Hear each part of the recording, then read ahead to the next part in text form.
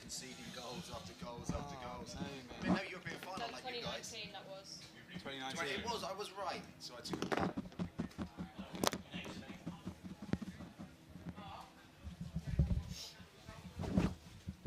So we're going live at 5-2. 5-2, yep. Do you want me to do a little intro? Yeah, you take care of that, mate. I wrote something specially. Good, yes, you legend. Make sure you can hear it. Yep. Hello, hello. Yep, can you hear me? This is Comms B. I can hear you loud and clear as well. James, nice to meet you, Mark. You good? Just to let you know, there won't be a graphic at the end. Hello, yeah, we can hear you. I can hear you. Yep, I got you. Okay. Okay. Yep.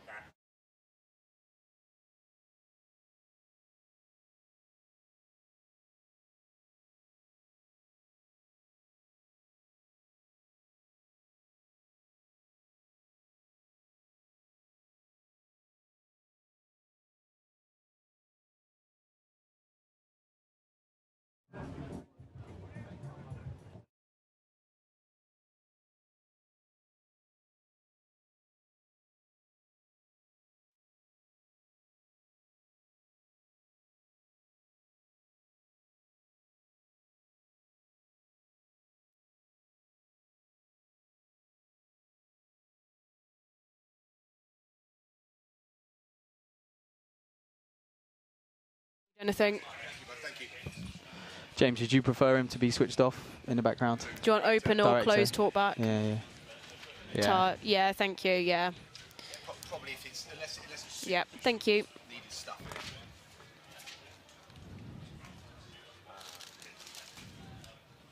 Ah, brilliant. Yep. Yep. That's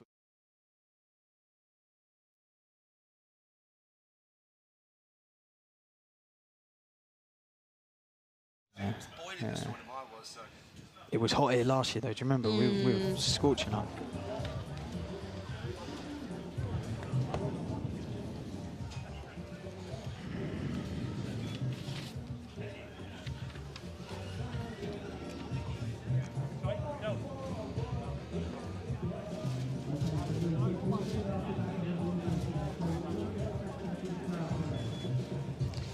Look, have you not got a drone, gents?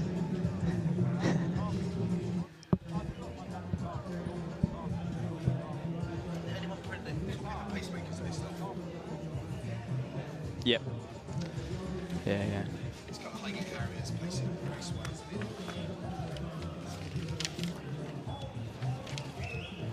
There we are. That's what I needed. That's Alex. This man's in charge, Bampton. What's his Oxford Uni stats then? Is he good? Yeah, no, he's good. He's a good 30-minute guy. He just ran 2:20, 2:25 or something at London. Yeah.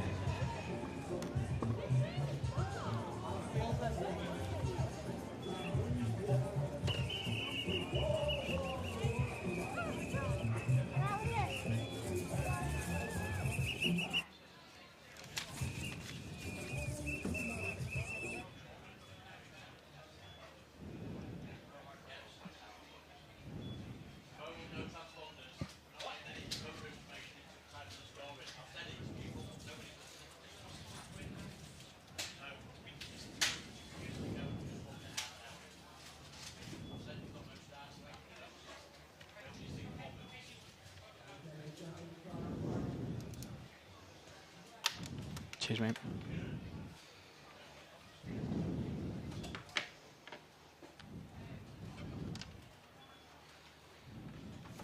I've got those numbers there as well. Yeah, mate. Do you want that? Yeah, that's handy. We can share, mate. We can share. Most of them got their names on their phone. Yeah. Have they? Yeah. Oh, yeah, they have. Yeah, they have. But the back shots. Yeah. Or some of them got numbers and that. Well, you got numbers on the front as well.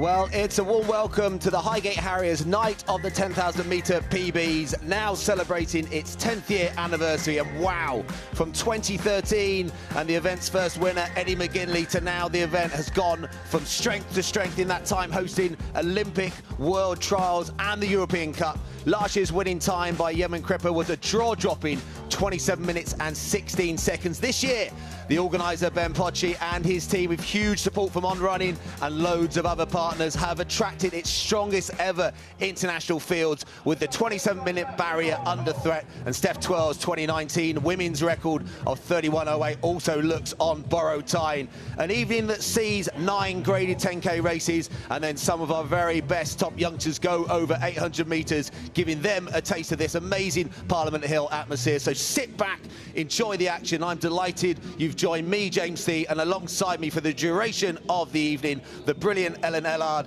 and the superb Matt Seddon. Welcome, Ellen. How great is it to be back here again? Oh, it's brilliant. I feel like this week has just been like the build up to Christmas. I've been so excited. Last night I was barely sleeping. I was looking back at all the footage on social media and everything that's been posted, just reminiscent of the best time that we had last year, and I can't wait to get started, and I just can't wait to see what this year has in store. We're walking in and we're saying it already looks bigger than last year, which just seems mind-blowing considering how good last year was.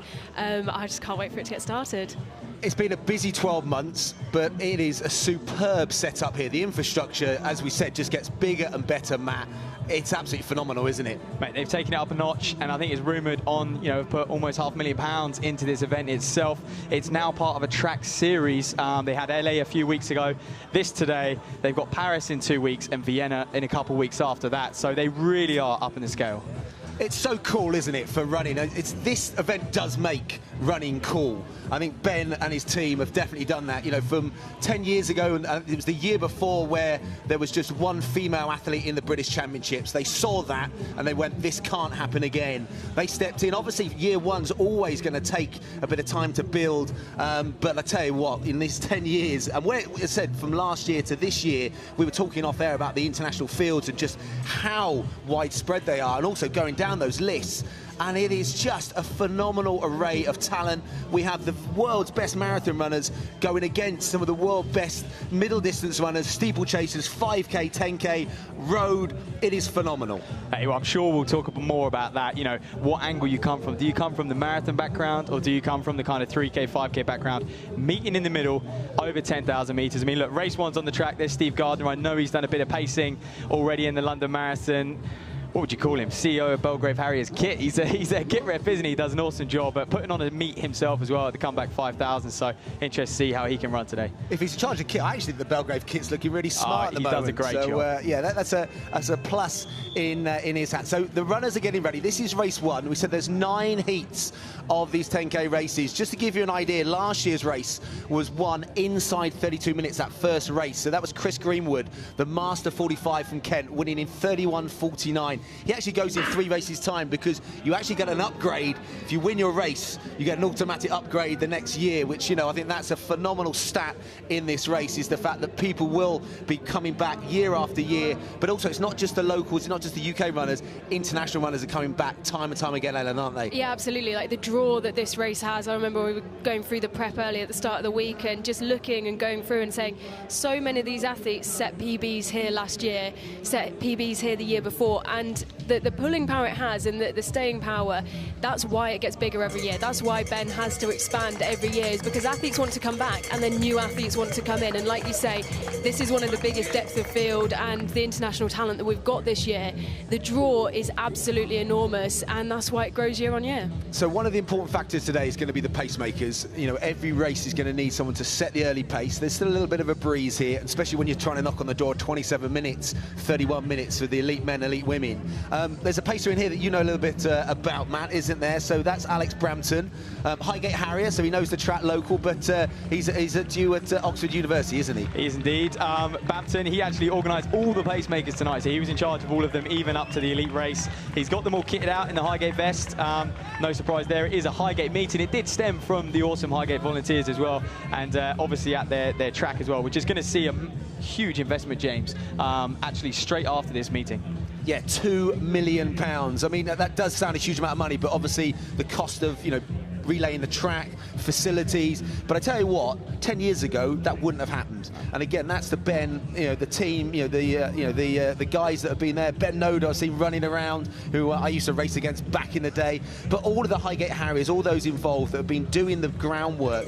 And Ben almost says, Bocci says, at the end of this year's race, or the end of last year's race, the build starts for next year's race straight away. It's not, let's pick it up a month before. It gets picked up literally the next day. And they also think about what they can do differently, what they can do better, and then try and build it. So, Ellen, isn't it superb that we could be coming back next year? We could be in an even grander stadium and with a surface even faster. I mean, this coming here today was enough of a shock, seeing how much it's grown. But when you look at how different this track is on Parliament Hill, how different it is to how it looks normally, people could walk past this track and not really notice it's there. And to think about the transformation that it might have with that money is brilliant. And it's just so good that the local council, the government are looking and thinking, right, okay, this is something we want to invest in, this is something we want to expand, because it does have such an impact, obviously, on the running community. But then you look at, the people who are drawn into Parliament Hill today for this day, the footfall is massive. And it's not just people who are high-level club runners, it's people who just, maybe are getting their first taste of athletics, who have wandered by and thought, well, that looks very cool, I want to go in there and see what's going on. You're dead right, Ellen, but I think as far as a consumer's point of view, people watching here today, as long as they don't change, they don't put a big grandstand, obviously it is free to come down here and sit on the bank, as we just see them go through that first kilometre in 3:08 there. Yeah, that's good running. I mean, that's going to bring them inside that 32-minute mark, isn't it? So, your 3:10s is bang on 31:40 pace. So, but it's interesting, they've got 4 athletes, Matt, who have decided to go, we're not going to trust Alex, who's going at, I think, just inside, isn't he? Just inside 32-minute pace. But they are, between them. I can see, obviously, that's Hopkins on the front. I can see Diamond also to the left of him, one of the Birmingham University students. There's a Knots vest tucked in there. And then it could well be a Kente C vest. Actually, it might be Nick Hardy, the athlete. Yes, it is. Nick Hardy, the Tipton Harrier, who's just tucked back in 4th place. So interesting that 4 athletes have decided to go against the system, so say. It's not just the pacemakers actually running ahead of, they're running ahead of the pace lights. Obviously, we've seen that technology develop over the last couple of years. There's going to be a red light, which supposedly is 31:59, and a green light, which should be bringing them home in 32:30 as well. So a lot of the athletes you can see just bunching right up behind Bampton there. If I was them, they want to be a little bit closer to the inside, though. Single file is obviously the shortest way. To put a bit of context, Ellen, it's actually 7 metres a lap further if you run in lane 2. What do you so for these athletes, especially through these earlier races, the majority of them will have never run with wave light before, and maybe that's why we're seeing more of a bunch, because they are so desperate to stick as parallel as possible to those lights. We had a little bit of a chat before about it, Matt. Like, what would you say to the athletes that you're coaching about whether they ignore the wave lights, whether they want to stick to it, how they let that affect them mentally during the race? Oh, I mean, coming in, you just got to say, almost ignore the wave lights. As long as they're in your peripheral vision, ignore them for the first, 2, 3K, 4K, even 5K before you start thinking about latching onto these wave lights. So it's Ian Hopkins, the Irish athlete. There's always a big Irish contingent here, in all of the races. We saw an Irish under-20 men's record set last year. That was one of the phenomenal performances. I think it was in the B race. Dean Casey going inside 29 minutes. That was a phenomenal run. He's now been moved up, of course. Yeah, he's in the A race, I know. So there you go. So if you perform, you get rewarded here. So and you can see the other athlete, that's Edward Diamond. So as I said, the university student of Birmingham. So those 4 athletes, they look fairly comfortable. Next split we get is 2 kilometres. If they maintain their pace, if they're still on that 31:40 projection, then we would expect them to be inside 6:20. Look, Hopkins up the front, though, he is one of the quickest, like you said, James, in this field. He's got a 32:07, 10,000 metre PB. A lot of these athletes, though, James, they'll be coming from a road background. They won't have had many opportunities. Obviously, that's why this meet started in the very first place, to give people a good opportunity to do a high-class 10,000 metre race. Yeah, same with Ed Diamond. His personal best is 31:42 on the road. So it's the lack of opportunity sometimes that people have had previously. That's why this event, people put it in their diary so early, and they also get ready, they prep for this, knowing that this is such a quality 10,000 metres. And actually it has borne out. There's other races now around the UK that have seen the success, and it's definitely led to more 10,000 metre races, more bespoke kind of 5,000 metre meets, and obviously, yeah, that's followed suit. And obviously the money and the support that On have put already into the series they've got, obviously not just in the UK but around the world, that is only a good thing for endurance running and just the general standards being pulled up. But also not just in the UK runners know about this, but European runners now, they're jumping on planes and trains to make sure they get on the start list here. We saw it last year, didn't we? And you know, it's similar here today. We've had, you know, this event be host to the European Cup for a number of years, and even when we didn't have that last year, we still had the top European talent, Yaman Crippa, coming over. You know, those kinds of races, these kinds of races have the draw, and it is a bit insane where you see, you know, the top Italian talent being balanced on a seesaw, winning his weight in beer, thinking, how is he going to get that home through customs? I wonder what happened to that beer. I do wonder. He looked very confused, bless him. Hopefully you gave it away, or drank it at the airport like you sometimes do when you can't take it with you. I think walking out of here, he had a lot of friends, that's for sure. Well, he couldn't have drunk too much because he went and broke the Italian half marathon record. So that was in Napoli earlier on in the year. So he's gone from strength to strength. And it's going to be fascinating to see that quality of men's race. We will talk about as we go through today, but you know, we are looking at definitely getting towards that sub 27-minute barrier. These guys obviously trying to break their own barriers today, that 31:40 that they've kind of targeted already, those front four. But now we're seeing on the screen the other things that are going on today, and there's a kind of real family kind of festival atmosphere here.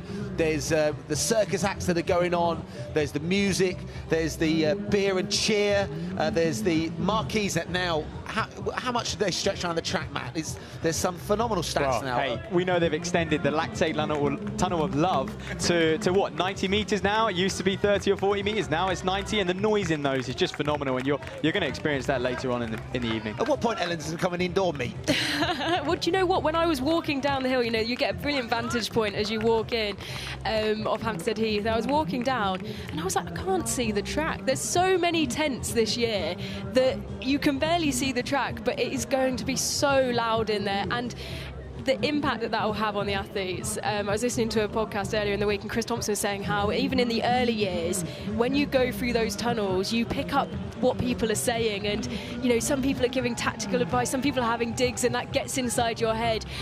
But it will just, you know, when you get to those tunnels, it will drown out any pain. You know, when you hear the noise and the cheers and the support that are coming from the fans inside the tunnels. Yeah, I think even Tomo, I remember him mentioning how it influenced his race. It forced him to make decisions that he didn't want to make. And, you know, these gentlemen, they're kind of in their own head at the moment. Not too many crowders. It's just filling up here slightly, though, James. And it is a little bit blustery out there, especially on this back straight. So they're going to welcome this kind of tent to just shield them down the back straight. Yeah, it's going to be interesting now to see what the 3K split is. They were, you know, right on pace. That 2K split was inside the 6:20, and this is going to be there or thereabouts. It is. It's another 3:09. So they've been, you know, super systematic, these four that have broken away. And you know, judging by the distance behind, I think Alex Brampton, your boy's doing a great job in terms of the 32-minute mark for that. And that's a big group tucked in behind. You know, there's so many different club vests in there. I think that's the great thing. And there's also a few international athletes in there that, you know, there's athletes that travel from the Netherlands. There's a lot of Irish that have made their way over. But just to see the different club vests as well. I mean, you know, we got a Notts vest, a university vest tucked in that league group, as well as one of the Dublin vests. And there is that chase group. I can see the Reading athlete just on the far kind of right side. That's Richard Price, one of the Master 40s. He's a 31:17 at best, and she's also welcome because we're on the stream of British athletics, European athletics on running as well. So whatever platform you're joining us from, you are obviously a fan of running. We have got a feast of 10K running coming up with a little spice of 800 meters in there as well. Last year we had the mile races. I'm excited to see these juniors get this experience. For them, it's going to be massive. I mean, we've seen it. We saw last year they had the mile, like you said, James, and it was just what races they were. And I think also it just warmed the crowd up. Not that they needed any more warming up for the main event, but it really got them going. Well, it set Matt Stonier on his way, didn't he, to a phenomenal year. I mean, you know, when he won here last year, he was, you know, pretty much unknown, and then going on to multiple championships, he's running 3:32. That was a really good stepping stone, and you know, Ben Potier 10,000-metre PBs plus a mile last year, but this year the 800-metre runners, the juniors, they will not maybe have experienced a track race like this. You know, mini marathon at the London Marathon does get that atmosphere, you know, for the youngsters, but this is going to be great for them, Ellen, isn't it? Yeah, absolutely. And like you say, there's no real opportunities out there outside of major champs to get this kind of atmosphere for the juniors, and it will give them a real sort of grounding. For a lot of them, you know, we'll run through it when we get to the 800 races, but you know, there's a busy summer of junior European champs on the track, and they might be looking at Youth Commonwealth Games as well, so they'll be wanting to give themselves a grounding so they know how to deal with the pressure. They don't really get that many opportunities to test themselves in high pressure environments where there's a massive crowd, where there's lots of eyes on them. So this will be a really good opportunity to not only see the stars of the future, but see how they cope under the pressure. What I would say as well, it's going to give them a taste of professional athletics at an age where they're probably, you know, there's a lot of things going on in their life. They're deciding what kind of road to take. Doing that, James, I think they're only going to just be like, well, I want to stay in this sport. I'm hungry to stay in. I want more and more of the same. I wonder whether any of them come back in a few years and run the 25 laps. An 800 runner, that would be some achievement. You never know. Well, you say that, Jessica Judd. You say that, Jessica Judd. Well, you know, she's worked her way up all the way through the ranks, and there will be athletes out there who, you know, 800, you know, especially as a, you know, a young junior athlete, you know, you do the 800, you do the 1500, you could go and have a career in the marathon. So, you know, it's a real good grounding, and yeah, you know, there'll be names, I'm sure, that we'll see, and you'll hear tonight who in 5 years' time you might see, you know, out at Europeans, Worlds and Olympics. What I would say, these boys are absolutely nailing their splits, James. I mean, they're 76 on the button. They're ahead of the lights, of course. We know the red lights are 31.59, but they are very even. These boys don't need it. Yeah, they're doing really well. That was probably the slowest K split they've had. That was a 4th K. That was a 3:12, but it's still, you know, 76 and a little bit of change, as we say in the industry. Matt Williams doing a great job, the Knots athlete. So, yeah, he has run low 31 on the road. And again, as said, you know, a lot of these athletes have really good, strong road pedigrees. You know, I mean, he was a cross-country runner through the winter, putting some really big miles in. I would have thought, you know, slugging through those national crosses. I think he was 33rd in the Midland Championships as well. But then you come to this track, you're on that slightly spongy tartan track, and yeah, they are literally clipping those laps out. So the next big split we will get is the halfway split, and obviously you do the maths on it, but you also can't rule out that group behind, whether they can close it, chase it down. So it's still obviously Ian Hopkins in there, Matt Williams. You've obviously got Nick Hardy, whose personal best is only just a fraction inside 32, so he's heading into massive PB territory. Ed Diamond, he's a 2:27 marathon runner. I love that, how uni athletes now popping out and running a marathon. So he's got strength, but he's probably the only one of that 3 at the moment, sorry, that 4, that's just dropping away from that leading 3. Well, I think, like you said, James, it's commonplace for university athletes, for 20, 21-year-olds to go and do a 10K on the track, a 5K on the track, where it used to be almost, you know, you weren't encouraged.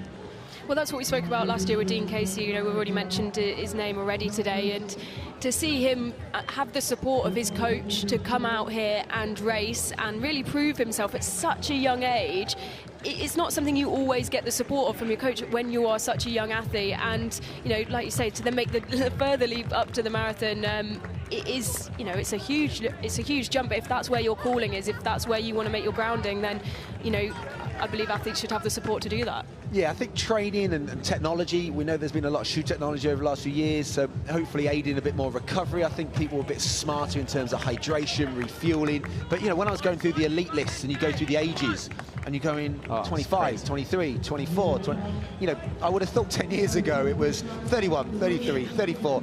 Obviously, there are this spread of ages. That's the great thing with distance running is, you know, you've got athletes smashing it into their 40s.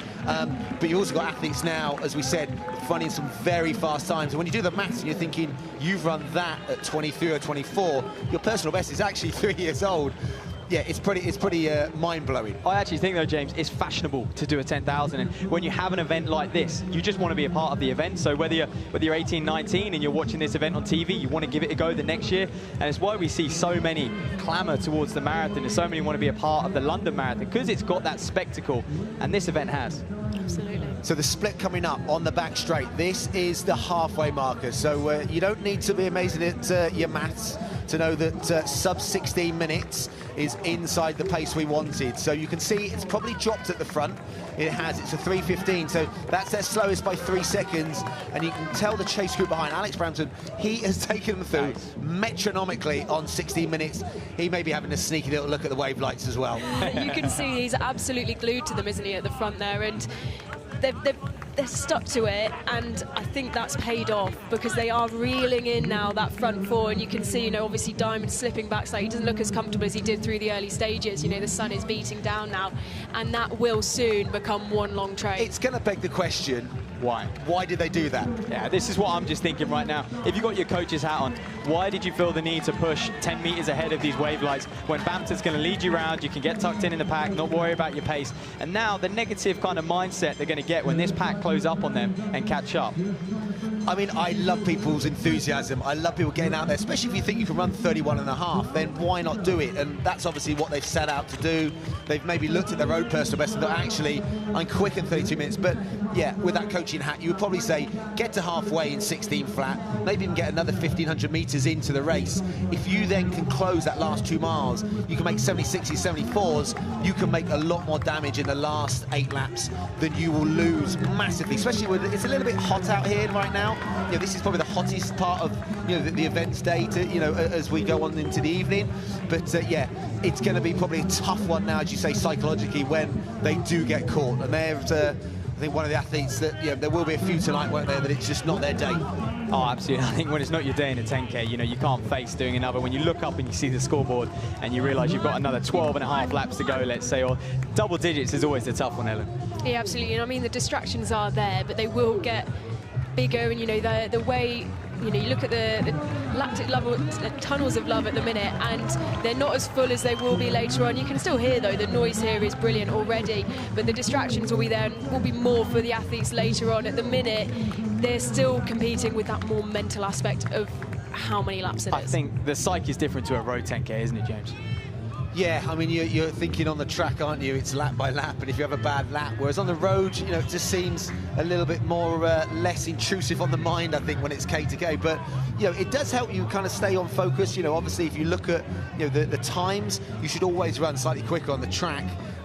You know, given that you can be a bit more controlled of you know, pace and speed, you know. But yeah, I think it is.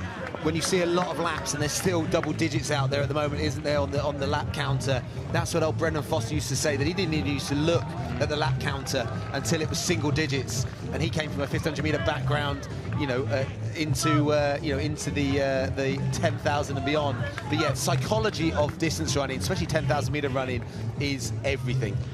Well, and here's Hopkins, and he's just going to push on the pace. I think he sensed it was dropping a little bit, so him and Williams have kind of got to the front, and they're just going to squeeze it. But yeah, Bampton doing a great job. He's still leading the way. He's gone past 5K. Most pacemakers you'll see tonight will do anywhere between 3 and 5K, so the fact he's still in there at 6K mark is just brilliant. He is 2:24 marathoner, though, so from just a few months, what, a month ago in London? Yeah, Matteo Bonza, I think one of the Italian athletes, has got onto that group. So great again, as you said earlier, that it used to be once upon a time a sprinkle of international athletes at the top end. Now we're getting international athletes here in race 1 of 9. That is superb. Absolutely. So let's see what this, they've just gone through 6K. Working their way down the back straight. That's Kasani Wood on the outside, Thames Valley Harrier as well, so fairly local for him. He does an array of events, that man. He's always here competing on the local events. Yeah, Nick Hardy's still looking pretty good in there. He's got the 201 bib. He's in the blue vest in 3rd place. Used to be a steeplechaser, doing a lot on the roads now, and you know, he's someone that he's super experienced. I used to do a little bit of work with him at various times, so he was always someone that got up for a morning run. I don't mind people that don't mind the early morning run. But there's a couple more athletes. That's another one of our... Another Italian by the looks. Italian athletes. Tuso. Yeah, that's tough. You know, come a long way, and it just doesn't quite, you know, pan out. And yeah, Roberto Torso. But you know, that is going to be the case today. Look, this is the crunch point in the race, though, and this is where we'll see a lot of people drop out. Anyone can get to 5K in a 10K race, but it's what do you do at that between 6 and 8K is the real crunch point. And it's just turned to 9 laps, so the psychology now, it's single digits, 9 laps. Also, the next lap, I think as a distance runner, when you see 8 laps, you can kind of go, it's 2 miles, start to break down those laps. But I tell you what, Hopkins has done a superb job. You know, he's got a good bit of pedigree over half marathon. You know, he's a little bit of a road specialist, and you know, obviously he's made the journey over here, and I think he's been the aggressor from the start. But you know, the laps they've not died off totally. I mean, those 76s, yeah, well, 75s early on became 76s, 77s, but Alex Brampton, who's running even pace, hasn't closed that gap again, so he's held it. Yeah, and you can tell Hopkins comes from the road background, very efficient stride there, James. Nice short stride, kind of easier to maintain, especially over these distances. But yeah, he just looks like he's stretching out a little bit. And don't forget, Bampton, and I think the other Highgate man pacing this race, will drop out at some point soon, and then it's going to be down to the pack. Can they do the work to close up? Yeah, Hopkins just having a look over his shoulder slightly. He has been the athlete who's done the bulk of the work on the front of this group for quite a few laps now, and Hardy's sat in quite well. He's been in a really good position, just sort of tucked in at the back, and hasn't taken too many turns at the front. And I wonder whether Hopkins has just had a look over his shoulder and just gone, does anyone else want to take a turn here? You know, we've got to work together if we are going to stay ahead of this chasing pack, who have the advantage of having the pacers at the front. Absolutely not. There's no friends out there, is there, James? Well, I just think that they're so spread out. You might get in some of the other races where there's a few club athletes that know each other. You might get a few that go to university or, you know, have had other clubs with each other. But, yeah, pretty much it's every runner for themselves. It's, you know, but there will be some discussions and there will be some chats. And you can see there that Kay has picked up. So 3:11.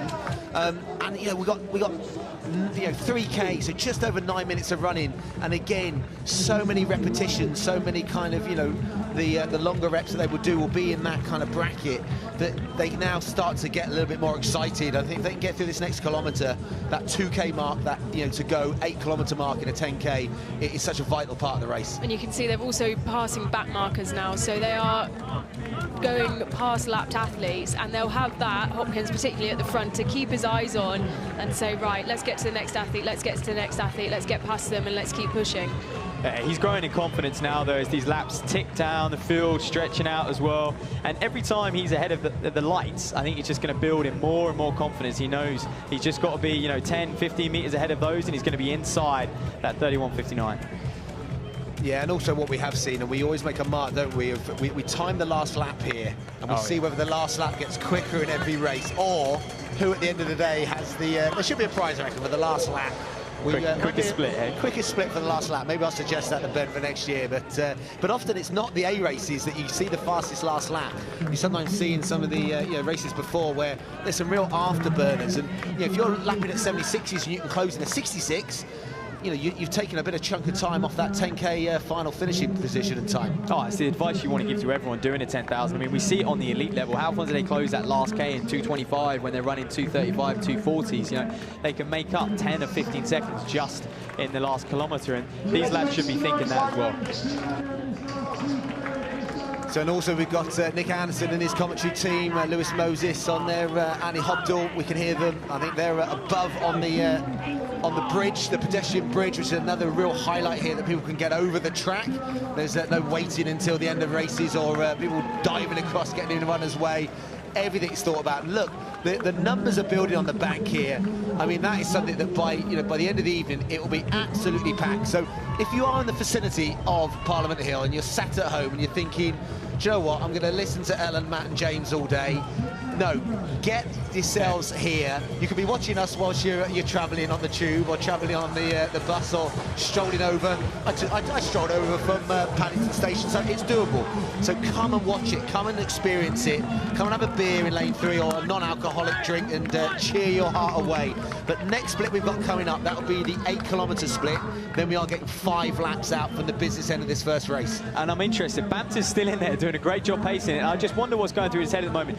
Is he just going to stick on those red lights, or is he going to do a favour for the boys behind and just reel them in onto that lead group before he drops out? And I think he's decided, you know what, before I'm done, I'm going to get you back in contention. Does Bampton have the rights to finish? Is he, or is he just pacers? I don't know whether the pacers are allowed to. He'd be a silly man to finish today. He's got London Marathon in his legs from a month or so ago. So again, Ian Hopkins, you know, 25:32, so that's 5 miles there or thereabouts, isn't it? That's another 3:12, so he's really maintaining it. He will now start to feel a buzz. Next lap takes them to a mile out. And again, I talked about them doing 2K, 3K reps. Mile reps is something that almost every single athlete in this race will do a lot of. In that last mile, then it really starts to become a real push for the line. But do you know what? He can use these people he's lapping, these back markers, to really kind of push on. Can he sneak in front of them? Break that elastic band, if you like, to Hardy in second. Well, it definitely looks like he's done that. That gap has opened up considerably in this lap since he crossed over the line on that split. Look at how much distance he has put between himself and the two men trailing behind. And now, well, Hardy is about to get swallowed up as well by that trailing pack. Hopkins, though, he has been very, very consistent. He's been the opposite of what the two behind him have, and he's reaping the rewards now and taking the benefits of that. What we are going to see, and you said it earlier about running technique, we're going to see a whole array of different running techniques. You can see for Hopkins there, it's not a huge amount of heel lift, so that's the heel of the shoe coming towards your backside. But you could see he's generating a huge amount of power in his stride, and even his arm carriage is very kind of, it's not a wasted lot of energy going on there. And he's just been there from the beginning, Matt. So what would you be saying to him now as he's gone through the last mile? Well, look, he's just dropped to 74, which in fact is the quickest lap of the race as well. So no wonder he's got a good hefty gap. And I think he almost wants that he needs the confidence and he wants that gap, so he can just almost relax over the next couple before he has to lift it again going into the last lap. And you said, Ellen, that they've started to go past some of the back markers. What will that be psychologically wise? So Hopkins, that he's the chased, but now he's got people to chase in front of him. Yeah, absolutely. The benefits of that will be huge. So when it maybe before he was thinking, right, okay, I've got 400 meters and we'll get to the line. Maybe he's thinking, right, I've got 400 meters, I'll get to the next, maybe the next tunnel. He now has this smaller margins, being right, like maybe 5-10 meters to the next athlete. I'm going to lap next athlete, and he will tick those off and he'll keep pushing. And he hasn't got the pressure from behind now, because he did have the, maybe the nipping on the heels that he had for the first laps, and now he can look up and that'll push him on and that'll pull him through. Do you know what though? Me watching right now, Hopkins is racing to win, and I'm not sure the guys behind are. They're obsessed with that red light, and this is one of the things about the Pacers. A 73-second lap there, we've got 1,200 meters to go, but they're just sitting on those red lights, and I think, James, they're playing a safe game almost. Yeah, I mean, Alex Bantam's there. The pacer has given them that security, but maybe some of them now have to decide, to throw a little bit of caution to the wind. The next split we're going to get for the Dublin man is the 9-kilometre split. It's going to be, I think, the fastest of the race. It's going to be somewhere around about the 3:06, even 3:05 mark, which, again, if he maintains that, again, if you look at the clock, he's going to get very close to that 31:40 mark. Well, here we go then, looking very, very impressive. He's got a healthy lead now, but we did say, James, a 10-second sway over that last lap. If anyone's got some 1,500-meter speed in them, to start using it soon to close that gap on Hopkins. Yeah, and again, you'd like to think he's maybe got even more gas over that last lap as well. So he's gone 74, he's gone 73. It's going to be interesting to see what this lap is. There's a Hercules Wimbledon vest going through, I think, chasing a Lincoln vest. But here's the noise, here's the cheers.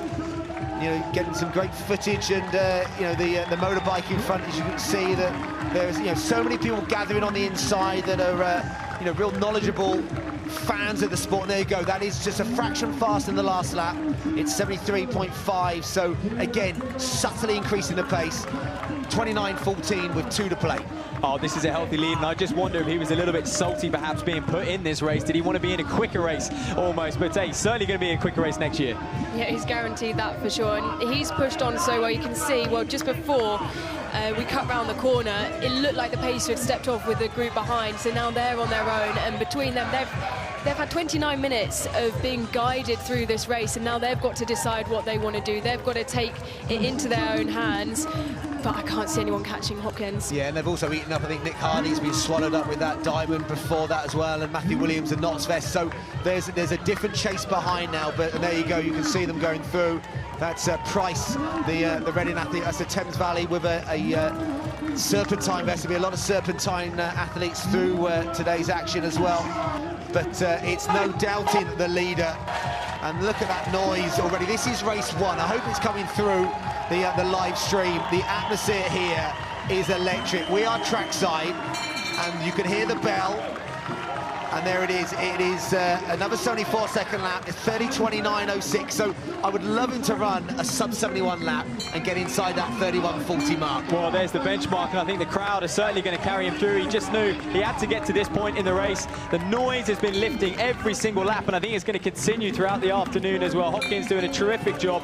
Price in second as well, and I think it was, yeah, James, Thames Hare and Hounds in third. So it'll be interesting to see how the battle for the minor places develop over this last 200 metres. Big moves down the back straight from the chasers, but they've left it far too late. And I tell you what, this is a deserved win, a really strong personal best. And as Ellen said, it's going to be an upgrade in next year's race for our man, Ian Hopkins. And there's a battle. There's Johnson, Hercules Wimbledon, that I think he's trying to stay on being not to get lapped.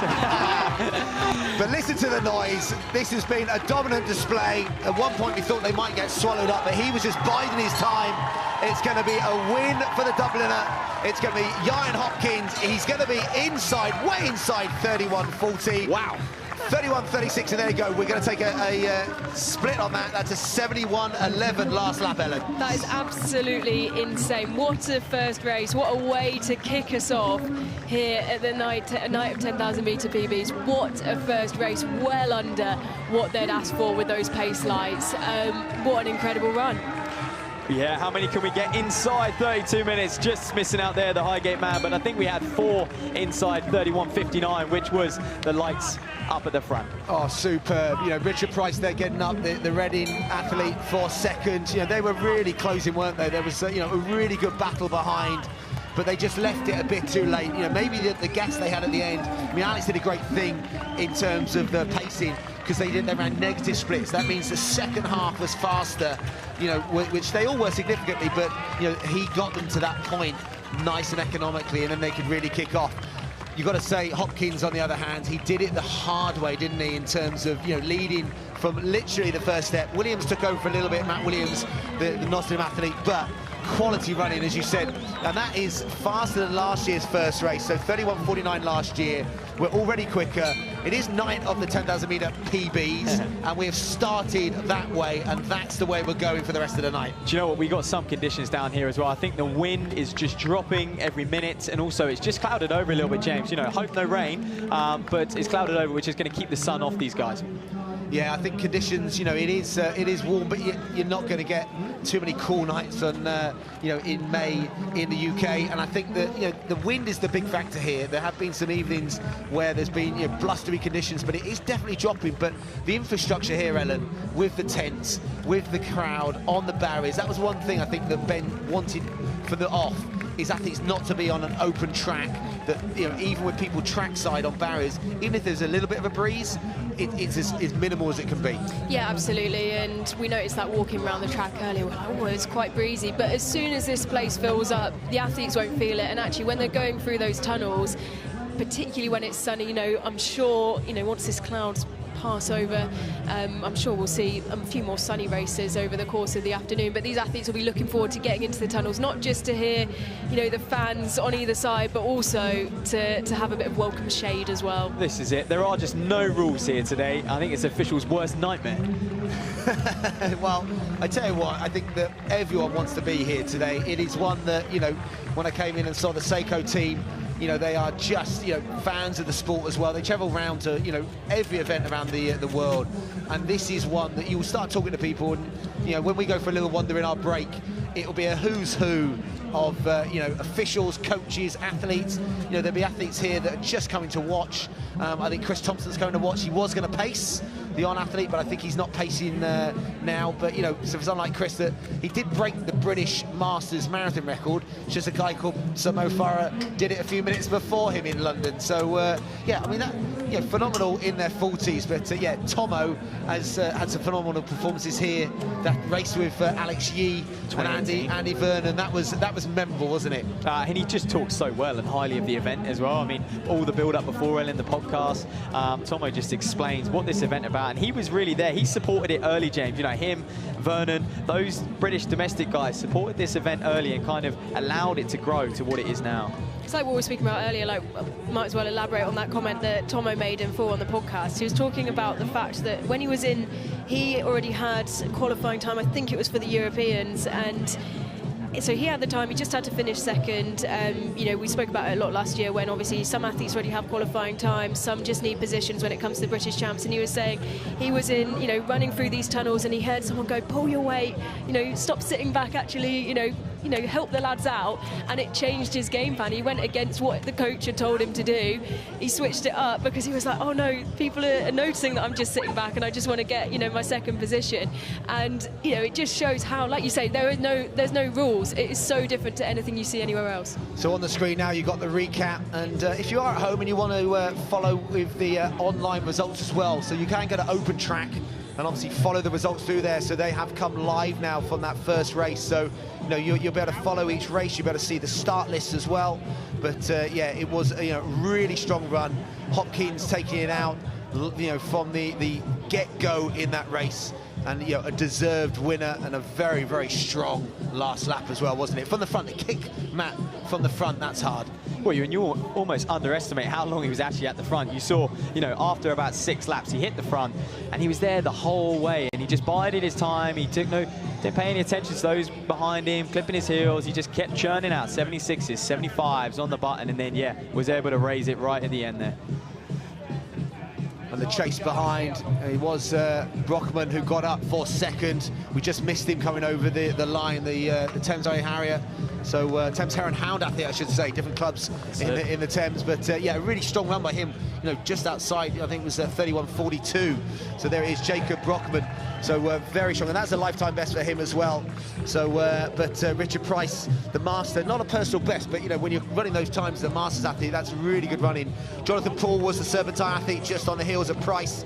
You had Jack McVeigh, who was the Highgate Harrier, the first of the local club across the line, just outside that 32-minute mark, 32.01. You had McGregor Cox, 32.12, just looking down for those early athletes pushing it on, and I think we did have a few DNFs, so and you know, getting towards that business end of it, but really strong running. When you look at the winning time last year, 31.49, and we had 4 athletes inside that in race 1.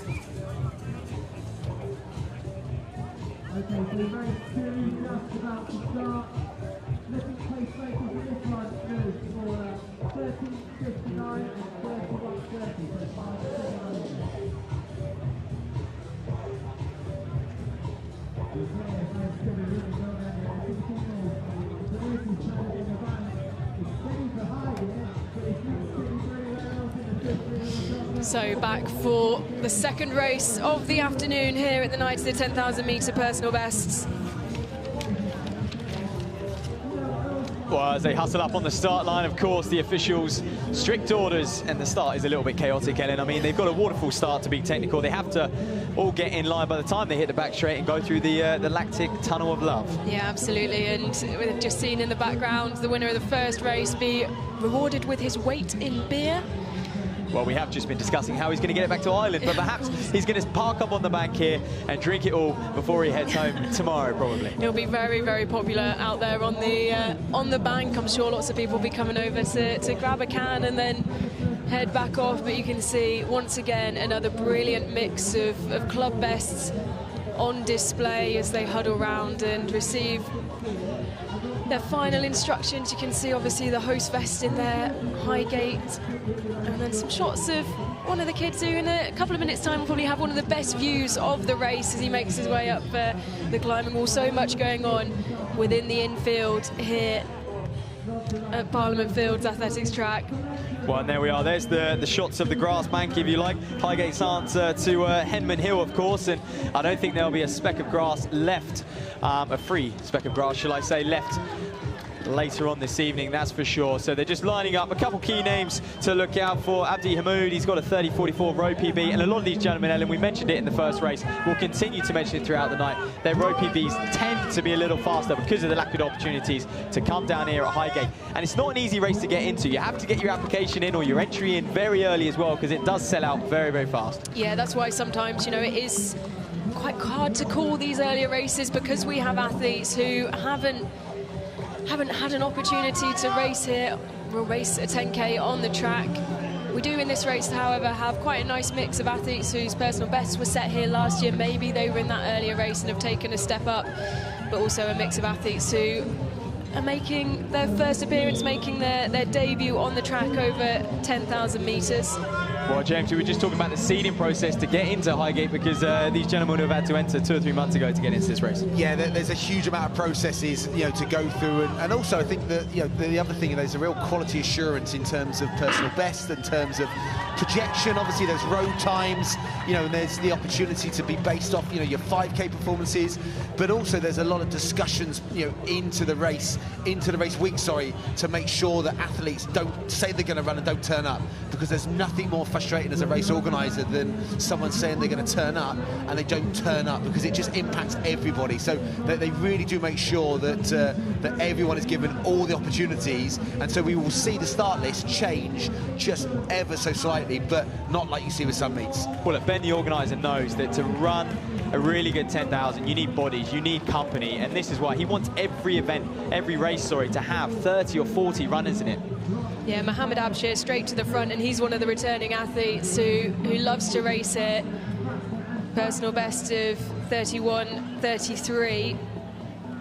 And that was set here last year, and pacers just shuffling their way round him as things start to settle down here on the first lap. Yeah, and it's the Highgate vest to the fore, and Ben Hodgie just came into the tent and was, you know, so enthusiastic about the support of the Highgate club. Obviously, the pacers are at the front in the Highgate vest, but you know, the support of the hundreds of volunteers behind the scenes, you know, putting up cable ties of the branding, you know, making sure that, you know, the clubhouse is ready, making sure that, you know, everything around this arena is good to go. If it wasn't for them, if it wasn't for the club, you know, that this would not be possible. So it really is the Highgate Harriers night, you know, and it's a real celebration of their club. And I think this is the first year we've seen that Highgate vest at the front doing the pacing duties, and I think that is to kind of, like you say, James, highlight the fact that they are a part of this just as much as every other sponsor and everyone else here today. And they're a club that are flying as well, 12-stage relay champions. Well, technically, can we call them that? Century or English champions? English champions. So yes, you are absolutely right. But Paul Chalimo wasn't told that when he went for dinner to celebrate, was he? So, but no, you know, the English 12-stage relay champions. But again, the strength of the club, you know, this event building, you know, their profile, you know, again, they're just doing a great thing. You know, it's a real kind of family club that are just producing really good athletes and events as well. In many ways, they are the home of running. I mean, this is arguably the best course for the national cross-country champs as well. It's the home of the national cross-country, many would argue, and it's also the home of high-class 10,000 metre running. Yeah, absolutely. And, you know, you see shots of the pacers there. Well, a number of them, I know, looking through and remembering last year's race, there's quite a few who have decided to actually run it themselves this year. They enjoyed pacing so much last year, so they're running it themselves this time round. Yeah, there's two, aren't there? I think Harry Allen is the first of the paces in there, Matt, isn't it? So, and I think it's Robel Bahabi, who's, I think he's ran here multiple times, so and he's ran himself over the full distance. He's also a pacer today. So, two lots of pacers. Explain the old wave-like technology again, Matt. Well, just quickly, one of the problems the pacers are having is actually getting in position, finding their way to the inside. But yes, the red lights, they're going to be rolling around at 30.59, and the green lights that you can see are going to be rolling around at 31.30. So it's very simple. All these athletes have to do is just sit on these lights all the way to the end, and they should be rewarded with just inside that time or there or thereabouts. Yeah, absolutely. And the pacers, you know, are at the front this time, different to what we saw in the first race. You know, when we saw those four athletes, you know, absolutely fly off at the start. This time it is the pacers who have control, and I think it's Jara Soraya who's just tucked in behind the V35 athlete who's just in the mix there. He's pushed his way up now and is holding that strong inside line, and they are right on the pace and almost split into two groups there, you know, as you might expect. You know, that green group which are following 31.30 just slightly behind there, just a small gap. There's our DJ on the back straight. I mean, there's loads of noise. As I said earlier, there's things going on for the kids on the infield. You know, we have circus acts. As I was going to the restroom earlier, I saw the bed of nails that were ready for some action. I think that came just before the elite races last year, didn't it? Where they were lying on the bed of nails, and you're thinking that probably the equivalent of that feeling is going to be in the 10,000 metres in the coming up race. But it'll be interesting when it does come on the programme this time. Well, that is the carnage of this event. I mean, hey, you pay good free at Parliament Hill Athletics Track and the night at 10,000 PBs. The amount of beer that Mr. Ian Hopkins, I think it was 4 crates, I heard the cry, I think, in the end. So Dave Bedford, former world record holder at this distance himself, and, you know, that time of his 27.5 minutes, that would put him up there in that elite race. And he did that, I think it was solo in Portsmouth, I think it could have been. But, yeah, Dave Bedford, a huge supporter here from day one. And I mean, you know, he likes his beer and he likes his 10,000 metre running. So I don't think there's anyone that's going to have a better evening. Well, and he has adopted that role, hasn't he? It's not Highgate night at 10Ks unless he's handing out beer. I think he sneaked us a can through the commentary tent last year, if I remember correctly. Suddenly this hand appeared and a beer popped down onto our table. That is the Father Christmas of Highgate beer. That is Dave Bedford. So there you go, 2 Highgate Harriers. Very distinctive. There's black and white stripes. And 2 athletes are doing a really good job at the moment. So we're looking at splits. What splits are we looking for, Matt, in race 2? And the next split we're going to get, isn't it, is the 2-kilometre mark to see whether the race last year, the equivalent race, Jed Noble won in 31.14 for context. Yeah, and around about 6:10 at 2K, we'd see them at 30.50, which is going to be just inside. As you can see, they're just ahead of those red lights. So expect to see, you know, 6:11, 6:12 at the 2K mark, and that'll put them bang on pace. You can see a few athletes getting a bit of water up on that top end. That's going to be needed as well. Yeah, I was just about to ask you, because I saw an athlete do it on the first lap or second lap. Thought they were dropping out. Well, yeah, I did at one point. So they disappeared off the screen and came back with a drink, and it wasn't a beer, it was a cup of water. But, you know, what is the psychology of doing that? And, you know, I unless it was a super hot day, I wouldn't think an athlete overly needs it for a 10K, but bit of psychology going on.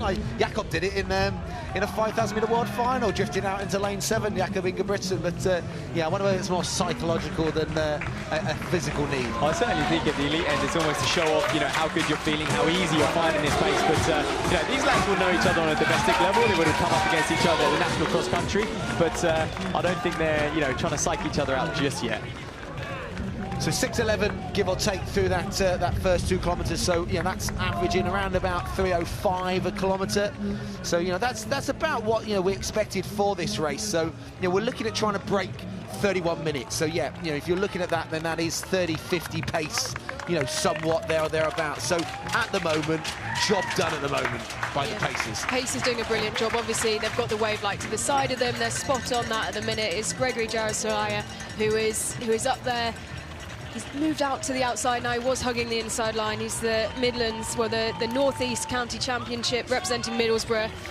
And he's in a brilliant position there. Bennett just to the inside of him, and those two been there since the start, and they're up there right behind the 2 pacemakers. Yeah, and Roble just sharing the pace with Harry Allen as well. So club mates, of course, just making life a little bit easier for themselves. And we know Bampton did a terrific job in that first race, taking them to, goodness me, 9K almost. No, beyond 9K, wasn't it? 2 laps to go. So I wonder if these 2 will do the same. I'm sure Ben encourages them to, James.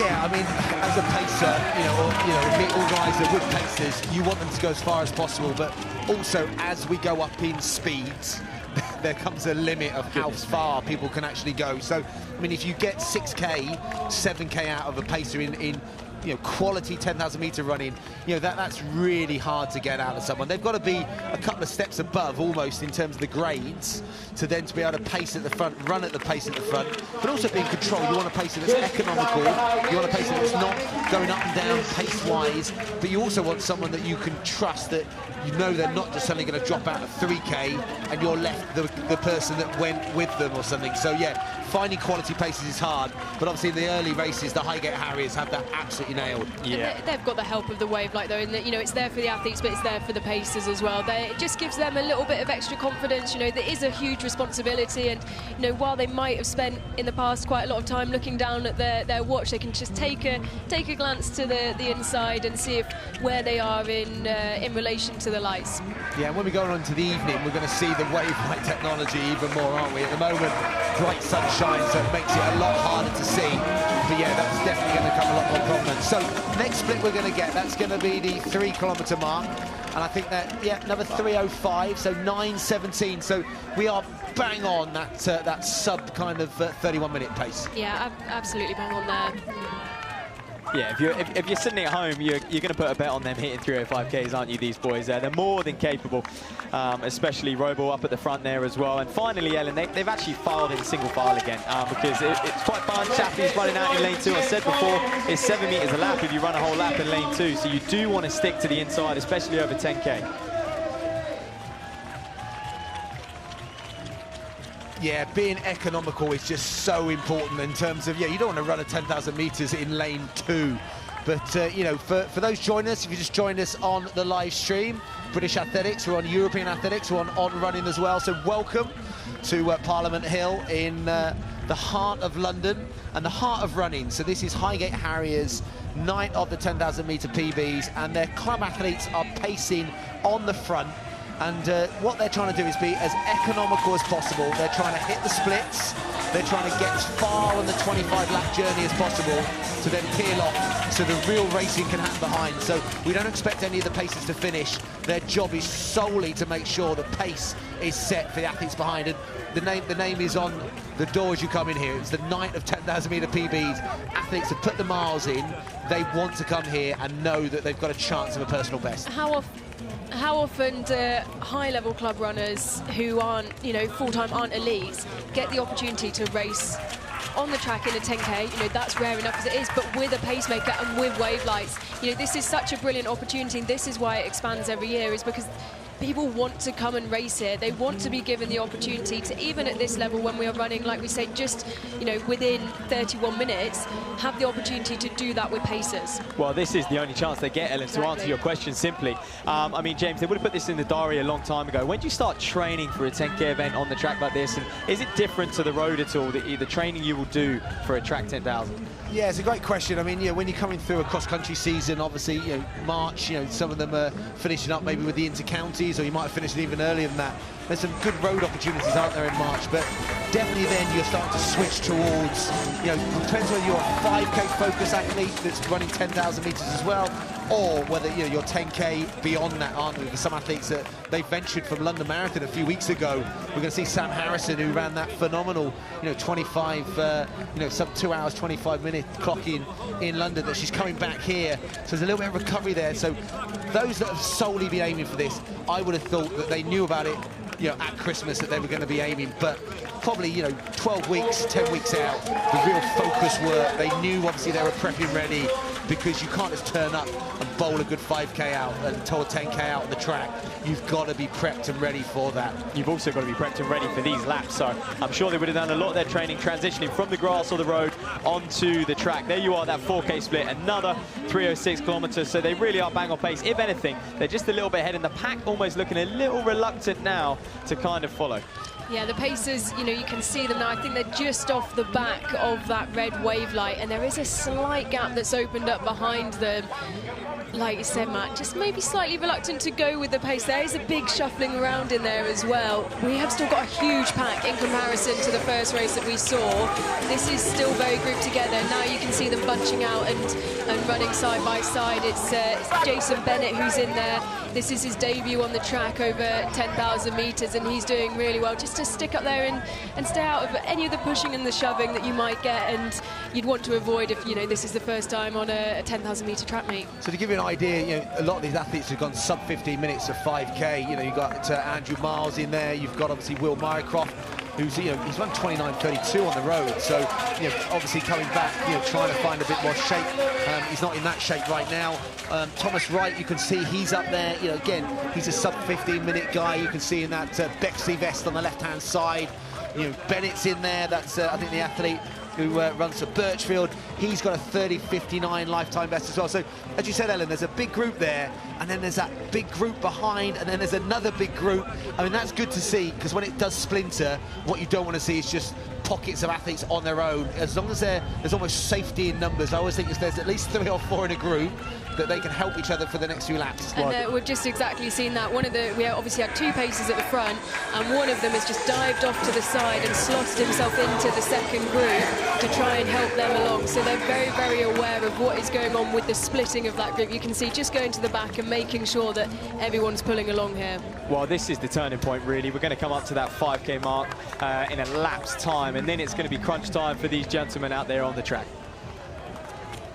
Yes, Tim Harrison right on the back of that group as well. Cambridge and Coleridge, they're such a strong club as well. He's a sub 15 minute 10K athlete as well. And that is the thing, we will see certain club vests that are just very, very strong clubs. Leeds City have another athlete in here. They've already had one in the first race as well. So again, they're such a strong outfit.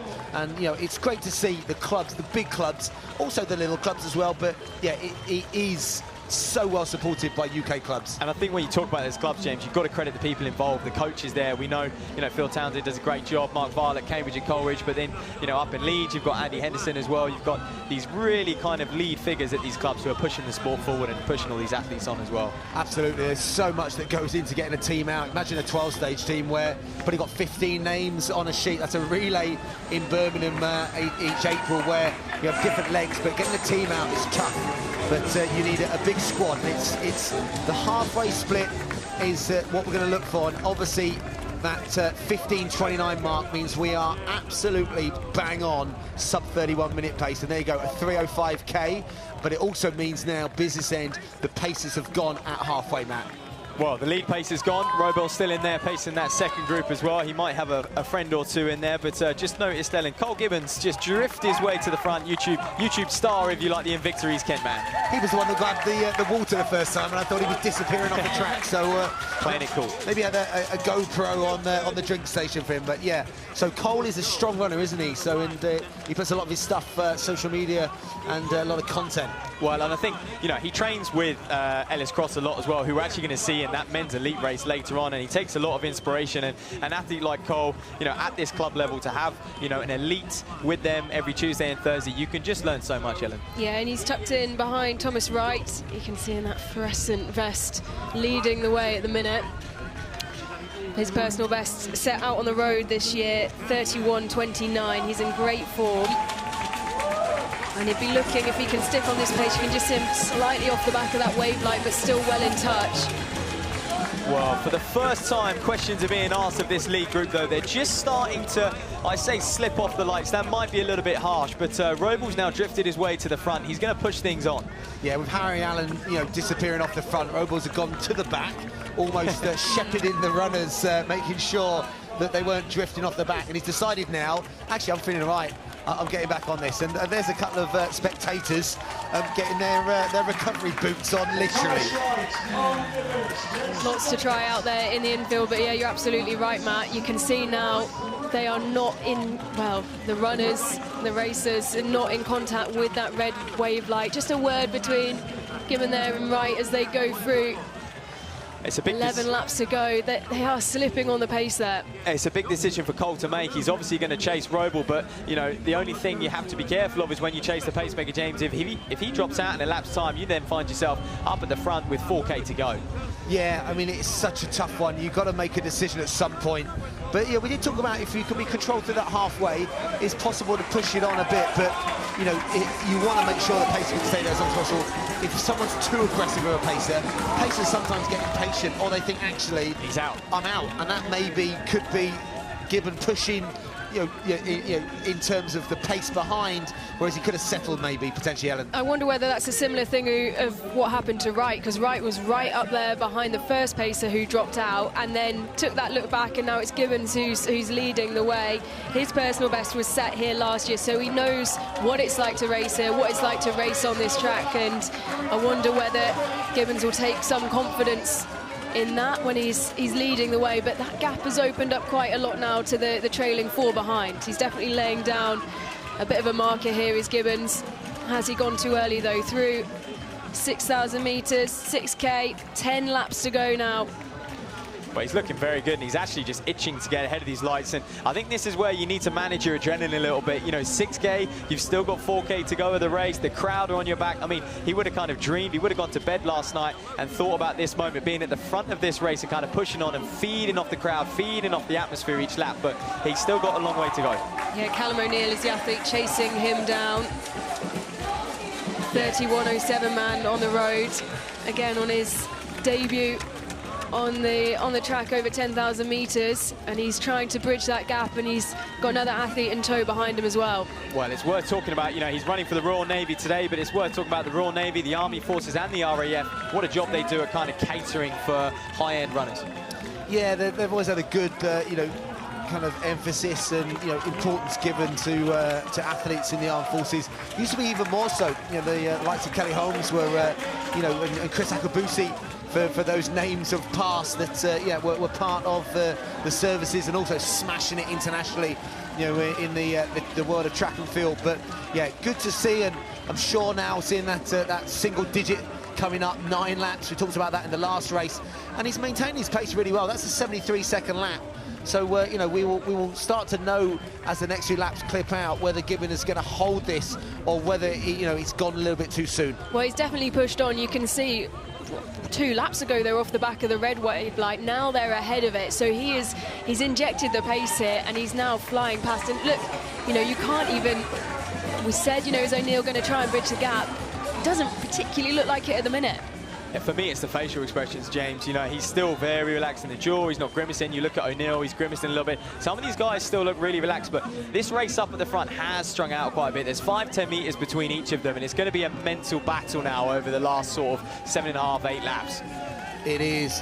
We saw that in the last race where athletes that were in contention at 8K didn't even finish.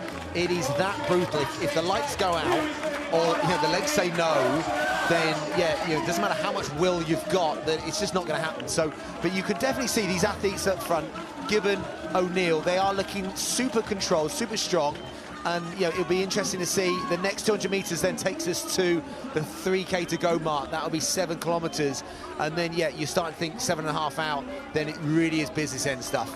Yeah, Harry Smith, the athlete on the back of O'Neill, 2 of them absolutely glued together at the minute, but the gap between them and Gibbons just keeps opening up, and he is well ahead now of the wave lights, the red lights, set to a predicted finishing time of 30.59, and that would be a huge personal best for Cole Gibbons. He is enjoying himself out there. I said before, he went to sleep last night, and this was probably the dream he had. He's up front here at the night at 10Ks. He's got people in lane 3 cheering on. Cole Gibbons, this is going to make for one hell of a YouTube video after as well. Well, he's almost at the bottom of the list. If you look at the original seeding, now that doesn't necessarily mean that he was bottom of the list, but, you know, I mean, his road personal best is only 31.23, isn't it? You know, and he's run 15.12 for 5K, so he is operating way inside that at the moment, and especially with the athletes behind that have run faster, a little bit more experience, and he's taking it to them. But yeah, he will be loving this atmosphere, and you know, he will be literally, you know, kind of pushing the pace on as the crowd give him the encouragement. And talking about that 5K split, you do get an official 5K split here as well, so you could go on and run a PB in this second half, Cole, if you're feeling that good, because he is slowly just working those laps down. We're now down to low 73s, perhaps even 72s, looking at him on this lap as well. Yeah, I wonder if he's just a little surprised that he is where he is in this race. He just took a look over his shoulder, and he's well ahead of the trailing two, O'Neill and Smith, who are pushing on. They haven't really lost much on the wave light. It's just that Gibbons is absolutely flying here. They are in a position where they can just hang on to those wave lights, though, and keep in contention, I guess, in contact that way. Around the bottom bend, and they'll go once again into the tunnel of love on the other side. If anything, that gap is growing. I think that, you know, the two behind, and obviously O'Neill, and I think that's a City of Salisbury's vest. Yeah, Harry Smith Oh, it's is. Harry Smith, isn't it? The blue of Salisbury. But athletes now doing the right thing, and there's a bit of etiquette there. So if you're being lapped, obviously you might not be aware, especially with the noise, it makes it a lot harder. But if you know an athlete's coming through, common courtesy is just to move out, let them go on your inside, because, you know, they could be chasing, you know, whether it's lifetime best or personal best, and if you're not having the world's greatest day, then yeah, just being aware of those behind you. But hard to do, especially the more fatigued you get. Absolutely. And it is that lifetime best, that personal best that Cole Gibbons is chasing at the minute. That gap opening up and opening up. It's getting bigger and bigger. You can only just barely see the lights just behind him. And like you said, James, you know, the two behind, they haven't lost distance. The gap is opening. They haven't lost distance. They're doing their bit. It is just an exceptional day for Cole Gibbons. Like we said, personal best set here last year. I mean, James, you mentioned his 5K PB being 15.12. If he keeps these 72s up, he's going to be well on course for that, breaking that PB in the second half of a 10,000-meter race. So this is things he can only dream of, Cole Gibbons. He comes down the home straight, believe he's going to have 6 laps to go. Yeah, you're absolutely right. 73 seconds is, you know, his 5K lifetime best splits, but, you know, he's doing a great job. This is going to be, yeah, 5 laps to go. This is going to be the 8-kilometer split. There you go, 3:03, 73. On the nose. So, you know, if he was to run a 6:06 last 2K, then he is going to be inside that 30-50 mark. Well, he is going to absolutely smash his personal best here. And I just hope he's just saving a little bit for those last few naps now. He's excited, he's out front, he can relax a little bit and just almost enjoy the next 2 or 3 laps and then really look to build over that final 800. I mean, what's the lap time he's got to beat, James? Is it 67.1 from the previous race? We saw Hopkins close up in a 67. Can Gibbons close up in a 66? I definitely think there's a competition in that next year. I should have mentioned that to Ben when he came in the tent, but he looked like a man that had a lot more things to think about than my idea of the fastest lap. But yeah, it's going to be interesting to see next 2 laps whether anyone from the chase group behind, but the way Gibbons running Behind now, you know, the pair that we've mentioned over and over again, O'Neill and Smith, you can barely see them in the background. The athlete he's just passed is Nicholas Torrey, who actually has a sub-30 personal best on the track.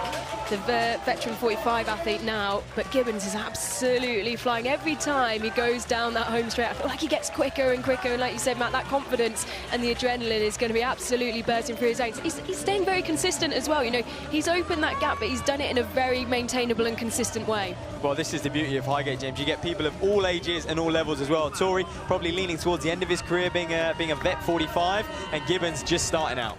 Yeah, Nick Torrey, what a phenomenal performer over the years, and yeah, he's come up against someone that is probably on fresher legs with a little less mileage on the clock. But yeah, now look at the numbers. You can see, you know, those athletes going through are still running super respectable times. So if you were to put, you know, a lap split on that, you know, if he's running, you know, inside 30-50, the athletes he's overtaking are running still low 32 minutes. Yeah, absolutely. Ollie Thorogood, who's just passing, has a personal best 32.24. You know, he'll be around that today. You know, these athletes are still incredible athletes. Oh. We've just got a faller in the background.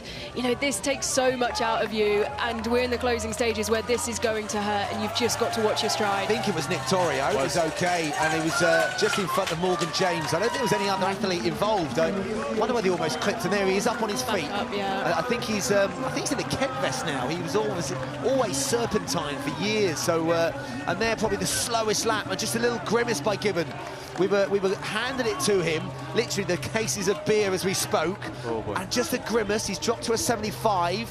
Is there a bit of drama in this second race? Well, he's holding his side slightly. I wonder whether there's a bit of cramp, maybe a bit of a stitch. You know, you can get very into your stride, as he was. You know, he was flying around, he was staying very consistent. Maybe he hadn't prepared for this bit where it's going to hurt, and you can now see the two chasers in the background. You can see the chasers behind. O'Neill and Smith, they are closing. It's not a stitch from taking water on the second lap, is it? James, don't be so mean. Here come O'Neill, though. They're moving up. O'Neill and Smith, goodness me, they can now see as contact 307. That's given slowest K for a little while. They're going to have the red lights to aim for first before they then bridge that gap between Gibbons, who just needs to get around these lap runners, almost put himself out of sight from these boys, because now they can smell blood, James. At this point, will there be an advantage of him having the lap runners and having to go around the outside? Will he still get an advantage when these two are chasing him? Well, he needs to be sure, doesn't he, that the athletes that catch him, that they are not a lap runner going back past. I think he's probably knows that. I think the noise, you can hear our comms team on the bridge are doing a great job. But, yeah, 2-1, 76. He's dropped by another couple of seconds. Wow, and also, you know, he's going to hear that crowd just getting louder and louder, and he's going to know these boys are closing in on him. And also, they're going to get that momentum, that adrenaline from the crowd, soak it up over that last lap. We're going to see a big old burn-up over this last lap and a half. Well, Callum O'Neill, the man in the black in the Royal Navy singlet, he's the chasing athlete who is on debut here today. He hasn't run a track 10K before, and now he is the athlete maybe with a slight advantage again as Gibbons holds his side. Wow, you hope it's not the fact that he's taken on water too early here. He needs to avoid that, because he's just giving them signals, showing them he's struggling right now. And he, you know, that Smith is only gaining the confidence from that. He sees him looking behind, he sees him rocking and rolling. You just need to try and stay as relaxed as possible and just keep yourself moving. Don't give them anything to carry on.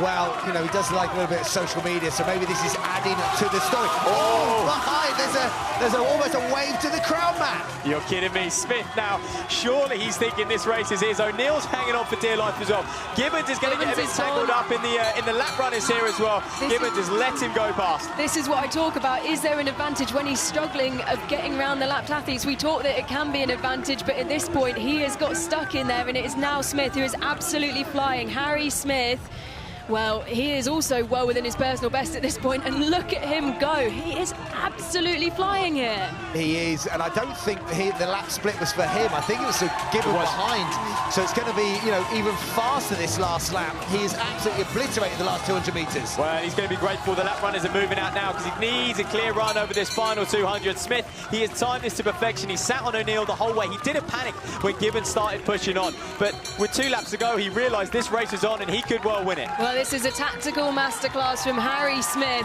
who looks over his shoulder, and this time, well, there's nothing to worry about for him as he comes into the home straight. 100 metres to go for Harry Smith. He'll be well within his personal best here as he's cheered on through the last 50 metres. Look at him gritting his teeth there. He looks around, he's enjoying it. There is a huge smile there. He has done the hard work, and it is a huge personal best for Harry Smith of City of Salisbury. Well, that was an absolute tactical masterclass there. Well, and a 66 final lap as well. I mean, goodness, the crowd are cruel, aren't they, James? They really got behind an upset there. Well, it was the way he played with the crowd, and that is what this is about. It is a theatre for 25 laps, and he was almost getting the crowd to bay for, you know, to drum up some extra bit of gas on that last lap. And I tell you what, the crowd delivered, and our man Smith did as well. But credit to Cole as well. Did he just nip inside 31 minutes? We'll have to find out on the results. Of course, the results live on Open Track, so keep up to date all evening. And in fact, Open Track they've put on a bit of a special event today. They've got a form guide and everything. It's made our jobs easier here today as well. But 30:52.01, the winning time as well, inside that wave light of 30:59. Yeah, huge personal best for Harry Smith. You'd imagine, despite the struggles he went through in the last 2 laps, that Cole Gibbons, well within a personal best as well. And you just hope that he can look back on that and reflect on it as a good run, even though, the last 2 laps must have been completely uncomfortable. And this is what this event's about, really, just giving these athletes a taste of, not often do they get this. They'll be used to competing in perhaps, empty stadiums, lonely cross-country races, James, out on the fields, especially here at Parliament Hill as well, at times. But he really got to experience, the highest level and with a great crowd here today as well. Yeah, nice little handshake there with O'Neill, who he spent so much time glued to the back of. And O'Neill probably, I don't know if he was expecting the attack to come from behind. I think he was so focused on catching up with Gibbons ahead of him that maybe slightly surprised by Smith's ability just to fly around that last 600 metres. But what a well-run and well-timed run from Harry Smith, who takes the win. Well, I hope Harry Smith shares a beer with old Cole Gibbons. So I think he deserves one for the effort put in and the drama that was created. It was brilliant to watch, and we almost gave him the race, maybe the curse of the commentator.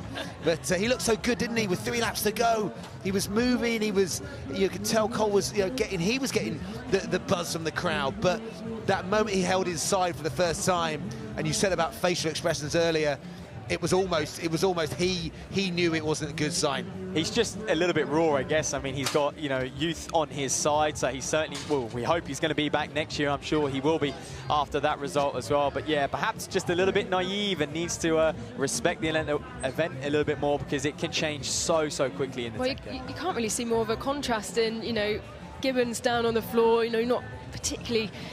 Well, I hope, like I say, he'll be happy with his personal best, but maybe not as happy with how the race went. In complete contrast, Harry Smith, we haven't seen shots of him for a while. It's because he's darted off on a victory lap. He's gone round, he's done a lap. He was up and straight to his feet already. Victory laps? He's gone already. Off he went round. I saw him dart round the top end and gone to soak it all up, soak up his win. He is well at home here, Harry Smith.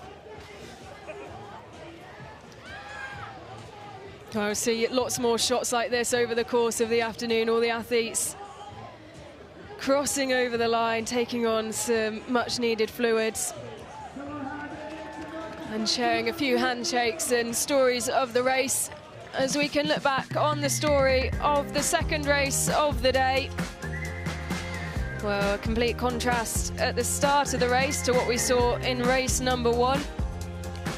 Well, the 3 main contenders, if you like, were always in contention. I mean, that was them coming up to 5K. There's Gibbons sort of taking the lead at that 6K mark and just pushing on. He was inside 31 minutes though, and was rewarded with a personal best of 30:58. So credit to him. And in fact, quite impressive, he held off O'Neill. O'Neill, where did he finish? Just trying to find him on the results. Perhaps a little glitch, because he was definitely featuring towards the end of the race, unless of course he DNF'd with a couple laps to go. But look at Gibbons here. We see Tory fall the back marker that Gibbons had lapped, but looking very relaxed. And this was just with 2 laps to go, Ellen. Yeah, absolutely. And then it was this pair of Smith and O'Neill who threw past Gibbons as he struggled with, the stitch and the cramp that he had in his side. Maybe let it show too much, but in the end, Smith, well, the only thing he was showing was the sheer emotion of crossing over the line in first place. He'll win his weight in beer, and he looks absolutely delighted about it, and very fresh as well. Yeah, you're absolutely right. You can see that there is a glitch on the results in front of us, but no doubting there's no glitch on Harry Smith and the way he paced it to perfection. But absolutely delighted for Cole Gibbons to still be rewarded with that lifetime best inside 31 minutes. But you can see the pain. That is a proper distance, 25 laps, and it smiles for Smith. And it's going to be a few cases of beer for him as well. You saw him checking his watch as well. I'm sure that's straight on Strava, and he's thinking of the caption already.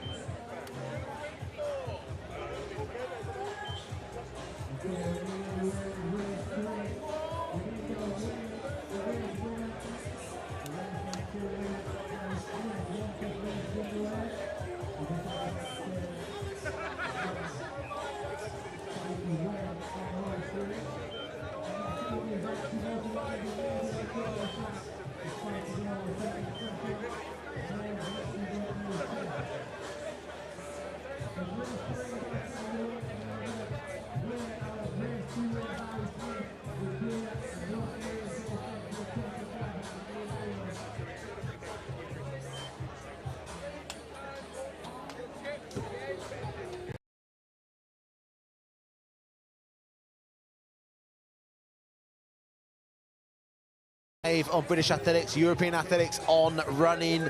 We are delighted to have you here. We are at Parliament Hill for what is a festival and a feast of 10,000 metre running. It is the Highgate Harriers night of the 10,000 metre personal best, and I tell you what, we've already had a host of PBs. Absolutely phenomenal to see. The weather, the sun is shining, and I tell you what, the crowd is big.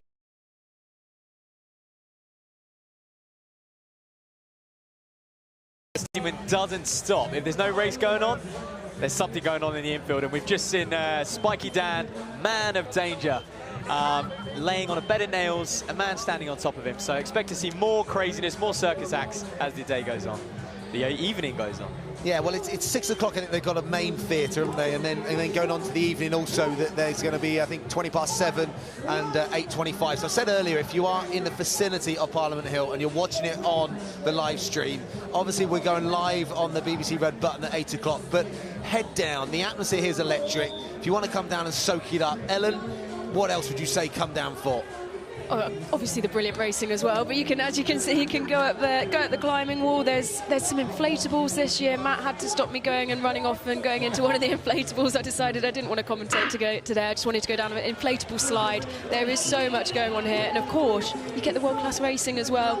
Not only the 10,000 metres, we've also got 4 brilliant 800-metre races to come this evening as well. Well, and here we go. Then the races are picking up. This is going to be paced at around 30:15. We may even see a sub 30-minute clock in today as well. We're going to keep referring to those pacing lights, because if you are just joining us, you might need to be reminded the red lights at the front are going to be at 30:15, and the green lights just behind are going to be 30:45 paced as well. And that's Tom Butler, the man straight to the front. The Highgate paces there in the black and white vest as well, just slotting in to the front through that first 200, which is always going to be chaotic as they file in, you know, down the lactic tunnel of love. You can also see in the middle there where we point out some familiar faces. Kojo Koome in there as well. He's run every single one of these events. He loves to race here in Highgate, and is just one of those faces that if you're down here a lot, either at Highgate Harriers, but also here on the night at 10Ks, you'll recognise him, and he always pops up around this time. Race number 3, we always tend to find him around here.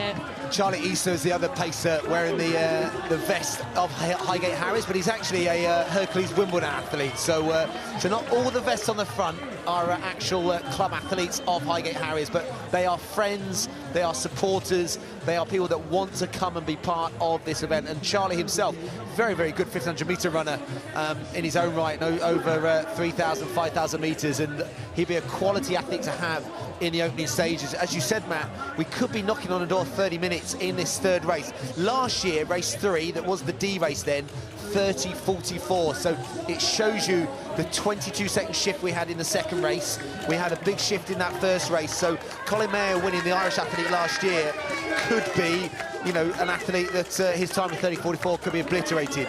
Winner of one of the races last year, Matt. And yeah, the man who won the E-race last year, Jed Noblet, the Luton man, 31:14. I remember he was the one who PB'd in the first 5K, carried it on in that second half of the race, and ended up winning in 31:14. So is he in stronger form? Can he knock another minute off that time, which is the realms he's going to be in today? He seems comfortable slotting in there on your outside in the white vest, with the blue stripe down the side and the yellow stripe on the other side. And he got his upgrade, Ellen, didn't he? Well, exactly. It's good to see him having that upgrade and still holding strong, up there, sort of having that confidence to push himself up into that sort of first half of the field. And then you can see there's some of the circus acts who we'll see in the infield, and then, we saw them getting changed earlier. They'll be darting around all over the track over the course of the afternoon and into the evening. Well, Jed's also, run a very quality 5K on the road. He's run 14:24, and if someone's run 14:24, then they could be knocking on the door 30 minutes. There's no reason why they couldn't. Well, you'd like to think, I would say, this lead pack have gone out very hard indeed. They're well ahead of these red lights. They're lapping in 71s. Obviously, 72s, for those of you watching, is the kind of benchmark for 30 minutes. And the pace was supposed to be 30:15. So I think a few of these men very eager to get on the paces. And the Pacers, I think, have actually had to just run really hard to get to the front and start slowing it down. You see a little thumbs up there. There's a little bit of communication. They will start to just ease off the pace a little bit, and hopefully the rest of the pack can calm down, because this is a lot more physical than the races we've seen previously. What can you do as a pacer if you know there's a bit of that nervous energy through the first, first K, the first, few laps? What can you do to calm the field down? And, you can see already how far ahead of the lights they are. What will they do to mitigate against everyone going off too quickly? Well, it's small hand gestures, really, but there isn't a lot you can do, to be honest with you. I mean, I'm sure they would rather be on the red lights, and they'll kind of slow each lap. But James, to go off hard and kind of build, not that they're building lactic, but to go off hard and then slow it down and then expect it to kind of pick it back up again is quite a difficult way to run at 10,000. So already they're going to be, testing themselves, these boys. Yeah, we did say that obviously with big fields, people want to get out, and obviously the first laps can be about finding your position, finding your place. So sometimes the opening lap will distort the opening K a little bit, then it has to settle down. You can't be too aggressive. I think what you said is absolutely right. There'll be subtle hand gestures, whether it's just the calm down nature of, I've got this, and even just a subtle look round, and even just catching the eye of the people behind, and just, almost just reassuring them that we're going to be fine. At this early pace, the Pacers can also be speaking. You might not be able to see it, or we definitely won't be able to hear it, but they might just be saying to the guys behind, look, we're spot on. Even though they can see the waves, they can see the splits. The Seiko time team do a great job. The clocks will stop with the splits as well. But again, a bit of personal kind of touch to it always adds a little bit of confidence and reassurance to the runners. Absolutely. They're going to get their kind of splits and what times they're on for every 200. Those big Seiko clocks these athletes can work with. And look, the man in, first place, if you like, he's in third, sitting in third. Tom Butler, nicknamed Dipper because he likes to dip on a last rep in training, James. Is that really? Rumours have told me, but he's a phenomenal athlete, and I think he's training very well, so I'm excited to see what he can do. I thought he might have made his way down to Merthyr Mawr, down in South Wales, where we have the Big Dipper. So that is one of the biggest sand dunes in Europe that you had a little bit of pain on a few times, Matt, didn't you? Yes, I have indeed, and so Steve Ovett, I believe. Oh, Steve Ovett used to love it down there, and old Mr. Jake Whiteman, our world fifth meter champion, has threatened a few times, or Jeffy's dad has, to come down to Merthyr Mawr because they use sand dunes a lot in their training, and that kind of resistance. And your brother Zach himself, they do a lot of hill work and kind of conditioning work. So let's get your brother and the world champion down to the sand dunes of South Wales. Absolutely, and if anything, it makes for a great photo, a picturesque photo. Well, you can see they're starting to get back onto those red wave lights. They were well ahead, and actually when they went through the 1600 meter split, they were about 15 seconds ahead of pace, and now that has dropped back. The Pacers, like you said, doing a very good job to control it, as now they just take that switch around through 2K now, but it has slowed considerably and is looking slightly more controlled now. Yeah, that second kilometre split had to slow down. They couldn't keep operating at sub 30 too long too soon, because otherwise it would just burn the athletes behind. And I'm glad they have settled down, and look at this, a little bit of control, bit of balance. They've never done that. It's pretty hard. It's hard. It is tricky. That's why maybe they're scouting for obviously later on we'll be scouting for the next generation of track talent. They're already scouting for the next generation of circus talent in the infield with a bit of plate spinning and I don't even know the name of the other one that they were just trying to do. Can't remember, but Butler is in the Shasi Barnett vest, so same colours as Highgate, but different direction of the black and white stripes. Henry McLucky's coming up later in the senior men's race, Shasi Barnett. I'm super excited to see what he can run. He's such a young talent. He's run 13.5 minutes for a 5K. What time would you put him at, Matt? Can he break 28 minutes? Well, look, we'll talk about that, nearer the race. But the European under-23 standard, James, is 29.20, and I'm sitting here and I'm thinking if he had any sense, maybe he'd just sneak inside that and kind of try and gain selection, of course, for the European under-23s. But for him to run a 13.36 a few weeks ago and then come back and do a 10K in sub 28 minutes, James, would be... not sure he's gonna break 28. He'd have to go some to do that, but even sort of 28.30 would be a massive achievement for him, but one which may detriment the rest of his season. It'll be fascinating to see, and that's what this is about, people stepping up distances, as we talked about earlier. So the age of athletes stepping up, there is no kind of age limit or age bracket now. Younger athletes stepping up. We've got some very quality masters athletes still dipping their toes in.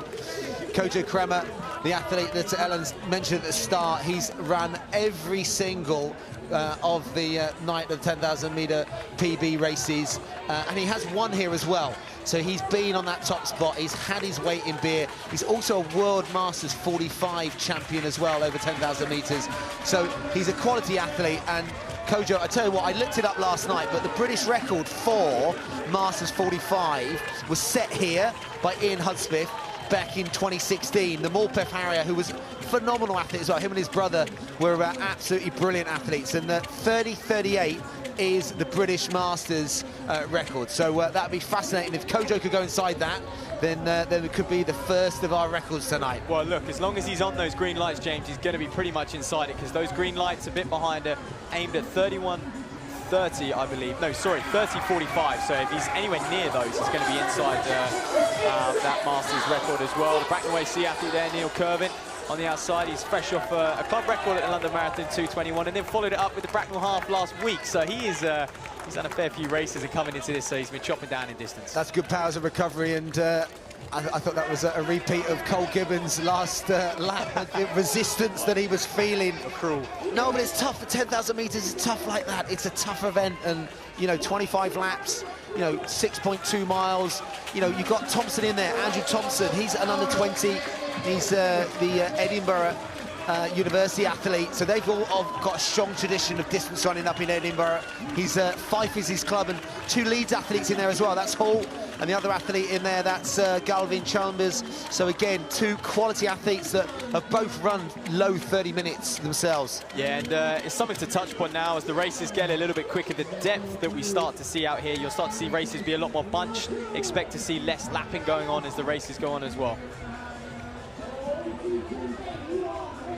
And the Pacers still doing a great job. That's Charlie Eastley still up in the front with the cap on, looking very, very controlled. As I said at the beginning, he's run some quality 1500 metre times, and I think it's 3:45 his best over the metric distance. So that equates to just over 4 minutes for the mile. So, and this early pace, that won't test him too much, but obviously as it goes on a little bit longer, and it could be that he's setting this up for Freddie Hassan, who's the Knots athlete that probably comes from a little bit more of a distance background.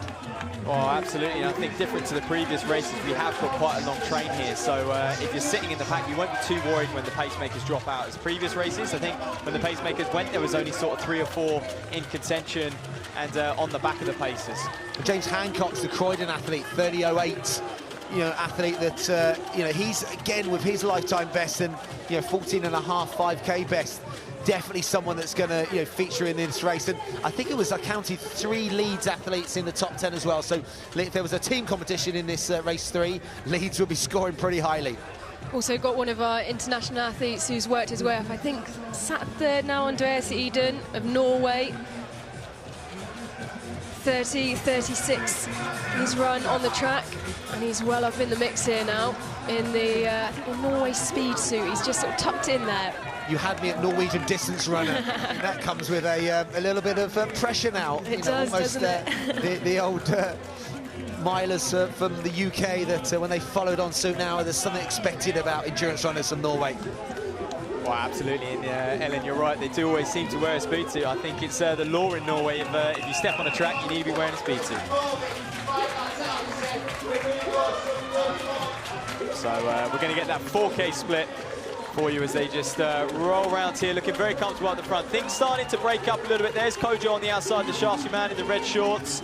You can't miss him, thankful to his red shorts, Kojo, but bang on 72s, as you'd expect. The lights are helping out at this point. 12:05 at 4K. Oh yeah, I got Kojo around about 12:10 through 4 kilometres. So he is on British Masters 45 record pace at the moment. So that is a phenomenal running by Kojo. And I tell you what, no one would get a bigger cheer across the line, but he's still got 6K of hard running to go. Well, look, although he runs for Shaftesbury, he's a bit of a hometown favourite, just all across London, full stop. But the fact that Ben Potsy put him in our emails to himself, said you must give him a bit of hype, because you know, someone that's been here from the beginning. And in the intro at the very start, 2013, his first event, and it was won just inside 30 minutes. You know, a name that will go into the history books, Eddie McGinley. I think it was 29:36 was the winning time. And obviously last year, 27:16, Yemen Krepe, one of the, you know, the best athletes in the world winning here. The event has moved on so fast, but in 1 year, Joe Pavey and Andy Vernon won the races, didn't they, the next year? And it's been the British champs from that 2014. So, I mean, that's how strong this event has become and how, you know, sought after it is. It's a testament to kind of where it's grown. And also, James, we talk about the level of this event. It's a World Athletics Silver Tour event. That's its label. It's a B-grade category, so I think we're 4 below what would be the Olympic Games as well. We'll get into the kind of nerdy stuff, if you like, on the points, because we know the world ranking system has changed later on in the evening. Yeah, and the fact it's been European Cup as well over, you know, a number of years, and qualification for the European Cup from a British perspective as well, which will happen in France in a couple of weeks. And you know, athletes, there was a short turnaround you know, last year, and you know, the women went and got a bronze. I think it was a team effort out there. So yeah, lots to play for. The next important split in this will be in elapsed time, and that will be the halfway split in this race. So we're looking, aren't we, as close to that 15 minutes, but then also where the athletes will be time-wise after that 15-minute clip's over. So again, if they're looking at sub 30:30, then they're looking around about 15:15 to that halfway mark. Yeah, we've had a slight change at the front as well now. Thomas Butler is the athlete who's stepped up. He's kind of snuck up on this this front group, and look at him push past the pacers now. Will Eden decide to go with him or stick with the pacers? Butler really putting the pressure on here. He's got a personal best of 30:27. Yeah, and there you are, 71, and there's no need to kind of push on around the pacemakers at this point, and he's just still being quite aggressive, is Butler, and probably just showing a little lack of experience, to be honest with you. But he is in a good place. He's sandwiching between these two paces, and you know what? They could actually look after him the next 2 or 3K, and he could just drift away from the Norwegian in second. Well, that's the thing. The Norwegian is now sort of stuck a little bit in no man's land, and I wonder whether he'll make a bit of an effort down this back straight and round the bottom bend to try and get back up to the pacers. They're earning their money today, these pacers, because they're well ahead of these red lights. There you are, inside a 3-minute K as well, so we're well inside 30-minute clocking at the moment. Yeah, it's going to be interesting to see. That was an aggressive last couple of laps, you know, and obviously Butler there wanting the pace to be pushed on as this dangerous down again being spiked up. So there used to be a different phrase when you came to a track meet and you got spiked. So that meant you got too close to the athlete in front of you, and their spiked shoes on the bottom caught your shins. Now we're talking about actual spikes. So, and there you go. Charlie says job's done, and at 69, wow. Yeah, just over the 5 kilometre mark. So a 69. Wow, this is really aggressive running. That's a 2:20 last 800. Yeah, he's not hanging about, is Butler. He is quite an aggressive runner. He's going to want to push on. I know he trains down at St. Mary's with Craig Winrow's group as well, and he trains alongside the likes of Joe Wigfield, who we're going to see actually pace that elite race later on tonight. But he's a very talented athlete in himself, a 340, 1500 man, and a GB cross-country representative. Oh, yeah, he's a phenomenal athlete. I can't wait to see what he does over some of the shorter distances. Great to see him back from long-term injury as well, so Craig and him have done a great job. But, yeah, the race in hand at the moment, the Shasi Barner is aggressive, Thomas Butler, and when you look at his best, and, you know, you think, you know, he has run 14:28 on the road, so that does give you an idea that he can run 30 minutes, you know, for 10K. 30:27, though, is his lifetime best, so he's operating way inside that. That 2:57K could be that he actually thinks that 30 minutes is possible, and so he's going to need to buy back a little bit of time. But I tell you what, Pacer here is doing an absolutely great job, because, you know, it's hard, isn't it? Freddie's doing a good job to pick the pace up, Matt. Yeah, and surely, you know, Tom would have done workout, James. Another 69, so fair play to Freddie, and I wonder if Butler's just kind of said to him, look, can you just clip off a few 69s for me and keep this going? Because, you know, Freddie doesn't know how he's feeling. He's just trying to accommodate the pace that Butler wants, and that is the job of a pacemaker. They have to be flexible, but he would have done workouts. He would have had some indication of what he could run here today. Well, Butler himself, he's done a massive cross-country season, if you look at it. So, you know, he was, what was he, 25th in the Southerns, was he 69th National Cross, and 60th in the Inter-County. So, Ellen, he's come from cross-country, but he's obviously been doing track workouts to be knocking out 69s. Yeah, he's continued that. He's moved that strength over, hasn't he? He's done a brilliant job to reflect the strength that he's built up over the cross-country season and bring it on into the track. And, you know, you have to give a word to Freddie. This is really adaptable pacemaking. at the start, you know, they went off too quick, and the pacers, both of them, did a brilliant job to sort of bring it back down to pace. But actually, you know, for Freddie to go, right, I'm going to take this on, I'm going to take you with me, let's go and do this now, is brilliant pacing from the man in the Highgate Harriers vest, who once again just calls on Butler aside him, brings him up to the side of him, has a quick word with him, and he's pushing him on now here. Well, this is where the challenge comes, though. Look, what's he going to be? You know, 6K at 2:55. Wow, but he did slow. He's put in 2:69s in that kind of middle section of the race, and I wonder if that's going to pay. I mean, we're looking at Iden there going through. He's a Norwegian. One thing Norwegians do know how to do, I mean, they didn't create lactate training, James, but they certainly inspired everyone else to jump on the bandwagon, and I presume he knows his pace, that guy. Yeah, for people asking, what is that, Matt? That's kind of taking your lactate levels whilst you train and running at certain levels where you kind of, takes away the guesstimate of training, but it's a lot about controlling training and doing it multiple times, sometimes on multiple days as well. So it's kind of changed the amount of training that people do, training smarter now. And I tell you what, yeah, there's been so many Norwegian athletes that have been flying that flag, that it's transcended in across Europe and the world now in terms of training methods. Well, it shows the power someone like, you know, Ingebrigtsen has, but you know, in this country as well, the level off 1500 meter running's at. It's just, and here goes Butler, just grabbing a drink as I ramble on a little bit. He's just needing to cool off, relax a little bit, but like I say, he's going to now be up against it. He's all on his own. He's doing a very, very good job to just kind of hold it. I'll be interested to see what this lap split comes in at. So keep an eye on the clock, just in your bottom right there, 74. So he slowed drastically, but James, I'll tell you what, the guys behind have also slowed, because that gap, to me, has actually grown. I wonder whether that will change, though, because Grattan now has got Eden with him. Eden has been very, very consistent. He didn't really react to the move of Butler ahead of him, but now he's got someone with him. I wonder whether these two will now start to use that to push forward, especially, well, I don't know if it will be a while before maybe they can actually see that he's slowing because of the advantage that he has at the minute. I don't know whether they'll see or be able to know the numbers at this point, but there we go, as they come around the corner, whether these two will work together now to do what we saw in the race before as they try and reel him back in. Well, and Grattan's drifting out, Iden's following him, and it's almost like Grattan doesn't want to be there. He doesn't want to be in front of him, he doesn't want Iden slipstreaming, but perhaps that's a tactical move, because the shade the tent actually offers on the back straight, he's just trying to keep out the sun a little bit, who knows? Yeah, it all becomes a bit like cycling, isn't it, where you don't want to be the leader.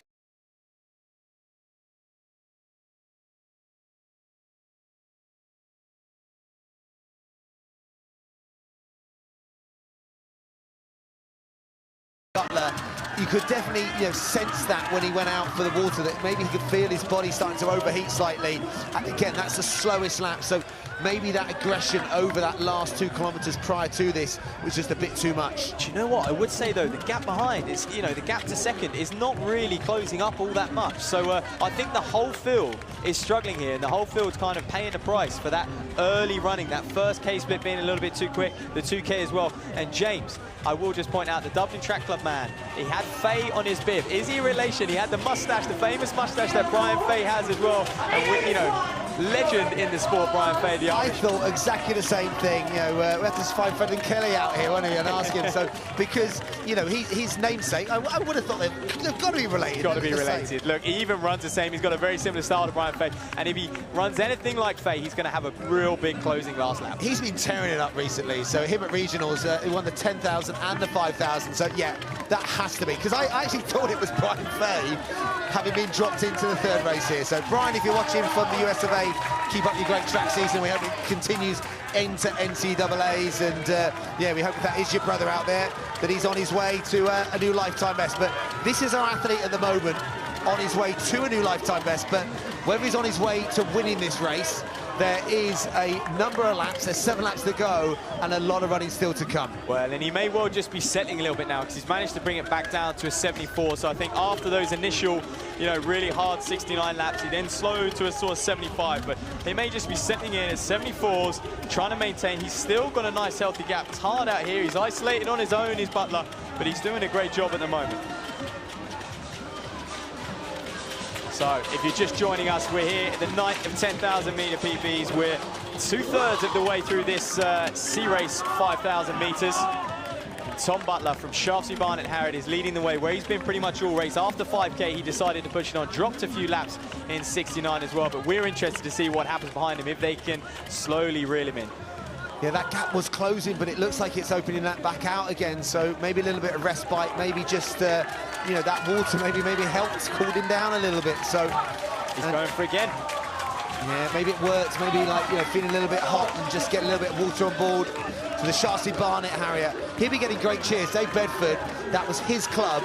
You know, he set world records wearing this vest, so he'll be cheering this lad on with lots and lots of panache out there. Well, the pace hasn't dropped again through that last lap. He's holding around the 75-second mark. It hasn't. We'll wait to see if it's opened up behind them now. That's Chris Fielding who's into the mix there. He's joined the other two. He's in the red vest, and this would be on for a huge personal best for him. His last clocking on the track over 10,000 metres was 33.02. Well, he's going to get a little bit of help now. The lights have caught up with him. He's on them, so can he just stick on him? Cam Butler as well. But James, I did notice that grass bank just behind us is really filling up at the moment as well. Oh, the camera panned on it, and there is very little space, but there's still a little bit of space if you want to come down. Oh, absolutely. I mean, you can get right up on the track as well. And there is an amazing amount of you know, local kind of stands for you know, food outlets and things for kids to do. So it's absolutely phenomenal. If you're joining us from around the world, around Europe, welcome. So I know this is going out live on the British Athletics and European Athletics feeds, and also On Running as well. On Running have been huge supporters, Matt, of running, haven't they? And with their track series, it is going from strength to strength. Oh, and just the way they've come into the sport, if you like, and marketed it, it's just been, you know, a dream scenario for running. Because I do feel like they've lifted it. They've certainly, you know, taken this event up a notch. Not that it really needed to. I mean, after last year's exploits as well, but they're continuing to grow. They've ploughed in just under, well, around about a rough figure of £500,000 into this event as well, into the production. But yeah, the series, just a word on that, they had the LA Distance Track Fest a couple of weeks ago. We saw some terrific runs from British athletes over 5,000 metres out there. They've got this today. There's Kojo doing very well. So it is the two Sharsey men taking the spotlight today, and going to come back with a fast 5,000 in Paris in a few weeks' time. Honor also sponsoring that event, and then finishing their season at Vienna in July. I was trying to do the maths on Kojo going through, because obviously that was it 30:38, I think it was, that he's going to be very, very close to that. He's got great speed as well, Kojo, but so it is the story of the Sharsey Barnet Harriers right, you know, on this track right now, but there's a lot of racing behind. That's Marshall Smith. Marshall Smith won the Brighton Marathon in his debut, 2:24. Absolutely lovely guy. He's a talent to look out for the future. Literally stepped into the marathon, first ever marathon, 2:24, won it. Great story. Well, just a word on Kojo, as you can see, was right next to those green wave lights, and they are set to 30:45. So he's just towards the back of that. If he can inspire a big, well, last laps, then maybe we could see him get close to it. But it will be a brilliant run from the Shaftesbury Barnet Harrier regardless. Wow, he's an experienced runner. He's going to know his pace, James. Yeah, he's definitely experienced, and you know, it's a distance you learn as well, and he knows it. I mean, he gets a 10,000 metre race here every year, so he knows every single step of the track. Tom Butler in his debut now, that's a different one, isn't it, over this distance? And we were talking about running styles. You had Jan Hopkins in the first race that, you know, was a very kind of close kind of stride, very much a kind of bounding element of Butler. And, you know, when he's in full flight, and when he was pushing the pacer earlier, he was almost, you know, just eating that ground up. But that extra energy sometimes can, you know, you can pay for that. Well, the trailing three have now become a trailing two. And it was Eden who was pushing on. You can't see them round the back bend, but the Norwegian has launched an attack to try and get back up to Butler. Yeah, Butler looks like he's just going to go past Jed Noblet, winner of the E-race last year, Jed, so and he stepped up to this one as well, so he's going to have him to target on. But yeah, James, you know, a word on him, he just needs to be careful hugging the inside. That's what happens when you get really fatigued. You just lean to the shortest line. But yeah, he has great pedigree over the short distance. He's actually very fast as well, kind of over the 1500. I've seen him put out some impressive 400s as well, so perhaps not a natural distance for him. He's someone who's in that transition period. Yeah, and you can see, you know, the body's just starting to wave a little bit. He's seen the lights go away as well. You know, he was desperately trying to stay on the lights, and then you see them disappear. So it's almost like an athlete going away from you. But yeah, he'll be getting great shots. This is a really important part of the race now, because it marks 1 kilometre to go. So we're going to split on this now. And obviously we've dipped outside. We're not going to break 30 minutes in this race. That's the slowest kilometre, 3:10. But now it is about trying to win the race. he is a winner, and you know, one thing I can say is he will raise it on that last lap. They don't call him the Dipper for nothing. He's had some incredible last lap finishes in training as well, so he's going to come up to 2 laps, which is going to be his territory. I mean, Eden's a little way back. He's just got to keep him out of reach, you know, keep him out of sight, if you like. As he moves down the home straight, he's going to start using the crowd as they feed off him, and I do think, James, they're a cool crowd here, and I think they are playing and hoping Eden can kind of really catch up, so there's an interesting battle over that last lap. Yeah, they love an underdog story, don't they? And it is Eden who is the athlete who's trying to fight back here, but has he left himself too much work to do? Well, that pace has dropped once again for Butler, he's working hard, he's grimacing, isn't he? There goes Fielding. Between Fielding and Butler, though, is Eden. He is just going to pass the lap runner there, Jed Noblet. Well, this could come down to it once again.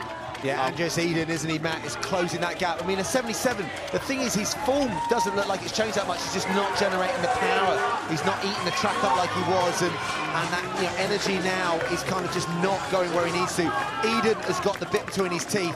I wonder whether he'll signal the cheers from the crowd as we saw in the previous race. Well, it is when they come round this top bend in just a moment, but yeah, how many times are we going to see Butler just puff the cheeks out a little bit? It's almost his signature move throughout this race, but I do think he's in control at the moment, and if you are going to have a slowest lap of the race, James, it probably is going to come on those penultimate laps. Yeah, it's almost like a repetition session if you're doing intervals, and you kind of, the penultimate one tends to slow because you know you're going to find something for the last one, but he is going to have to find a bit of speed in this last lap. How quick Eden is in this last lap. The crowd are really making some noise. It's coming through the tent. Eden now is starting to close, isn't he, Ellen? He's closed that gap. But Butler has increased his pace once again. Has he done it enough, though, to hold off the attack from the Norwegian Andreas Eden, who is pushing behind now? Well, Eden looked very cool and calm and collected, and he didn't really look like he was fighting as much to get back into it, but that gap is closing, and it is closing. And Eden now, you can see the arms pushing, you can see him driving. Oh, this is going to be down close. The back straight for the last time, Matt. Who's your money on? Oh, who's going to respond? I mean, he has got the inside. I think Butler's going to sense him coming up on his shoulder any second now, and I think he is going to respond. He is going to grit it out. And do you know what? It's interesting to see what happens. Can Eden go straight past, or can Butler hold him off? Well, I think it looks slightly maybe closer than it is. I think Eden's probably... Oh, here he goes. He's starting to go round the outside. I thought maybe Butler had a bit more of an advantage, but Eden is going for it here. Butler, though, holding him off. Thomas Butler has found something from nowhere. This is what he's known for. This is his name. He's called the Dipper for a reason. He has an incredible sprint finish, and I almost knew that was going to happen. Credit to him. What a run. He did it the hard way. 30.25 is 67 last lap as well. Oh, wow, what a race. He looked, with 150 to go, like he was dead and buried. Looked like it was Eden's race because he had paced it to perfection. But you kept saying that it didn't even come down to a dip in the end because he had a little bit of clear light at the end of the race. What a finish. I reckon that's, well, we've had 3 fantastic races already, but that was utterly brilliant. Well, that's the closest we've seen so far, isn't it? Come down to a sprint finish, and Eden, you can see him on the ground there. He'll be slightly disappointed he didn't have the leg speed to kick once again, but he has been rewarded with a big personal best as well. So, and that's exactly why these athletes travel. You know, we've pointed out a number of the international athletes who have come all the way over, and he's been rewarded with a big personal best. Wow, what a race, and you know, a story. There he is, getting congratulations from his mates as well, but a story for the grandkids, James. Oh, absolutely, and the fact that Dave Bedford's going to be giving him some beer later, I think that's from one Charlie Barnett Harrier to another. And yeah, I think for Eden that would have been a lot of transport costs to take that home. So, but I tell you what, he'll be rewarded. Takes home a new lifetime best performance, a personal best. As we said, it is on the finishing gantry. It is everywhere here because it is night of the 10,000 metre PBs, and that's exactly what he's rewarded with. And when we go down the results, there are going to be so many PBs on those results because I'm just going through it now. PB, PB, PB. That is phenomenal running in just, you know, race number 3 of the night. Yeah, it's really hotting up, and James, I'm interested to see when those live results come out. How did Kojo get on? Did he break that Masters record of 30.38, was it, back from 2016 at this very event? And do you know what? Something that just shows the growth of this event. I don't remember at this point last year there being that many fans piled up against the railings. We're going to have people camping out in a few years' time.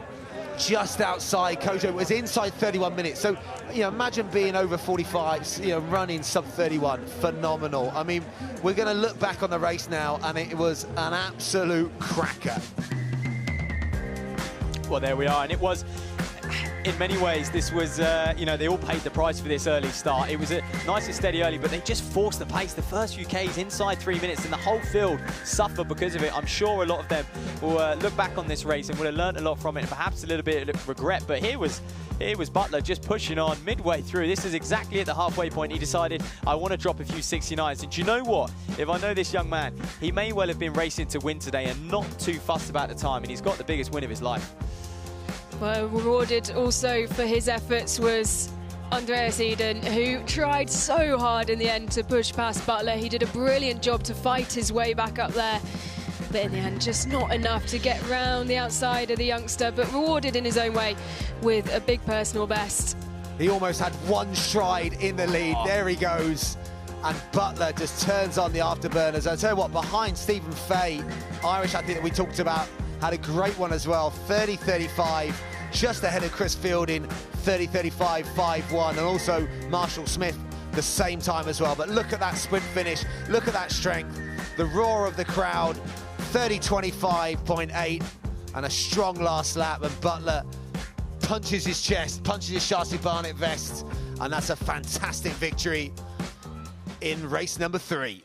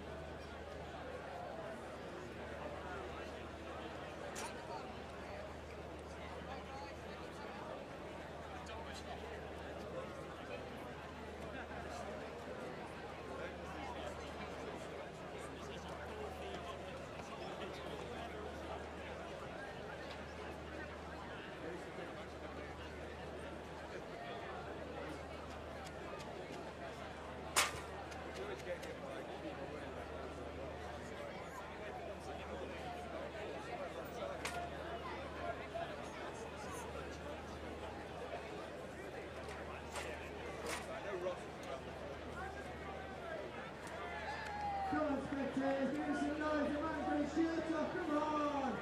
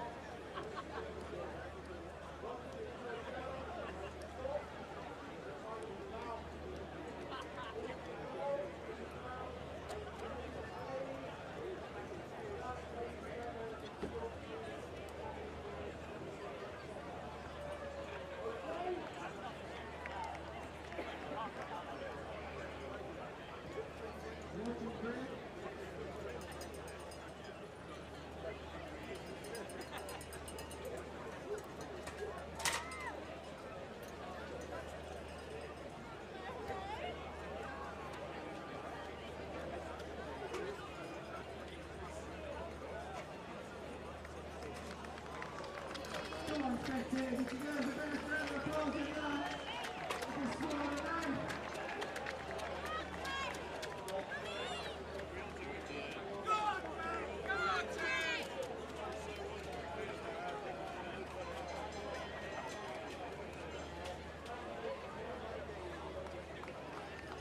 Big thanks to Jamie, Jill Carter, contortionist this evening. I've never seen anybody getting out a tennis racket and I'm small or strong. So, well done to Jamie Jill. I'll be back in a second with race 4 with Ross and Kane who are going to win it. Our race 3 winner. Nice work, mate. And it is hoping to get 30 minutes from race 4 as Highgate race hot enough spectators keep the noise coming.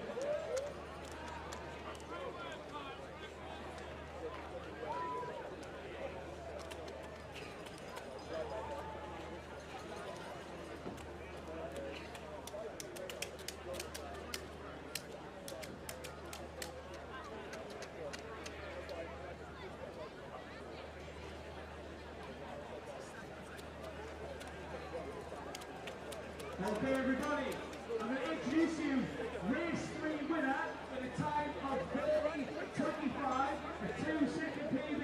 Give a huge round of applause, go crazy for Thomas Byrne!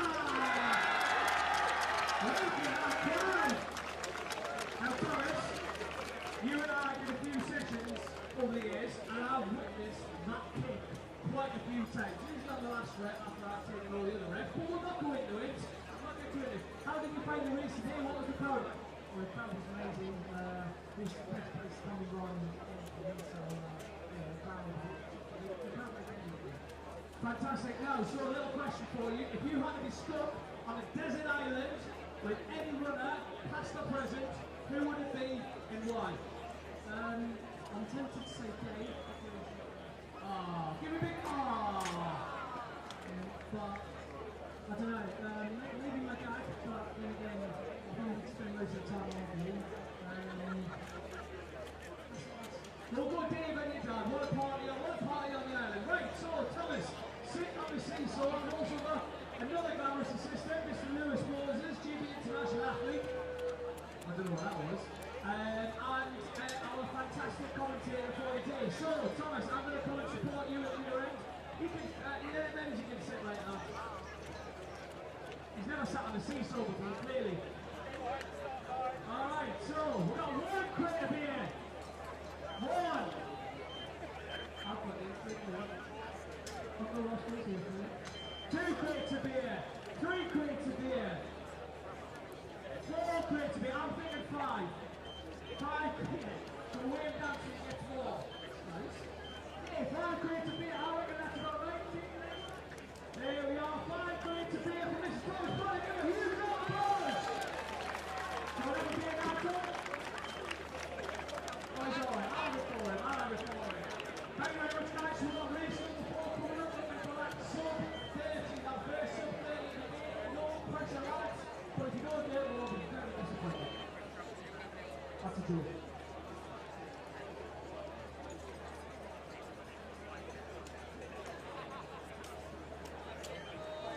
If you just afford it for a start, good athlete. So, 3 athletes in race 1.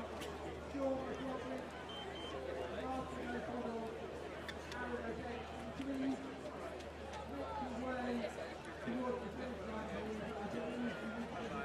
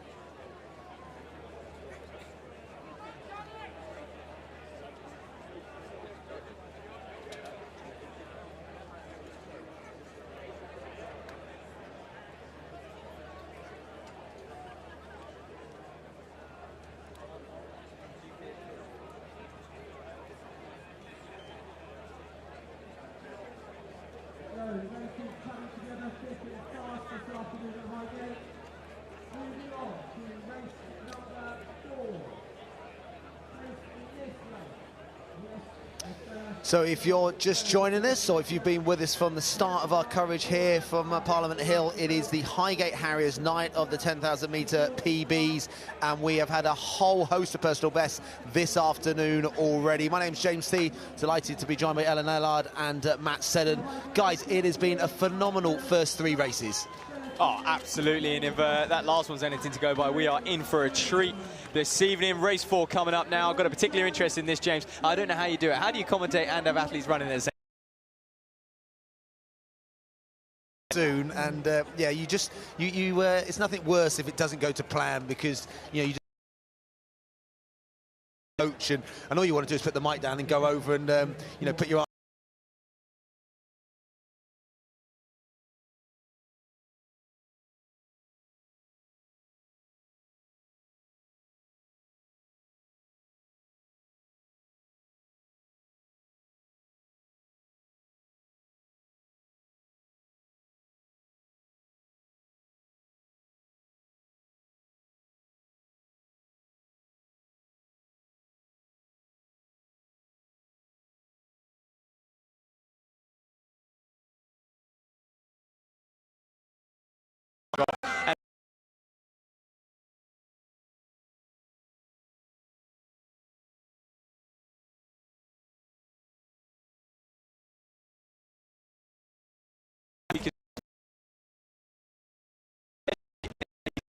get to the front here. He's going to have to work his way through, and you can see just before that second outside, he's trying to squeeze his way through and brings his arms down to his side and does just sneak his way through there and gets to the front. Always easy to spot. He loves a colourful short. We saw that out in Copenhagen. I used to live around where he used to train in Cambridge, and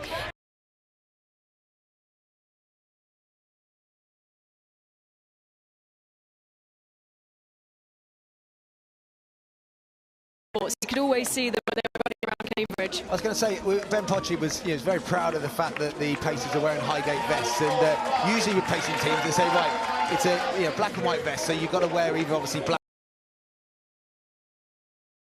Literally, I don't think you can say Jonathan's wearing normal and actually I'd say probably he goes to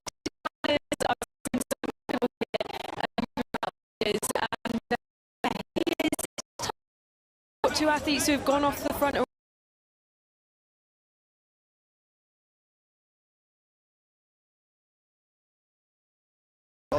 Heat side, real talent, and he's someone that is still developing. I've seen him run various miles and 5Ks, and yeah, great potential, to be honest, and so is Tuade Menges as well. The man there, the Brighton and Hove man in the vest, he's done many a Kent champs as well. So these two going toe for toe.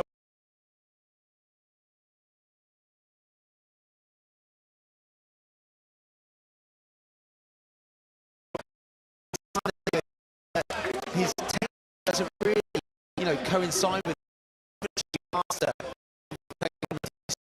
The fact that he's got out front paces and being active early on. Look at that, 19, 6-8-second lap. So if we're looking at sub 30 minutes, and he's 72 seconds per lap, so we're 4 seconds inside that straight away. 68, so I think that's, what is that, 14:10 at 5K. So you're talking about 28:20, which will be good enough to get in that elite race later on tonight. Back straight, so this will be going to be around about the 255, maybe 254 mark. So they've set their kilometre, and you can see the cheering squad. There you go, it's a shade inside 54, it's 253.96. Wow. So yeah, a wow from you, Matt. That's bold pacing, considering they're on their own in terms of they're not, with the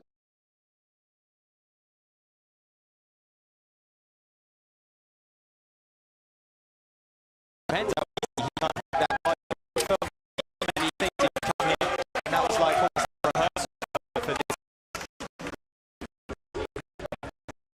You've got someone like Jonathan behind, so experienced, pushing so early, another 68. I think Jonathan will do a really good job. We spoke about the fact that he was in Copenhagen last week. You know, he's a brilliant pacemaker. You can see he's glued to that red light. But if you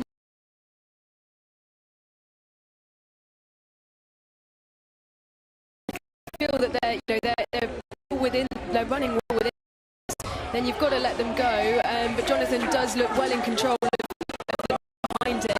Well, these two are fine. And Jamal as well. So one thing there's a lot of jogging behind. They're running they're fun. Easily laps. I would say even if you're easy at this point, I mean, you're going to be, James, relatively easy.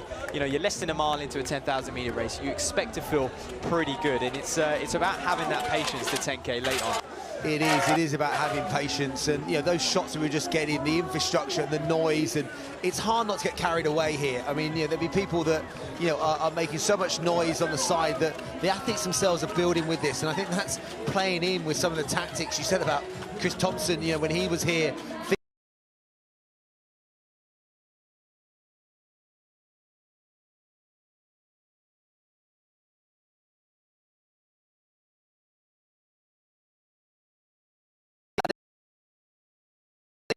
The opening act of this is an aggressive early act, but the fact there's two of them and they can almost help.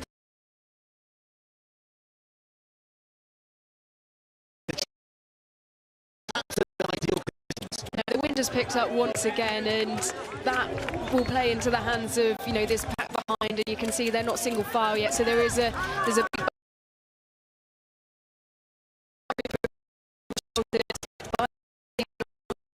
these off ahead. You can think of how much they're watching the earlier races played into the earlier race.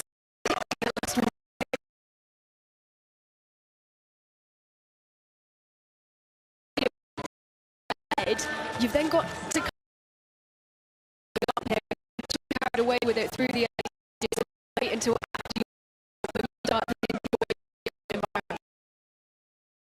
The call-up room and just hearing the noise, you know, through the tent as well. That adrenaline's just going to build and build and build. I've got to mention on the outside, the old.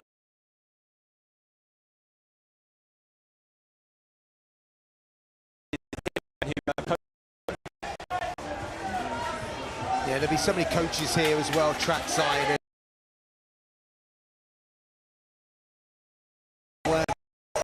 Start line, to the crowd, just in that ultra. They're such a strong club as well. We've gone through so many of over the years. I don't think a club will have had more winners. If you go through, you know,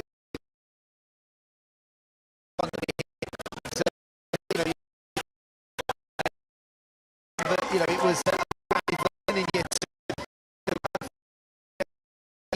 yet another step over the years.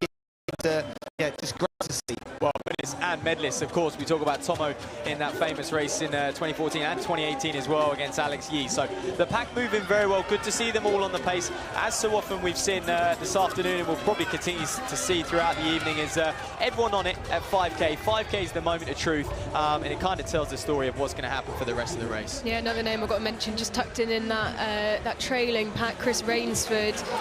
He is the coach here at Highgate of the under-17 and under-20 girls and boys here at the club, and his girlfriend Hannah Vine is going in the next race as well. She was pacemaking here last year and is one of the athletes who enjoyed her time pacemaking so much that she's stepping up and giving the full thing a go. Oh, that's brilliant to hear, and I'm sure many of them are out there cheering on coach today. He's going to need it.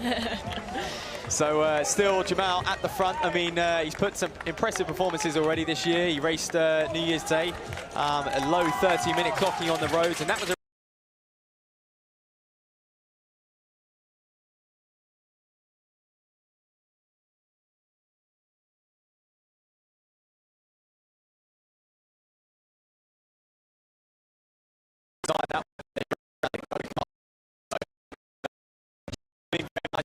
that 3K to watch for.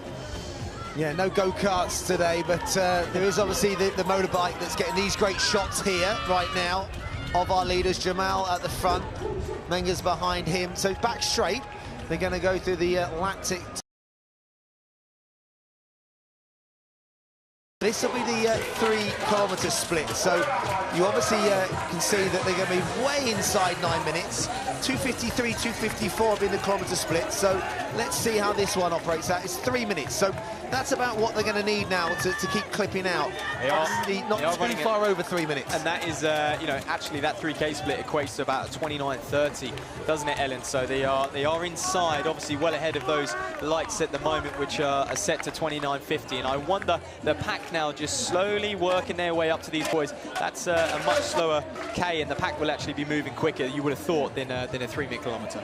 Yeah, you can see it just lurking there in the background, can't you? Moving, making, like gaining momentum as they come down that back straight, and you can see obviously the Highgate vest and Jonathan Escalante-Phillips in the front, dragging that group forward to try and latch on to the back of these front two who have led from the first 400 metres. Yeah, I mean, as a runner myself, or as a coach, I would rather be tucked in that main group where there seems to be safety in numbers. There's still so many laps to go with that you'd kind of think that, yeah, it would be a case of clip the laps out.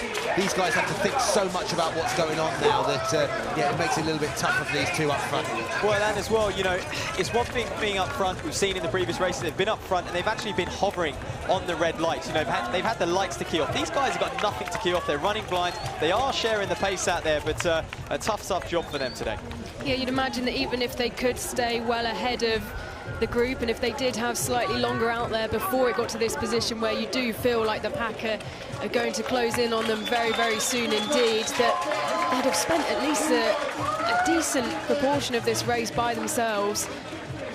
And even with one dropping off, it was a really risky position for both these two athletes to put themselves in, knowing that they would probably spend a big proportion of it feeling fairly lonely. But here comes Escalante-Phillips leading the way, and he's dragging this group along. Isn't he? So how far did he go, and what pace did he run at last week in Copenhagen? Ooh. Well, he was leading out the men at 2:12, wasn't he? So how far he went, he definitely took them through halfway. I'm not quite sure if he carried on much beyond that. He was in the second group, the second pace group, like Matt said, running around 2:12 pace.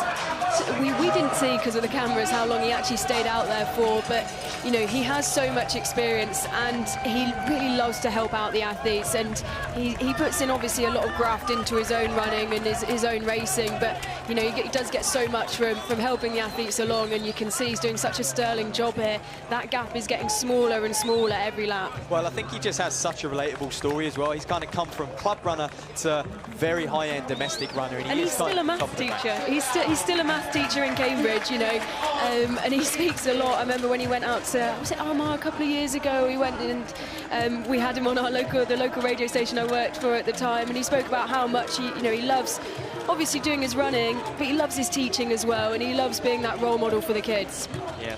Well, he's probably metronomic with his splits then, and he's probably working out every equation or every possibility that the athletes that he's doing such a great job. And remember, they're wearing these Highgate, you know, Harriers colours, but yeah, he's a Cambridge and College, very proud. You know, obviously flying the flag, showing the support of Highgate Harriers, and we shouldn't, you know, underestimate the amount of people that it takes to put this event on. You know, I hope that the TV coverage is doing it justice for the noise, the atmosphere, but you know, the hours and the countless hours that volunteers are putting this on. It's non-for-profit, so everything that comes in through, you know, the event, through the sponsorship, through the support, goes back into the club, back into the event. You can see that with how great and how big the event is, and Ben Pocci and his team do a brilliant job.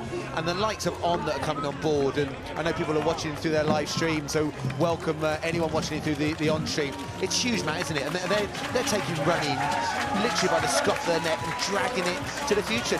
Nathan Rittenheimer's group and their events, it's phenomenal. Well, and I think one thing Ben said a few years ago, he said, you can only run fast, so you're going to get the best out of yourself when there's atmosphere, when it's high stakes, and he acknowledged that. And James, it's one of the reasons you talk about non-profit, but it is still free entry to come down here to this local track, park up on the bank as well, and enjoy some high-class athletics and get on the infield and get close to the action. Later on in the day, we're going to have internationals, Olympic medalists, world medalists, and in what other sport can you get that close and kind of personal with these athletes? Well, you can't, play a match on the centre court of Wimbledon before, Federer comes out. You definitely can't get in for free. And you can't drive around a Formula One track in your car, in your Fiat, or in your Ford, can you? You have to just watch it. Whereas this, obviously, the athletes who are watching are quality athletes. They're not just athletes that just turned up. High end. These are high-quality international athletes travelling internationally as well.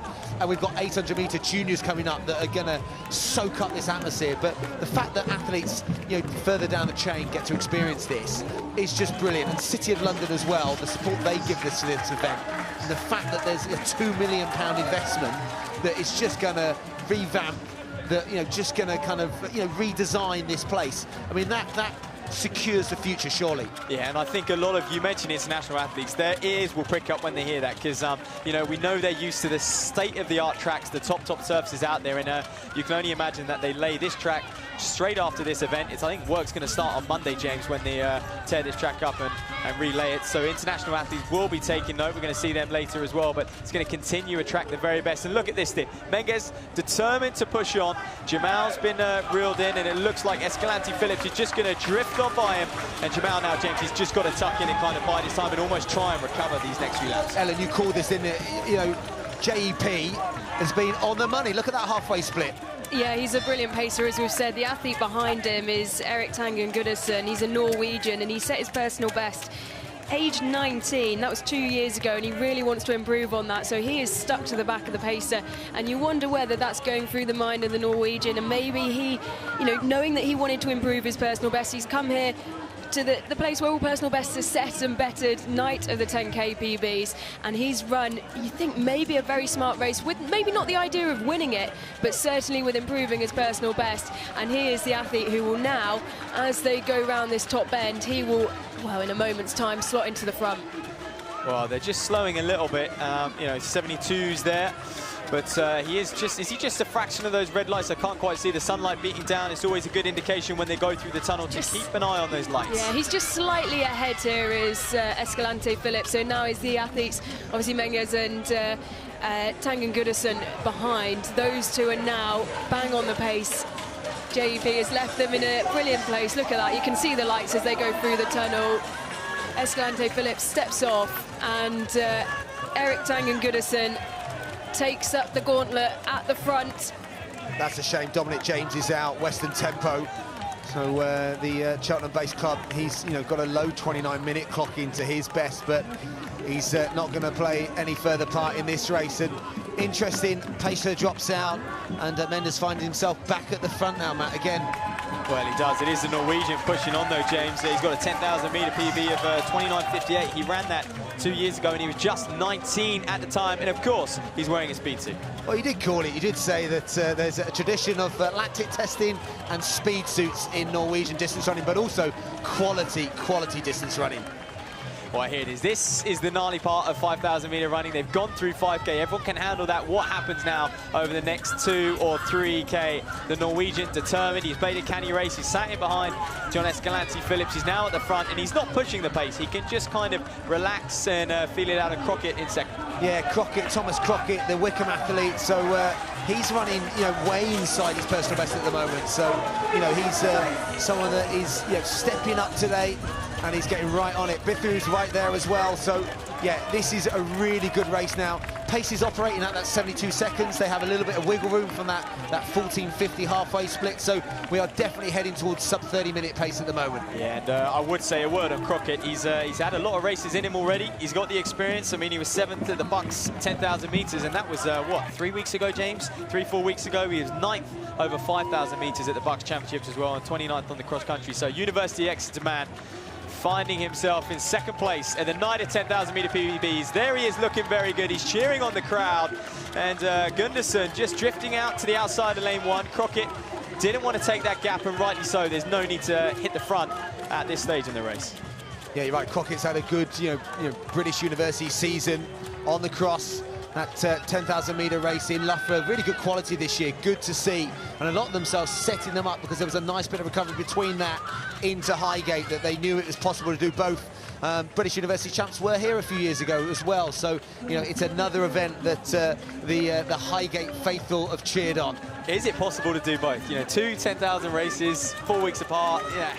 How about that? Well, we're going to go through some of the elites that, you know, they're in the elite races and go through. We were talking about it in the week as well. I listened to your podcast in the week as well. So, yeah, there's runners that are trying to do both as well. It is hard. There is a bit of dilution. Depends if you've used it as a stepping stone. I think if you're trying to peak twice, no. I think if you're trying to use it as a fitness gauge and you can step into then a little bit more training, it boosts you, yes. But depends a lot on the athlete. And, of course, that British University Championship race was a little bit tactical as well, so they would have been allowed to ease into it, as this one is very much pedal to the metal, let's hit the splits, let's rock and roll. So around about 5-6 athletes in this group, Ellen, so there's a lot of running to go still, and that lap's a 71.5, so we're still operating, you know, I wouldn't say way inside 30 minutes, but yeah, inside 30-minute pace. Yeah, absolutely. You can see that attack, those first 10-15 minutes from Menges are really paid now. He's dropping back, you can see there. We are now to 4 athletes at the front. The Norwegian leading the way, Tangen Goodison. He has run a very good and consistent race so far, tucked in behind the pacer. Sadio Subitio, the Israeli athlete who is at the back of this group. We've got a very international quartet up front as well, because Songhi in there is an Italian. He's got a personal best of 29.43 as well, and his birthday on New Year's Eve, so nice celebrations for him. But that's great. I mean, the fact that there's an international flavour, you know, in this 4th race. You know, this is the last race for a bit of a break before, you know, we come back then for the next part of tonight's show. But, you know, the fact that there's a real international flavour with, you know, some of our British athletes really benefiting from that experience. I mean, that is great to see, and I just hope Menges now can keep holding his pace, because he was so aggressive and so brilliant early on that it would be such a shame if it really fell apart now. Yeah, you don't want to, he's alone at the minute. You kind of hope that a group behind him might sort of swallow him up and take them with him. He was there with just one other athlete. He struggled to, as you can see, stick to this group who are now charging around. You've got to keep an eye on that Italian that you mentioned, Son Zoghi. He's already run a 5K on the track personal best this year. He's got good finishing speed, and he's tucked in there nicely. He hasn't taken a turn on the front yet, and you can just see him on the outside, just moving around slightly on the back of the Norwegian. Yeah, 2:59 split, so yeah, we are keeping the momentum. 21 minutes is bang on, you know, the 30-minute pace. You can see they're ahead of that. You know, and you can see that that group is still so strong. I like seeing this in the latter stages. You've got 4 runners that are all kind of like, you know, willing to do something potentially. That, yeah, and also we can maybe see a burn up over the line. Crockett just drifting out. Was he grabbing a drink or was he geeing up the crowd? I don't know, but the Englishman's going to win want to win on his home turf, that's for sure, because he's got 3 internationals for company at the moment. And I just want to note on Goodison, he doesn't look all that comfortable up front. It's almost like he doesn't really want to be there. He keeps drifting out. No one's going to come through on the inside at this stage in the race. Perhaps when we're talking a K or so to go, they may. Well, yeah, I think he was trying to get some water, but just couldn't get his hands to it. He tried to grab at a few of the cups and decided that it wasn't worth continuing when he knows he's going to be back round in a minute's time when he takes the next lap. Well, it's interesting, how many times would he practice that in training? Because marathon runners do it because it's part of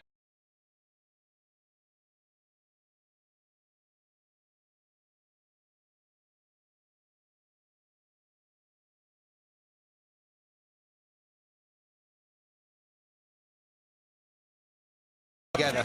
Yeah, and it's not like, you know, when in road racing where you can maybe sight the water station, you know, in these long stretches halfway up the road, you can go, right, okay, I'm going to get myself into a position. With this, you've got to move out the way, sort of other athletes to get back onto the inside line, and you can see this time around this lap, he hasn't gone out and taken the water on. He hasn't taken this opportunity to do it. Yeah, look at the crowd on the side of the barriers. There is so much going on in the infield, so much going on the barrier side, on the little grass slope as well. Such noise. Another 72.0 laps. So the pain or fatigue of the Norwegian at front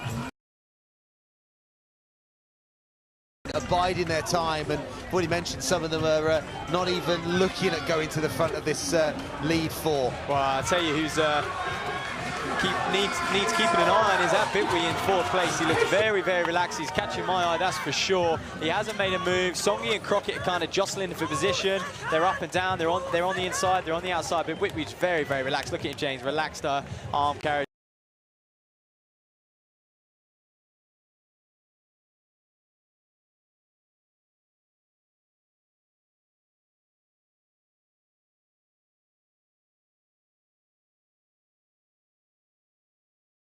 To actually be out front, running around the track, 25 laps of the track is going to be a new experience for them. And also, if there's a little bit of breeze out on the track, that, you know, sometimes the slowing of the pace, you know, and you can probably tell that now. Crockett has decided, let's have a look at this lap split, because we've been knocking on 72s. I think it's a bit slower this lap. Yep. Yeah, well, just a shade slower, about half a second slower than we've been operating at. 1 kilometre, slightly slower again than we've been operating at. But again, we are 8 seconds inside 30-minute pace. Yeah, and the Norwegian has sort of maybe paid the price for, you know, sticking to the front. Maybe he should have moved out a bit further, been a bit more forceful with the athletes around him on taking a turn. He's now dropped back to the end of this group, and it is Bitwy who's on his debut, who is running really well and is conserving a lot of energy here by just sticking behind Crockett. It was telling, the moment the move was made by Crockett, he moved straight away from being someone that was very passive on the back of the four, that the moment the move made, as if he did feel good, that he doesn't want to miss any breaks, he wants to be the first to respond. They're going to come around now, they're going to see 4 to go, mile to go.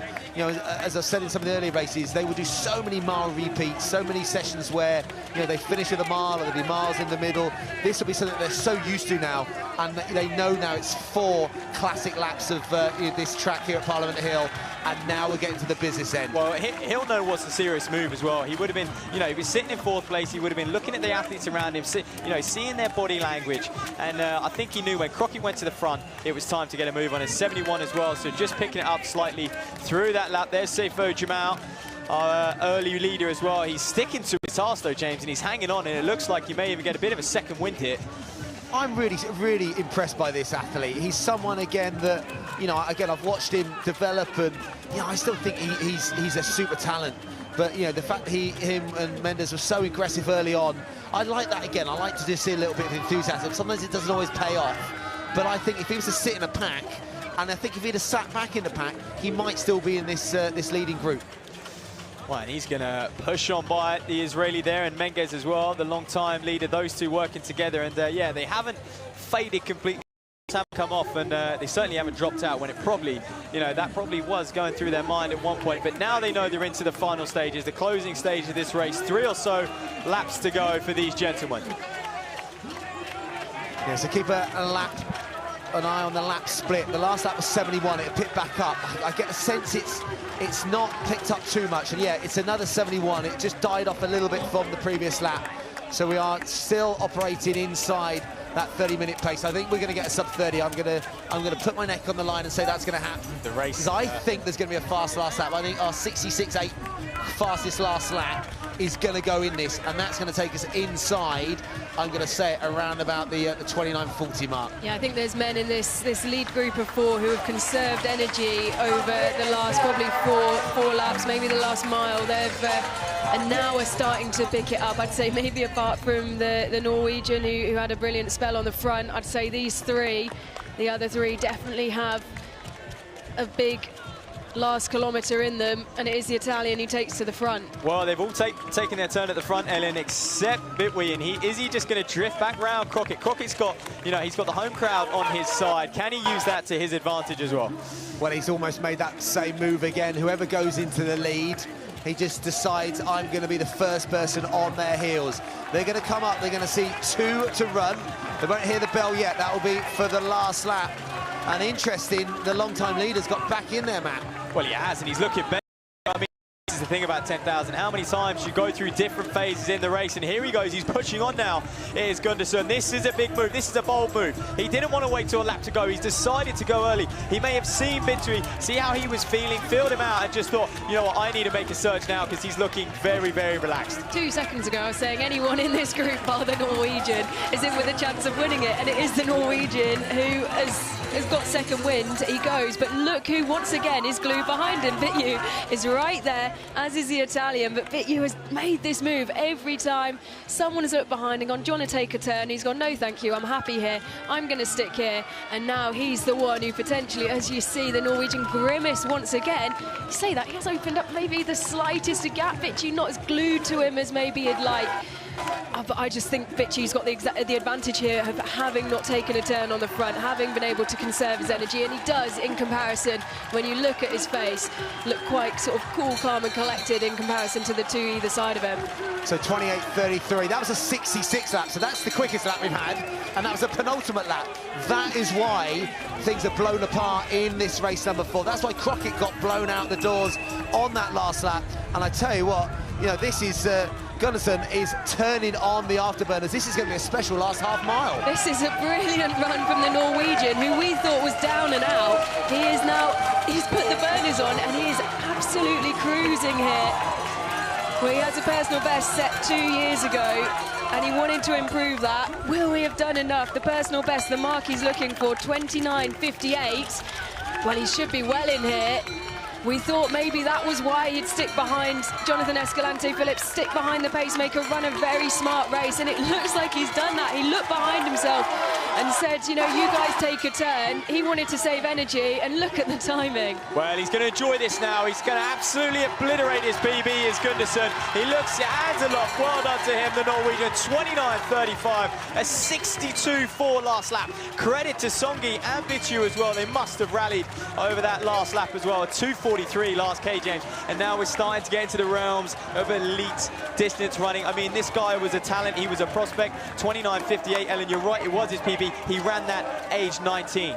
Well, it's just run a 2:09 last 800 metres, so last half a mile, you know, kind of 4:20 mile pace, but 62.4 last lap. Having looked, you know, not dead and buried, but looking leggy with a few laps to go. Crockett was the one that was looking the best, and he ended up finishing 4th over those athletes. Vittu looked great, but just couldn't quite close at the end, and yeah, that last K pulled so much time back, and we said that might be the case. I'll tell you, mentality is everything. I mean, the change in mentality, I would love to hear his post-race interview, because I can imagine at one point he was having some negative thoughts, he was hanging on for dear life, but then he just kind of surged, and even when he surged, he didn't look like he was full of running, but I think he just got the confidence. He felt the others really struggling around him, and he just built and built and built from there. And look, James, the crowd, and Ellen, the crowd carried him over that last lap as well. Oh, absolutely. You can see Vittu just walk off there, looking maybe slightly confused. I'm not sure he expected that from the Norwegian in the end. Well, he was covering everything and everyone, and he almost looked like he was controlling the race. You don't have to be at the front to control a race sometimes. You can almost have a dominance of almost the confidence in your moves. And that's what he looked like. He looked like he was holding the race back for him almost to win, you know, at his own ease. But then, you know, Gunnarsson turned on the afterburners, and when you can run a 66 penultimate lap and then still run a 62 last lap, that is phenomenal running. Look, he looks delighted. I tell you what, when you run that fast, you're allowed to run a speed suit. Well, this is it. And I think, you know, as you get to a high level, James, you learn that you can only win races with a close, no matter how good you are, no matter how good you are at running even splits. To truly go out there and win a race, you need to be able to close. And this young man, he does, still only aged 21 years old, 29.35. Congratulations to him. It's worth keeping an eye on the European under 23 10,000 meter qualification. Is 29.20. So he's just outside that, but I'm sure he may well have another crack later on in the season. Yeah, so that's Erik Tegan Gunnarsson. Take a bow, because you have put on a great show. And again, 25 laps was full of drama. You never knew who was going to have it. And, you know, the lead changed so many times. And that, well, yeah, that sustained speed over the last 2 laps, that was super impressive. And, you know, we're looking out for Will Bryan's time as well. Some of these athletes that are, you know, talking to each other. Look, the camaraderie of runners is such a big thing here, whether they're international, whether they're local to us here. You know, it's a massive, you know, kind of thing of what is our sport, Matt? Well, we're going to get the replay now, just coming to you on screen as we see them start. But you're absolutely experience. And you know, they've done a 10,000. It's like those who finish a marathon. We see famous images of when they come down the mile at the end of the marathon, all sharing that kind of pain and suffering and achievement. But look at these early leads, Menges and Jamal. They really took it to the race. They suffered a little bit themselves. We'll see. We'll try and bring the results to you. I mean, I can say Menges held on for 4th, which is a huge achievement. 30:17, came right through again, because he did fade a lot further back than that. And yes, 29:35 was the winning time. So this was the move. This was when the lead pack, I guess, ate Menges up and decided to just push on just after that 5K mark as Escalante Phillips dropped out, Ellen. Yeah, and it was the Norwegian who was glued behind him for so long. He said before that he wanted to improve on his personal best. He ended up doing that, despite looking slightly pained as he was joined by 3 other contenders, 2 of which athletes who have come from aboard to race here tonight alongside Thomas Crockett.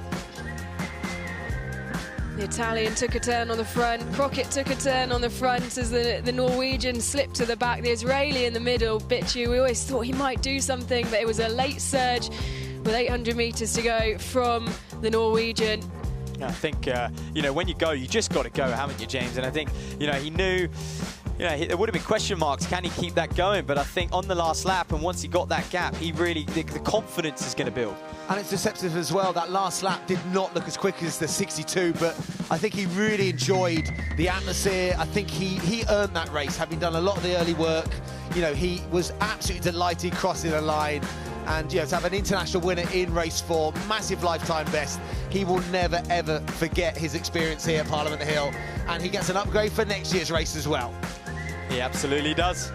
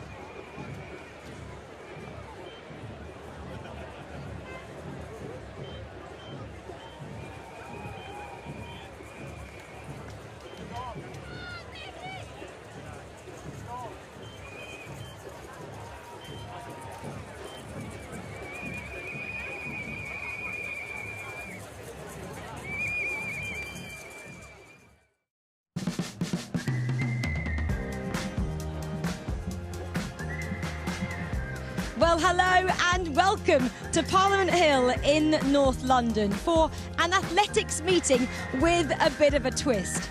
Dubbed the Glastonbury of running, this is the night, the 10,000 metre PB and one of 5 on-track nights events for this year. Well, we have a world-class field assembled here tonight to do a dance of 25 laps around this track. You can see them, they're all getting ready and warmed up. We have so much that you are going to look forward to tonight. Of course, we have races, we have live music, we have DJs, we have acrobats going on. The ability for you guys coming down here as well to get up close and personal to the athletes. You can stand in lane 3 and almost, I say almost, touch the runners as they go round. And we have something special. We have our lactic tunnels of love, okay, as well. You probably don't know what I'm talking about, but you will throughout the course of this evening. Expect some really fast times as well. Well, guys, if you are watching, do stay with us because we have a bit of an athletics party to bring you.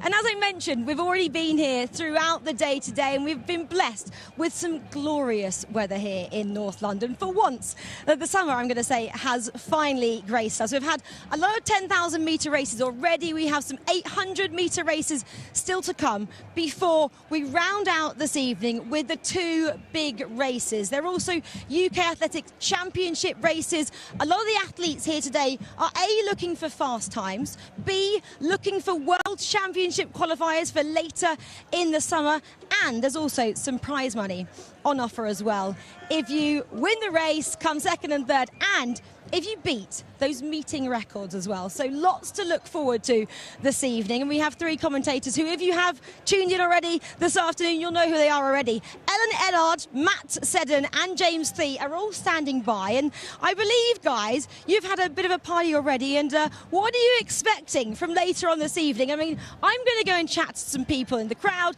get up in person with a couple of influencers that I've seen as well, and have a pretty good time. But guys, how are you feeling? Lovely to see you.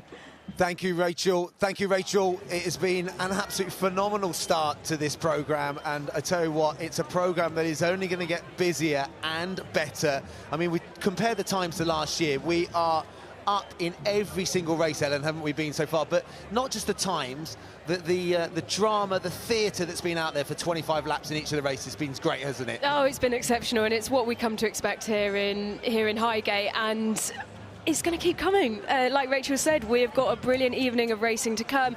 We've got, of course, 2 more of the 10,000 metre races then before we get to the championship. So 4 10,000 metres races to come, including, as Rachel said, those championship races for the men and the women, the World Championship trials as well. This year, for the first time, we also have 4 800 metre races for the juniors. We have an under-17 race and an under-20 race, and as well, when we get closer to time, we'll take you through the qualifying standards, because it is, Rachel said, of course, for the seniors, a busy summer with the world champs, you know, people looking for qualifying marks. Obviously, we're now in that Olympic window as well, but also for the juniors, we have the European under-23s and the European under-20s, and there'll be athletes in those 800 metre races who will be looking for standards and looking for timings. But you can see on your screen now, the women are lining up for our women's B race. This is the first time the women are going to grace the track, and I just love this kind of hour, this golden hour at Highgate. It's just looking stunning out there, isn't it? You could certainly call it that, and it's the busiest I've seen it at this time in the evening. I mean, we know we've got a few races to come, but usually it's not as busy as this. The crowd, there they are, filing in. They're all over the infield. That's queuing up, James, for the inflatable maze, so going down very popular. That's a new addition this year. Well, I thought you disappeared for half an hour getting food, Matt, so you were lost in the maze. But, and I tell you what, getting the kids involved in athletics and just showing how fun it can be. And I just love the fact the atmosphere for a 10,000 metre race will be as good as any athletics event they go to this summer. And it could get them hooked on athletics. But as Ellen said, we've got these junior 800 metre races coming up. They get experience of going through, you know, the call room, going through the process of being out running in front of a crowd. We've also been chatting in the break to the wave light guys that, you know, the wave lights are going to be set at certain times, and with some of the races we're talking about qualification for, you know, championships in the summer for the junior age group. So there is something for everyone, and as you can see, that's the lactic tunnel of love. and it's building and building and building. I think there's going to be a common point next year. We're going to have to book a slot, aren't you? You're going to have to book a space in the tunnel.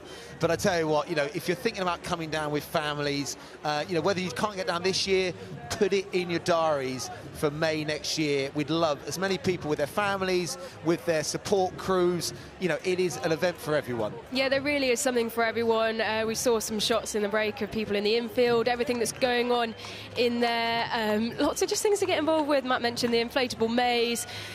There's a really big circus theme. You know, we talk about it being like the Glastonbury of athletics, and there's lots to do, lots to get involved with. We say, obviously, we're going to see the athletic stars of the future. Might also be scouting out there from some of the circus stars of the future we've seen already today. A man be sandwiched between some spikes. We've seen a man go through a tennis racket. And, yeah, it's just been a brilliant day so far, and it's now time to see the women take to the track for the first time over 10,000 metres. This is, well, we're talking both the senior races that we've got coming up, the championship races, the depth of talent that we've got in them, but also in this race as well. And very similar to the men's races we've already seen today, the depth of international talent that has come through as well. There's a lot of names that we'll be mentioning, particularly as you'd imagine, we'll start to drift to the front. Who are the international names who have come through today? Well, absolutely. And away they go then in this women's race. We've seen the men, they've had their turn. And now it's over to the women. We've got one more women's elite race after this as well. Let's just bring you the paces, because, you know, James mentioned the wave lights. We've been talking about it all evening already, but 33.55 and 35.30 are the two paces today. Quite a contrast. We haven't actually seen that so far in the program. The wave lights have often been maybe 30 seconds apart usually, but today, you know, they're looking at, you know, pretty much a minute 30 apart, James. So quite a contrast in the wave light tech today. Yeah, there is a big divide. I think that's the amount of, you know, athletes in this race number 5 for us. But this is the women's B race, isn't it? So, you know, Georgie Garrett winning last year, 33.59. But we're expecting in that first lap, you know, just inside 75 seconds, shows that, yeah, we're going to be a lot quicker this year, or expecting a lot quicker. Again, the depth in the A race shows that there is just so many people wanting to be in the A race. They just can't accommodate everyone. It doesn't work like that. But that means the B race then becomes huge quality. Rebecca Johnson is the pacemaker. Highgate Harrier wearing their other, I'd like to say, their away strip. Away strip. Yeah, this is it. And no one actually wanting to follow her just yet. So it's very interesting. She doesn't look to be on the lights. That's why. The athletes know that the red lights are going to be 33.55. So they're going to stick to that. And I think Johnson's just going to have to slow down a little bit. Yeah, it's Rachel Wiseman who's the athlete behind her. Well, she's gone off very, very quickly. She's debuting on the track, but she has a road personal best of 35.42. It's already running well within that. She's clearly got some confidence to stick to the back of the pacer, but it is, well, she is the lone athlete who has decided to take up that early pace. And like you said, Matt, you know, we've got to keep an eye out for the wave light technology, and as they go through that tunnel of love, you can see how far back it is, and it is a pacer who has gone off very quickly here, well ahead of the lights. And you know what, she may well have had a discussion with Weiser beforehand, because it looks like Weiser's very happy to be in behind her, and they may have just had a little chat on the start line and just said, look, I'm looking for a little bit quicker, can you take me around? They've got the lights, leave them to it. So up the front though, through an 82, and that's a little bit more like it, so they are settling down a little bit. Yeah, and you, I mentioned that, you know, there is a depth of international talent here, and the athlete who is glued to those red wave lights and is leading this trailing pack here is Ines Hamoudi of France. She's 21 years old. She's got a personal best of 34.16, and she's one of the ones that we had highlighted before the race of one of the athletes who would be well up there. But it's Rachel Wiseman who's currently the only athlete sticking to that early pace. Yeah, I mean, Rachel's in decent enough shape, 16.16 in the podium 5K race in Leicester. So, you know, that was a decent run. 12th at the Inter-Counties cross-country, so good endurance there by the Basildon athlete. She's a master 40, so, you know, laying down some really quick times. But, you know, I remember back in 2014, a certain Joe Pavey, so won the A race as a Masters athlete. So, you know, you can run very fast into your latter years if you've taken good care of yourself. Oh, I mean, look, Kipchoge's testament to that, isn't he? Isn't he going on 40? We saw Mo Farah at the London Marathon as well. Age is no object, really, in this day and age. Athletes being able to continue in this sport much longer than previously recognised. Yeah, and we see now they are more onto the lights. Sometimes it does take a little bit of time for those lights to even themselves out, and now it's Wiseman who's still slightly ahead of it. Maybe she's just had a quick chat with the pacemaker and just drawn it in slightly. But they are now on those red lights, and there's a pack of probably, would you say, about 6 or 7 there trailing behind, and right at the back is Emily Moyes, the steeplechaser who started to make her way up, to make the steps up onto the longer distances. This is her first track 10K, but she's run a good 5K recently, and she's in a nice position at the back of that second group there. Yeah, Inez Hamoudi is the athlete that's giving chase in the green. There's a strong Leeds City contingent as well.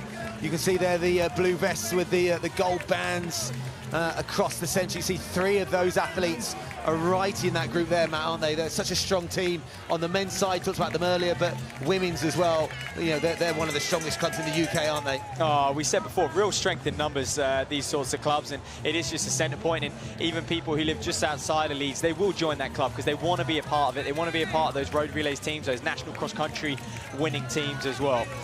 Yeah, one of the Leeds vests in there is Camilla McNesby. She has a personal best of 34.06 on the road, and yeah, she'll be one of the athletes to keep your eyes on. Jenny Walsh is right there as well. She's, I mean, you know, a quality runner, hasn't she, on almost every single surface. And she's no stranger to the 25 laps of the Parliament Hill track here at night of the 10,000 metre PBs. And if you're joining us on British Athletics, on European Athletics, or on running, a very warm welcome. This is race number 5. Do stay with us. We have some absolutely cracking races happening on the track now, but going on into the evening, we finished with 2 A elite races where we're going to be challenging World Championship qualifying times. We could be getting towards the 27-minute barrier in the men's. We're looking at breaking the 31-minute barrier in the women's race for the first time, and it is just building and building. And I think this is testament. The event started back in 2013 by Ben Pucci and his Highgate Harriers team, where they watched the British champs the year before, and I think only 1 female athlete finished in the trials. I think that was the trials for the Olympics. And it was, this can't continue, this has to change. And they decided, and has been the British Championships ever since. So these athletes, obviously the quality of British athletes in the A race, you know, they will be taking the podium positions, but you know, the amount of British athletes in this B race just shows what an impact they've had in the sport in just 10 years. Yeah, they've made 10,000 metre running sexy, haven't they? They've made it something that you want to be involved in. This is an event that I remember sort of growing up and people saying, also particularly over the years when I started to make the steps into becoming a senior athlete, you know, people saying, come on, this is the event you want to be at. And it made 10,000 metres, particularly on the track, which is something you don't see around very often. You know, even at county champs level, it's hidden away on a different day. It's never really in the spotlight, but this is a day, this is an evening where 10,000 metre running on the track is prime in the spotlight. And it's great that this year, you know, last year we had the MC Carr Mile, the Millicent Fawcett Mile. This year we've got the 800 metre races. And when you look at the athletes who will come through that, who might be the athletes in 5-10 years time that we see on the track, you know, you can see there Jennifer Walsh. She was actually the English school senior champion over 800 metres back in 2011, and here she is, you know, probably sat in about 4th back there. You can see her just towards the outside in the Leeds vest. You know, these are athletes that we'll see later on, you know, around just after 8 o'clock when we see the 800 metre races, who we'll see in the future racing the track over 10K. I think you're absolutely right, and do you know what? I think this is actually the only real opportunity globally to run a 10,000 of this caliber for this level of athlete. To be honest with you, you can go anywhere in the world and you're not going to get crowds like this, an atmosphere like this, you know, if you're at this level, and even the elite level. You know, athletes who have competed at the Olympic Games, the World Championships, I'll be interested to hear their thoughts after, because I bet you this is one of the best atmospheres that they're going to compete in. Yeah, and we talk about the youngsters who will be doing well later on. It is the French youngster who's starting to bridge the gap here, Hamoudi. She's only 21 years old, and she's the athlete who has taken up the gauntlet and the chase on Rachel Wiseman, trying to get back up there to the pace. So Wiseman just on the end of those red wave lights, which are going around at 33.55 pace. Walsh is in there as well. The 2 Leeds athletes are the ones who are pulling along here, but it is the French youngster who's decided to bridge the gap. Yeah, Alice Gardner's the other athlete in there in the Aldershot vest. Again, we talked about Aldershot being such a powerhouse, and she's only 20, represented Great Britain multiple times at junior age group over the cross-country European champs. So, and with a 16:23 lifetime best from, I think it was last year, she's made a jump forward. Then there's no reason why she can't be in close to 16-minute shape, which then would translate to around about the 33.5-minute mark, which that's what they're operating at. So this would be great for a B race. You know, we are in the early stages here, but we talk about, you know, you've just mentioned it, and I'm looking down the list here. A lot of these women in this group are around the mid-34 personal best, maybe even the later stages of 34. And we've said so many times, you know, you just don't get the opportunities to race on the track in 10,000 metres, and particularly if you're going to be the only woman turning up to a 10,000 metre race at a county champs, it's not really that attractive. Whereas given an opportunity to race in a big pack of a really strong field of obviously British women, you've got a sprinkling of international talent as well. This is a really great place to race. You know, they don't call it Night of the 10,000 metre PBs for nothing. There will be, I predict, I'm going early on this one, a lot of women in this group who will come home with PBs tonight.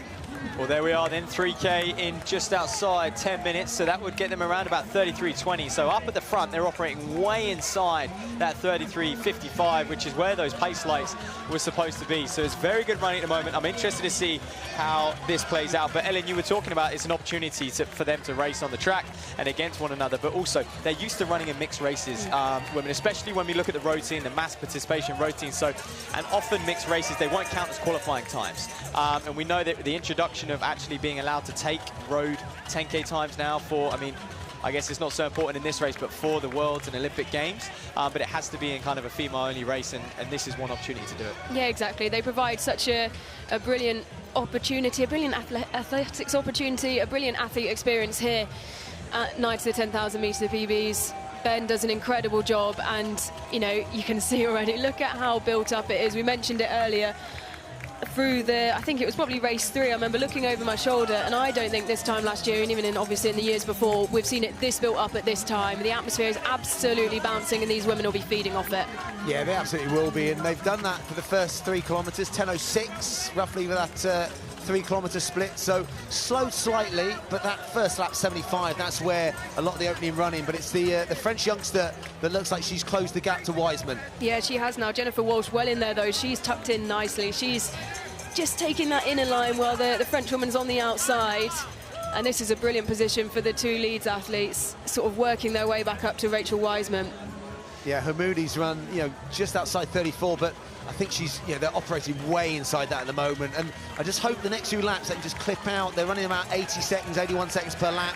They need to kind of, you know, consolidate now as a group, rather than it be too, you know, kind of you know, split up and splintered. I was going to say, James, it is splintering quite a lot, and we're starting to see, you know, there's 3, and we haven't even hit halfway yet. So I think it's going to be a lonely ride, an 83-second lap. They're just tagging on to the pacemaker there. We know they've gone well out ahead of the lights, which is interesting. It's interesting the lights, you know, if they knew this caliber of athlete was turning up today, that they didn't program them to perhaps go a little bit quicker. So the athletes might be a bit frustrated in that, but hopefully, you know, that pacer, Rebecca Johnson, can actually carry them at least to 5K and maybe beyond. But we got a race within a race here, Ellen. Yeah, and we did question it earlier why the pacer had gone off so quickly. Maybe that's something they had in mind. Maybe, you know, when they were looking at it later on towards the end of this week, they might have gone, well, actually, we can see we've got a slightly higher caliber of athletes who are wanting the pace further than we might have expected. So we're going to put our trust in the pacers. We've seen them already this week or today be so brilliant. You know, the team that Highgate have put out, not all Highgate runners of course themselves, but they're wearing the Highgate bibs, and they've done a brilliant job of pacing and guiding these athletes to, you know, the PBs that they deserve, and I'm sure we'll see no different here in this race. The strength of the women supporting this race now probably asks the question of there's probably going to be a C race and even maybe a D race in the next couple of years. It's just, but we can end up starting a little bit earlier. But I think there's definitely going to be a case now, because obviously you talked about the standards. You can see it's getting a little bit chaotic now, but that is just purely the number of athletes that want to be in this event. But obviously there has to be, that divide between the A race and, you know, the second race. And, you know, at the moment maybe there's a case for a C race. Yeah, look how early we are in the race. Probably I'd say maybe it was 2 or 3 laps ago this group of women lapped their first lap runner, and it's one of those things where you wouldn't see that in the men's race, because obviously we have so many more men's race. You know, we've already had 4 before this one tonight, where, you know, it's more spread out and it's more, you know, suited and seeded to the athletes. And, you know, you don't want to be running too far out into the, you know, lane, what would be 3 or 4. We've got a brilliant MC having the time of his life over there. But, you know, they don't want to be drifting too far out every lap, which is what it looks like they're going to have to do at the minute. So I wouldn't be surprised if in the next couple of years we do see Ben expand it. And we got to shout out Pete Scott James, because he is the MC of the athletics world. He's an absolute legend. And how many years has he been kind of jazzing up athletics, you know, from trackside? He gets older every year in age, chronologically, but seems to get younger in how much energy he has. Whatever Pete has for breakfast, I think we all need a Peter Scott breakfast. So, and there he is on the screen. He's got a megaphone. He doesn't need the megaphone, though. If you ever heard him speak, he's not using it. He's got it tucked under his arm, hasn't he? Doesn't need it. He has such energy. He knows everyone. He can rap a song about you off the top of his head. I don't know if he's ever done that, but it looks like he's hassling a few customers, if you like, viewers on the side. He wanted to get them involved as well. But going back to the race, these are nice problems to have. The fact that there's so many athletes. As I said, we go back to that story that, and it wasn't, you know, that there was only one athlete. Now we've got too many athletes that want to run in the same race, that now it demands more races. This is what Ben and his team have built, and it's just great to see. And the fact that people are travelling from France, from, you know, all around Europe, all around the world, to want to be in these races, you know, that's a real special thing. Yeah, absolutely. And, you know, we've already mentioned it tonight. Obviously, the French woman you can see in the green there, we've already said she's only 21 years old. In the trailing group, we've got 2 20-year-olds. This is an event that is drawing a really young crowd as well, and it's not, you don't want it to be hidden away. You want the youngsters to come out here and have a chance to race. And, you know, we mentioned it before, in years gone by, you might be maybe 27 debuting on your track, you know, over 10,000 metres, because you're focused on your 1500s, maybe then your 5Ks, and a couple of years in each before stepping up. This, in the modern age, you know, we've spoken about it, you know, there's youngsters going out and doing marathons, there's youngsters here on the track, proving that they want to be here and they want to make this their main event. They want to focus on the longer distance, and it's exactly what Ines Sanuni is doing here. And so I think that's drawing a bigger crowd as well. Well, yeah, the event's just glamorised it, hasn't it? It's glamorised 10,000 metre running. I think if you're a spectator coming here today, you come down, maybe you're 16 years old, and, you know, you tell your mum and dad, you know what, I want to be involved in that race, and you maybe forget about the 800 and the 1500 a little bit. Well, they're heading down the back straight. This will be the halfway split. So, you know, as I said, you know, the pacer, you know, Johnson has done a great job to get them to this point. I know it's been difficult. She's had to have a look over her shoulder a few times, but it is inside the 17-minute kind of time that we were looking for. There we go. It's a 3:25 kilometre split, so 16:57. So we are on the pace to run faster than we did last year for the women's B race. But it's a case now of they need to stay together as a group, and there's just a bit of a gap to the pacer, Matt, isn't there? Yeah, and it's been a gap all race long. It's like they just can't get on her. The pacer's maybe not checking her shoulder, but do you know what? She is kind of acting as a bit of a dangling carrot at the moment. She's keeping them going. They're running the right pace. They just happen to be 5-10 metres off her, and I don't think it's the end of the world. She looks as though she may be dropping out soon, so maybe kind of one last surge. But yeah, Hamoudi, first time I've kind of seen her grimace a little bit. She might just be struggling. Walsh looks very, very relaxed, as those two maybe just starting to ease away from Wiseman. But yeah, definitely these three in the running for the win in this one. Well, you can see how hot it is out there just off Hamoudi's face. The sweat already dripping off her brow. And it is the young French woman in the lead. Walsh absolutely stuck to the back of her. And Walsh is holding that sort of slightly inner position. She's stuck to the inside of the track, which obviously now she'll have to move out as they come past these the lap runners ahead of them. But you've also got to think that the pacemaker, she's doing a brilliant job to guide them around so many lap runners as well, and that's a tricky job in itself. Yeah, Rebecca Johnson has had a really good year already. She ran 9:11 indoors. This is the pacemaker herself, and you know, she's a sub-4:20 1500 metre runner, as well as, you know, she almost broke 16 minutes to 5K last year. So she herself is moving up distance in terms of, you know, great speed, great strength. wouldn't be surprised how she's paced this, that she might be pacing this with half an eye on racing it next year. Well, this is exactly what we've spoken about, isn't it? Hannah Viner, who's in this race, she was the pacemaker last year on the B race. She did a brilliant job. She's then decided this year, I enjoyed it so much, I want in, and she's doing that now. So I think, you know, particularly if you are a Highgate athlete, you want to, obviously you want to support, you want to wear your club vest, and you want to do your duty for the club, and that is. I remember last year Hannah was handing out all the, you know, the press bibs and helping with the photographers before she went and did her pacemaking duties. The club, you know, the athletes in the club do feel it's their duty to help out, help put on this event, support Ben in everything he does. But you want to get in and you want to have some fun as well. I mean, you know, watching this, I'm sure we all want to hop on the track again. But, you know, these pacemakers all want to do it, and they want to give it their best shot and do it themselves as well. Well, I think you're definitely right, and it's you can see how she's gone beyond 5K now, so she is looking to maybe get a little bit of practice in for next year. She looks very, very relaxed. We often see people do it in the marathon, don't we? You know, see if they can get a pacing gig up to 20 miles or so, just to experience, you know, fueling and what it's like in those latter stages. So I think she looks like she's definitely going to get them to at least 6-7K. She's bounding along and almost looks full of energy. She might finish.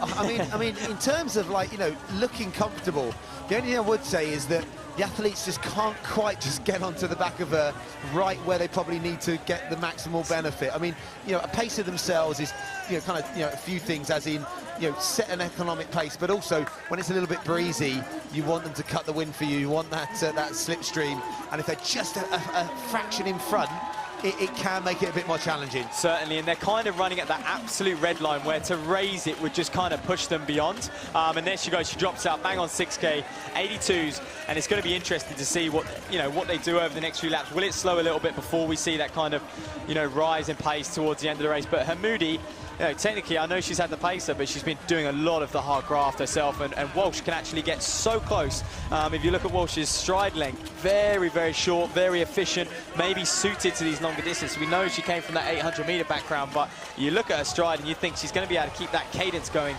all day long, and that's why she can get so close to Hamoudi. She's actually got a road personal best set back in 2014 of 34.43, and with the way Walsh is powering along here, she's going to smash that. She's going to smash that, but the fact that that was set almost 10 years ago now.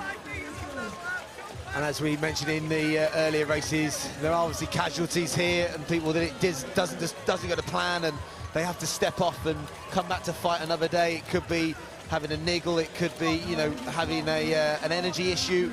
So yeah, it's just a tough one out there sometimes. Well, yeah, that was Heather Townsend who stepped off. She actually ran London Marathon this year, 2:37, and she took 18 minutes off her personal best running that. And you've just got to think, you know, we'll talk about it later on in the race with in our, you know, the women's race, the women's championship race, you know, with Sam Harrison, like how long you actually need to recover. And it's not, you know, it's not one size fits all. And you do wonder, you know, that was only what 3 weeks ago now. Was it a bit too soon for her? Well, it's not just, you know, physical stress, it's also emotional. You come off that high. I mean, London is one of those events where the adrenaline's pumping. And I know immediately after, you're just buzzing. You feel like you can attack the world, but I think it catches up with you about that 2 or 3 week mark, James, doesn't it? And coincidentally, that is literally now. Yeah, you can almost have this kind of honeymoon period after. Yep. You feel great, you're on the, you know, the top of the world, and the body kind of forgets it a little bit. You rest for a bit, you start back running, and you almost kid yourself you're okay, and it's almost now, it just settles in, and there's no hiding in a 10,000 meter track race. The moment your legs start to go, every bit of fatigue that you built during a marathon will just jump on you, because training sessions never quite replicate to the absolute maximum effort you'll go to in a race, even if you tell them to, because you can't, between a marathon a few weeks ago and a 10K now, go to that maximal effort. And it is sometimes, but there are athletes that will pull it off, and you know, we could see Sam Harrison run phenomenally later, but yeah, sometimes it doesn't. But this race right now is fascinating. We've got 3 athletes. It'll be interesting to see where they are on the next split in terms of kilometres, see whether we have, you know, maintained that 34-minute pace or just inside, or whether it has slowed down having lost the pacer. Well, this will be, I believe, the, I was going to say the 7K, but that's going to be round on the other side on the bend there. So another 82. So they are still hovering around like that 3:25 mark. It's interesting dynamic here, and this is perhaps where the inexperience of track 10Ks for these women steps in. I mean, Hamoudi seems content on running on the outside of lane 1. Walsh inside of her, and Wiseman, for some reason, just wants to run round just on the outside of Walsh as well, when she could just relax and just tuck in on the inside of me. I've mentioned it time and time again, it's 7 meters a lap if you run around in lane 2. Okay, she's not in lane 2, but she's in lane, James, you know this, 0.5. Anyone that knew me when I raced, I'd only go outside lane when I was overtaking, but yeah, we used to call it the lane 0.5. So yeah, I mean, for a 10,000 meter race, it is much more economical to sit in. But actually, if you're coming from a road background, do a lot of road races, you're quite used to running in a kind of an open... In your own zone, yeah. In your own zone. So, and some athletes also don't like, what is the hill recovery of other runners, and they quite like to see where they're going. So, I mean, if you find you're comfortable in that and you're happy with that, it doesn't make a huge difference. But it is a little bit of an add-on. I think you're right, and I think it also depends how you train. A lot of these women, I mean, they're at the level where they probably do train alone. They may jump in with some male counterparts. Especially you look at Jenny Walsh at Leeds AC. There's going to be plenty of people for her to run with, but they'll be fitting in, running around their jobs. They're all full-time. They do a terrific job. Knocking out 80-90 mile a weeks. Around full-time work. 9 to 5s, and a lot of it will be solo, so they won't be used to kind of running this close to people. Well, Wiseman has moved well up onto the shoulder now of the French athlete. Is she just going to tuck back in there as they go through? And Moody seems content of just holding the lead. She doesn't want anyone else to come around and share it. She wants to be at the front. She wants to control the pace. She's doing a good job at the moment, but surely you'd just happily let someone come around for a lap or two. And they're going to have a bit of traffic now again, because I think they've gone back on the kind of circuit of lapping people again. So, and you can see there's almost a train of athletes. So again, there's a skill to to the gaps and kind of going up and down gears to make sure. What you don't want to be doing now is fartlecking, as in going too fast, too slow in between speeds, and also that guesstimate of whether a runner's going to pull out or make room for you or not. But yeah, it makes it a little bit more challenging. But I tell you what, Gamoudi's really impressed me the last few laps. I mean, she's only 21 years of age. She's operating way inside her road personal best. This is her first track 10K. But she's, she looks in pain. It doesn't look easy, but, you've got the youngster 21-year-old against, the master 40 Wiseman. This is experience versus youth at the moment. We say it's experience versus youth. It is actually the youngster who has the on-track experience for a 10,000 metre. The other two on their debuts on the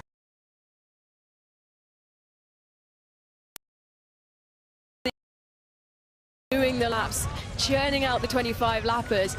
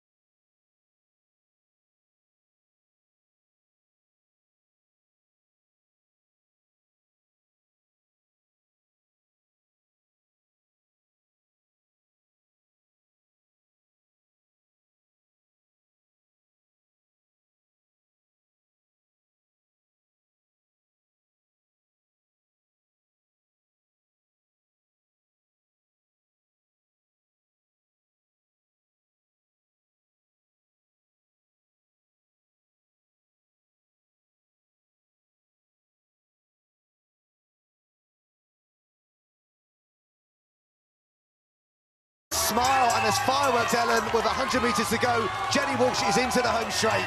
There's that 800-metre speed. There's the smile. She might be reliving that 800-metre gold from English schools in her head right now. Look at the way she's charging. She's absolutely flying. That's unbelievable from Jennifer Walsh. The last lap. What a finish. Incredible. And she has absolutely smashed her personal best. It was set on the road, 34.43, and she's taken the best part of 40 seconds off that. A nice 71-second last lap as well. And I tell you what, there were fireworks before the bell, there were fireworks of 100 metres to go, and then the fireworks in the last 50 metres. And I tell you what, I loved seeing her smile when she went into full... That's track mode. That's track mode. Track mode. Yep. Went into the gears. She knew she was going to win in that home straight. Yeah, I feel like once you've been an 800-metre runner, once you've been on the track, once you know you've got that speed in your legs, no matter how long ago it was, 2011 it was when she won that gold medal, I guarantee you in her head she's back there running that English schools race again, and she was flying. She was loving it. Todd Dixon used to say a miler's kick does the trick. And I tell you what, that was a very, very special kick in the home straight. And, the beer that she's going to win for that will be very, very well earned. But I tell you what a race. And, the young Spanish athlete that, really took it to her. And I thought at one point down the back straight that, we had a change of guard in that last lap. Well, yeah, I mean, that's the second time that's happened today. The long-time leader has managed to hold off the person closing on the latter stages as well. A nice little victory dance. And look at that, long-time friend Amelia Greco as well. They've been up through the age groups together. Amelia here working with obviously the event sponsor as well, congratulating her long-time friend as well. So if you're just tuning in, welcome to the night at 10,000 PBs, and I hope this sets the tone for the rest of the evening as well. You're absolutely right, Matt. There would have been a whole host of personal bests set in that race, still being set right now, because that strong field with such depth, they're still crossing the line now. You can still hear the bell sounding in the background. Athletes coming through, stopping their watches. Don't worry, we are timing you as well. So if you are looking for times, head to the on-track system, and our open track system, I should say, and check those times. Also loads of lap splits, those stats lovers out there that love going through the different kilometre splits. They're all on the open track system. But again, wherever you're joining us from around the world and around the UK, we're delighted you're joining us here for this superb event brought to you by the Highgate Harriers. And it is an event that has got so many partners, so many supporters have come on board with such support this year, Matt, haven't they? And the City of London as well. They're then going to invest £2 million in refurnishing this superb facility, and it's just going to go from strength to strength, isn't it, Matt? Well, exactly that, and I think On want to continue to grow. I mean, they've got a huge, stake in the markets at the moment in running, and they just want to keep pushing on as well. They're pretty much the leading brand in the way they're kind of being innovative, jumping on crazy events like the night at 10,000 as well. But I think that race and all the races we've had previously just highlight that the 10,000 can be thrilling, it can be interesting, and regardless of the kind of level you're watching as well. I mean, we've still got the elite races to come, but we've still been spoiled with some amazing races. Absolutely, it was the same last year as well, wasn't it? We mentioned earlier that race that Dean Casey went on to win. That was, I think, my race of the day last year. Just because it was such a brilliant run from the Irishman. We see him, he's been promoted into the top race this year. And I think because they have that system where, if you prove yourself in the earlier races, you can make your way up the order.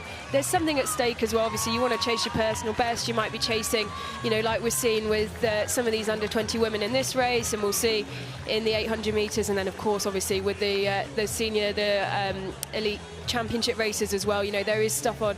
There's a lot at stake. I think it just makes it so attractive to watch, and it makes everything, when you've got athletes constantly fighting for personal best, constantly wanting to push themselves, it makes it a great watch. Absolutely does. So that was race number 5 for you. We've got race number 6 off at 7:30, so just in around about 10 minutes time, and that will be the last race before we go live on the BBC Red Button. Yeah, so much action to come, and I can't wait for those junior 800-metre races. This is going to soak up that roar. I could, really feel the crowd as she crossed the line. But how did we get there in that Women's B race, race number 5. It was a fast start, 75 seconds for that opening lap. Wiseman was the athlete that really was the early aggressor to go with the pacer, Rebecca Johnson. But it was also the French athlete Hamoudi who closed that gap. But Jennifer Walsh, the whole time, Ellen, was just there and just waiting. She was. She ran a very intelligent race just to tuck herself in behind. And Hamoudi was happy to let her. She wanted control of the race through particularly the first. And then Walsh was the athlete out of the 3 who decided to make that attack. She took control, and what a brilliant move it was as well. Rachel Wiseman, she was the early leader in the mix. And there was the moment that Walsh snuck up the inside and decided to push on with about 2 kilometres to go. And it looked like that she had it all sewn up by herself until the young Spaniard, Clara Las Helas, decided to put on a late charge. But in the end, it was Walsh who dug deep, found that 800-metre speed that she had as a youngster, and took the win in emphatic fashion. A superb atmosphere down that home straight, and look at that. The joy of the teammates. But so many personal bests behind as well. Night of the 10,000 personal bests, and so many set in that race. So, and we've got Rachel trackside. Down to you, Rachel.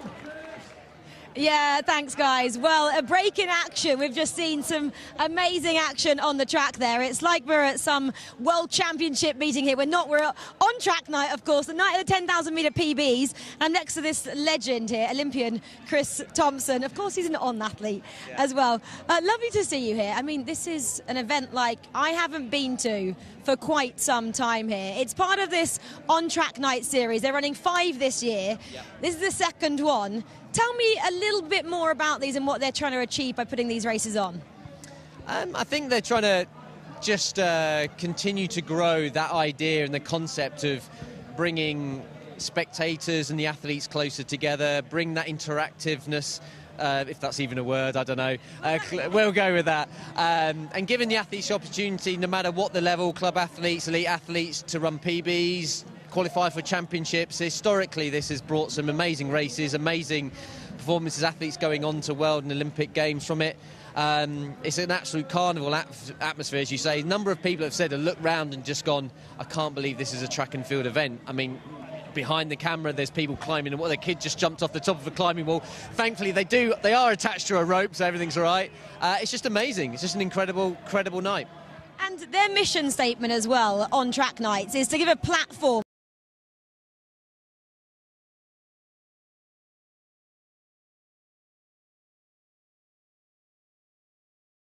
and you just mentioned there kind of the importance of that. Do you look around and go, this is like a world championship night and something they need to get used to if they want to be at that level?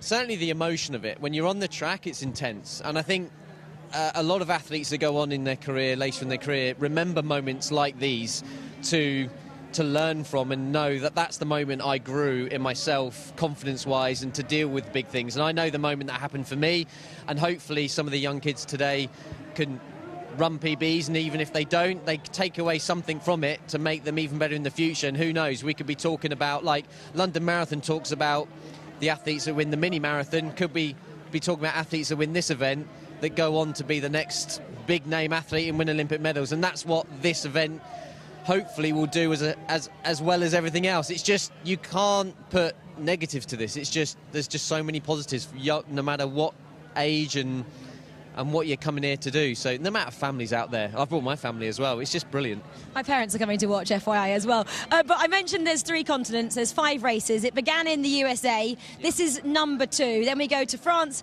Vienna, and then Melbourne as well. So it really does cover the world. And it doesn't just give then British athletes a chance. Tonight, there's a world-class field from around the globe. I mean, how important is it as well to transfire across the globe and go to different continents?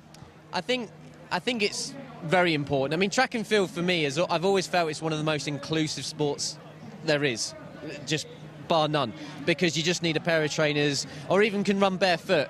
And I think that's where this, the going across the globe with this event just helps everyone have their own little moment of festival, their own little backstage moment. And I think it's just, it's good for the sport, and it's good for people to experience that no matter where they are. And I hope, I'd love to go to the final event in Oceania. As a beacon that could, with the series and more series, who knows, we could have so many events doing stuff like this. But I think it's just, again, it's just awesome. I'm almost lost for it. The amount I've talked about this event this week, the amount of interviews I've done, and I feel like I'm regurgitating that stuff, but you almost have to see it to believe it sometimes. And you've raced this event before yourself as well, and you know, we've watched the athletes here tonight. You know, was it important for you to perform well here and get PBs and just show maybe not athletics fans? Because I think there's a lot of people around here as well that probably have never watched an athletics race before, just how great this sport is. Definitely. I've had friends come who would never come and watch me run normally, if they're being honest, and they have come and watched me. I think it's so they can hurl abuse at me because they can get really close to me. But the point is that, yeah, exactly that. It's a place that's has fond memories for me of what it did and the performances I had. And people have come up to me and said, I remember when it was myself, Andy and Alex G had that famous finish. In 2014, I came here and had a battle royale to make a European team. I mean, there's memories like that just stick with you, and hopefully there's loads of people getting memories like that. And for me, it's incredible. Like I say, it was a shock to my system when I first did it, and I'm gutted I'm not running, but I'm glad I'm seeing the other side of the coin so I can experience it from every angle. Mentions people who come.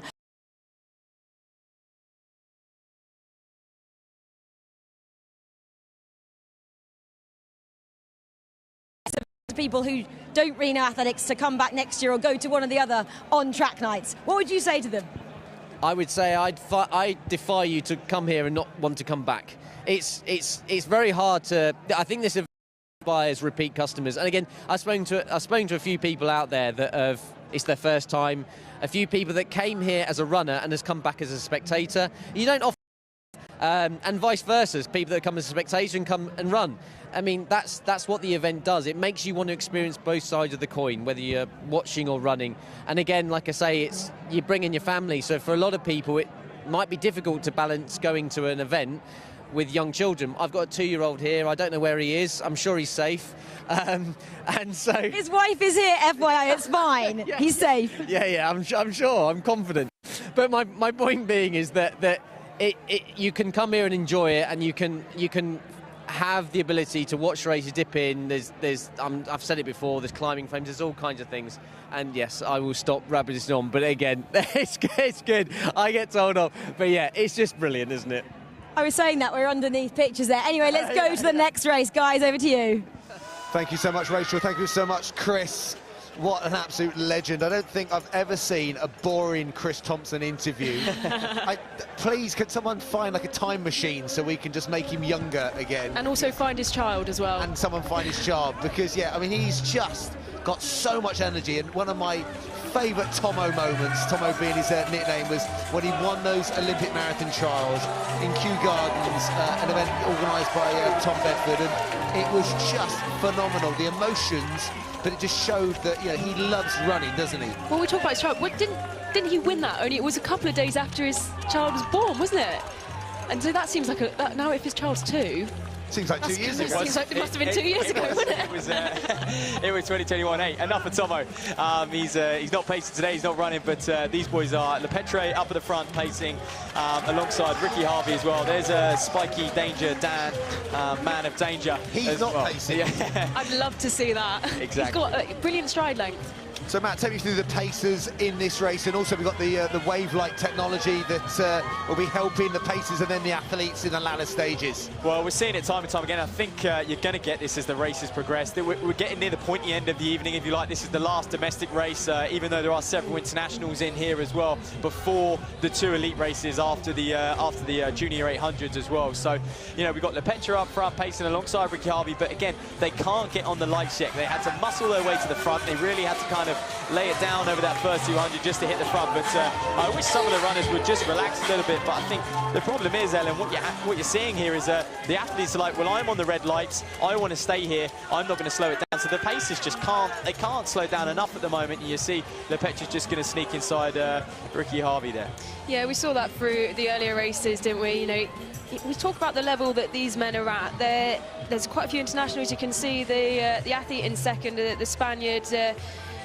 You know, there's still athletes, though, who aren't used to running with wave lights, and we've spoken about it time after time, how it might just be something where it just takes them a second just to adjust, get used to it. Maybe they're too focused on the lights, but I'm sure, as we've seen in the earlier races, once they get through probably the first maybe 4 or 5 laps, it'll all settle down, and it does tend to. And you know, a brilliant job from the pacemakers as always, just to try and calm it down slightly and make sure the athletes are comfortable where they want to be. And you know, for a lot of these leading men, it will be right on the red lights. Have a look when they go in the lactic tunnel of love. There seem like there's some green strobe lights in there as well. So as the evening goes on, I would not be surprised. It's going to be like a disco in there. There's a DJ on the back straight. I mean, and you can see the light technology there. You can see obviously the red lights and the green lights. But if you look above, maybe that was just my own imagination. I think it could be their spikes. There's a lot of bright coloured spikes out there. Here, look, 253. That is literally bang on. So they have managed to settle it down a little bit. 255 would be 29.10. So that's easy maths for those of us, you know, kind of in the run, in the sport. I guess we know that 70 seconds is 255s, and we lock in on that. I mean, Dean Casey did a terrific job last year. He's now in the elite race. The youngster, he was just what, age 19 last year or 20 when he won that B race in 28.50. What they want today? Oh, it's a big race, and I know, you know, the Irish fans, and welcome tuning in from Ireland. I know you're huge supporters of this meet. A lot of the athletes that have made it over. Yeah, I mean, that was a great run by Dean Casey last year, and I just think, you know, this is that 29-minute barrier for this B race. That is one they want to get done. They want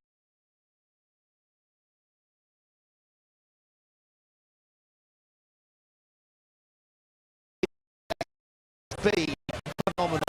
Support the pace, making sure it's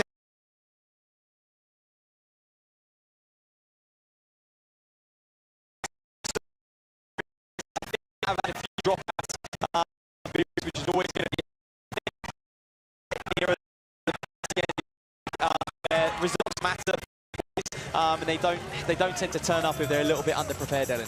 Yeah, the athlete who is tucked in behind the paces at the moment is Sander Bokorteren of Spain, and I wonder whether he'll play a similar game to what we saw with our Norwegian.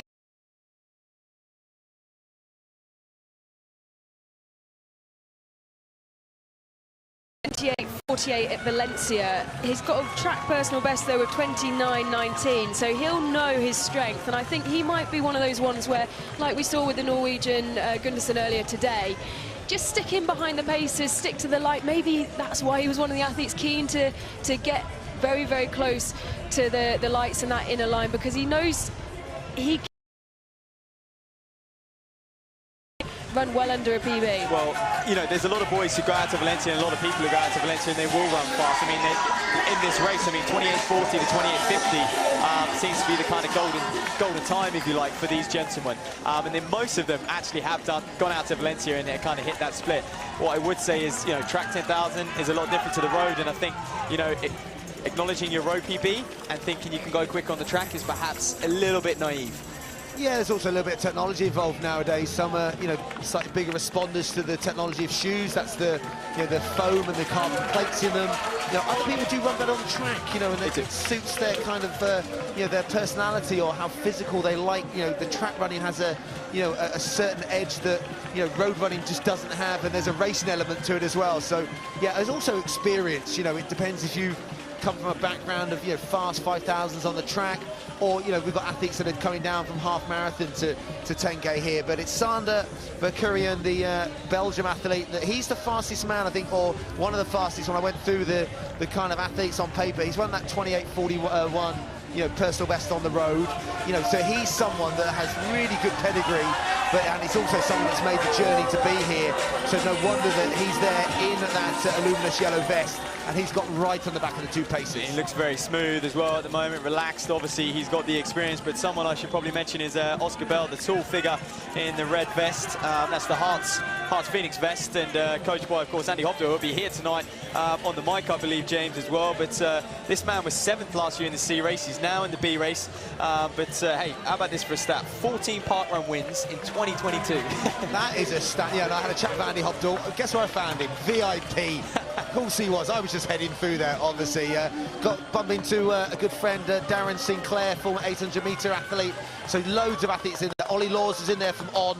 And Ollie himself, we go back years and years of running together when he was Shropshire School's best athlete that came out of there for a long time, and then went on to Loughborough. But Ollie part of On, and speaking to him and the enthusiasm, and he said he listened to the live stream and you could get the sense of atmosphere, but he said it wasn't until he got here, he said he realised, oh my God, this is just phenomenal event. Well, the way he talks about the brand, and I guess, you know, how excited he is about the brand, has been for years. I mean, he's been involved with them for a few years now. He really has seen them grow and take the running world by storm, and, you know, I hope this, you know, this On series is around to stay as well. Yeah, Rachel was talking about the On series, isn't it? That you know, it's heading a few different locations. So I think next up, there's obviously, you know, a strong race in Vienna, and there's a few other locations. There was one obviously going out to Australia, so which we're available for. Which we are definitely available for. Our eyes lit up because we can accompany Chris Thompson, can't we? Absolutely. So just back to the action. We're going to get their 3K split the next time they're over on the far side. So after they've gone through the lactate tunnel of love, but all single file at the moment, and a procession, if you like, and they all know what they're doing, these gentlemen. And well, basically at the moment it's very simple for them: hug the red lights and follow the man in front. But Lepetra and Ricky Harvey doing a very good job. They're very smooth athletes. We spoke about 10K PBs. Lepetra is a 28-40 man on the roads himself, I believe, and 342, 1500 guys. So these boys well within their capabilities.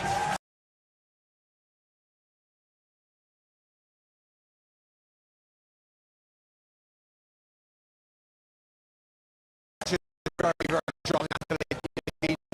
A real kind of talisman with the Highgate Harriers, especially with, you know, their cross country, their road. But yeah, Harvey, I'd like to say he's an Aldershot and Farnham athlete, isn't he? So he is. Yeah, we're trying to get him to move clubs, of course. He does live and train in Bracknell, but yeah, he's just hit the front and taken Lepetra, and I'm sure we'll have more on Lepetra later as he wined and dined Paul Chilimo before this race and showed him around the track on Friday. Did a few pre-race strides with him as well.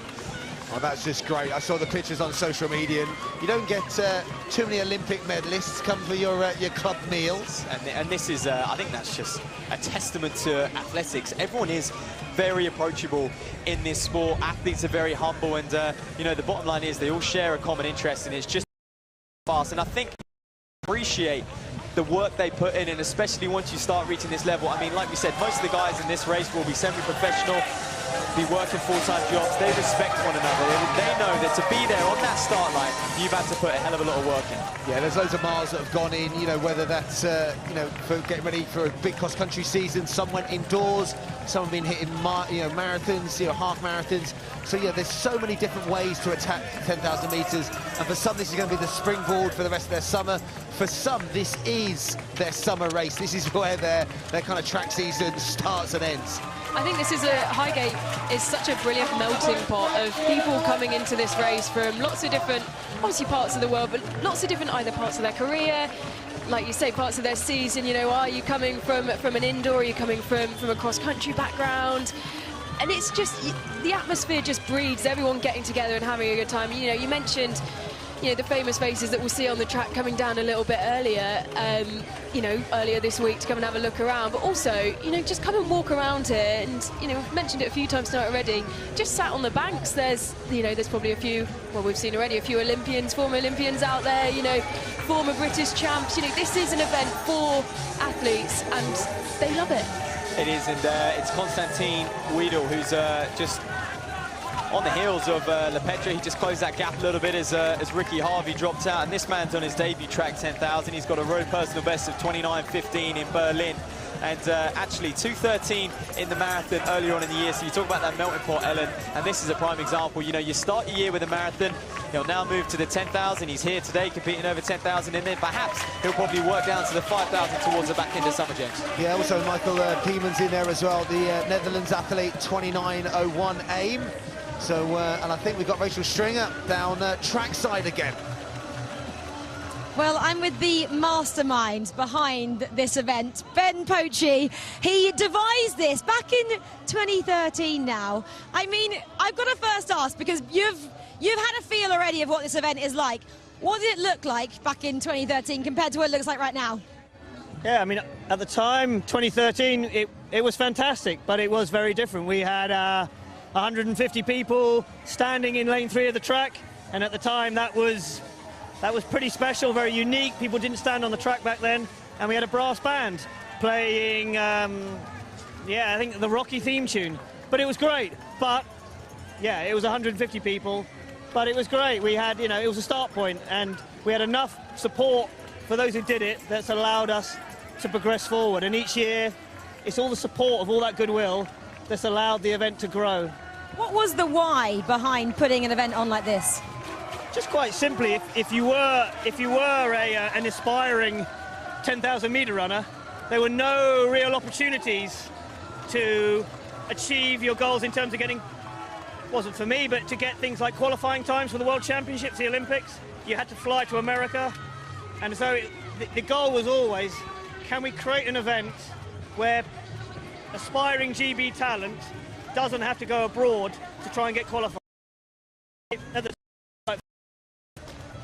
That's the point we got to after a few years, and yeah, I'm very, very proud of everyone who supported the event, everyone, all the volunteers, got all the spectators and all the athletes who've made it what it has. It's all that goodwill. It's a collective movement of people who want to celebrate their sport, and I'm eternally grateful, and it's that has got us to this, you know, which is so far removed, but it's the same people. And I've said how I think this is an amazing event, and everyone who I speak to absolutely loves it as well. When you go home tonight after this event, you'll sit down and you'll reflect. How do you think you'll reflect on tonight's event? Because I'd say it's pretty special. That's very kind. I think, touch wood, it's my job to worry, so I massively worry. You've got a big crowd, we've got the integrity of the race, which is paramount to me, so I can't relax. I want that last race done. I want great experiences from the athletes and the spectators. And at that point, I relax. I still don't even know half the results. It's only tomorrow I find out results, and I'll look at the footage and you get the feedback, and then, yeah, you can bask in what everyone has helped create. You know, there's so many people that make this happen.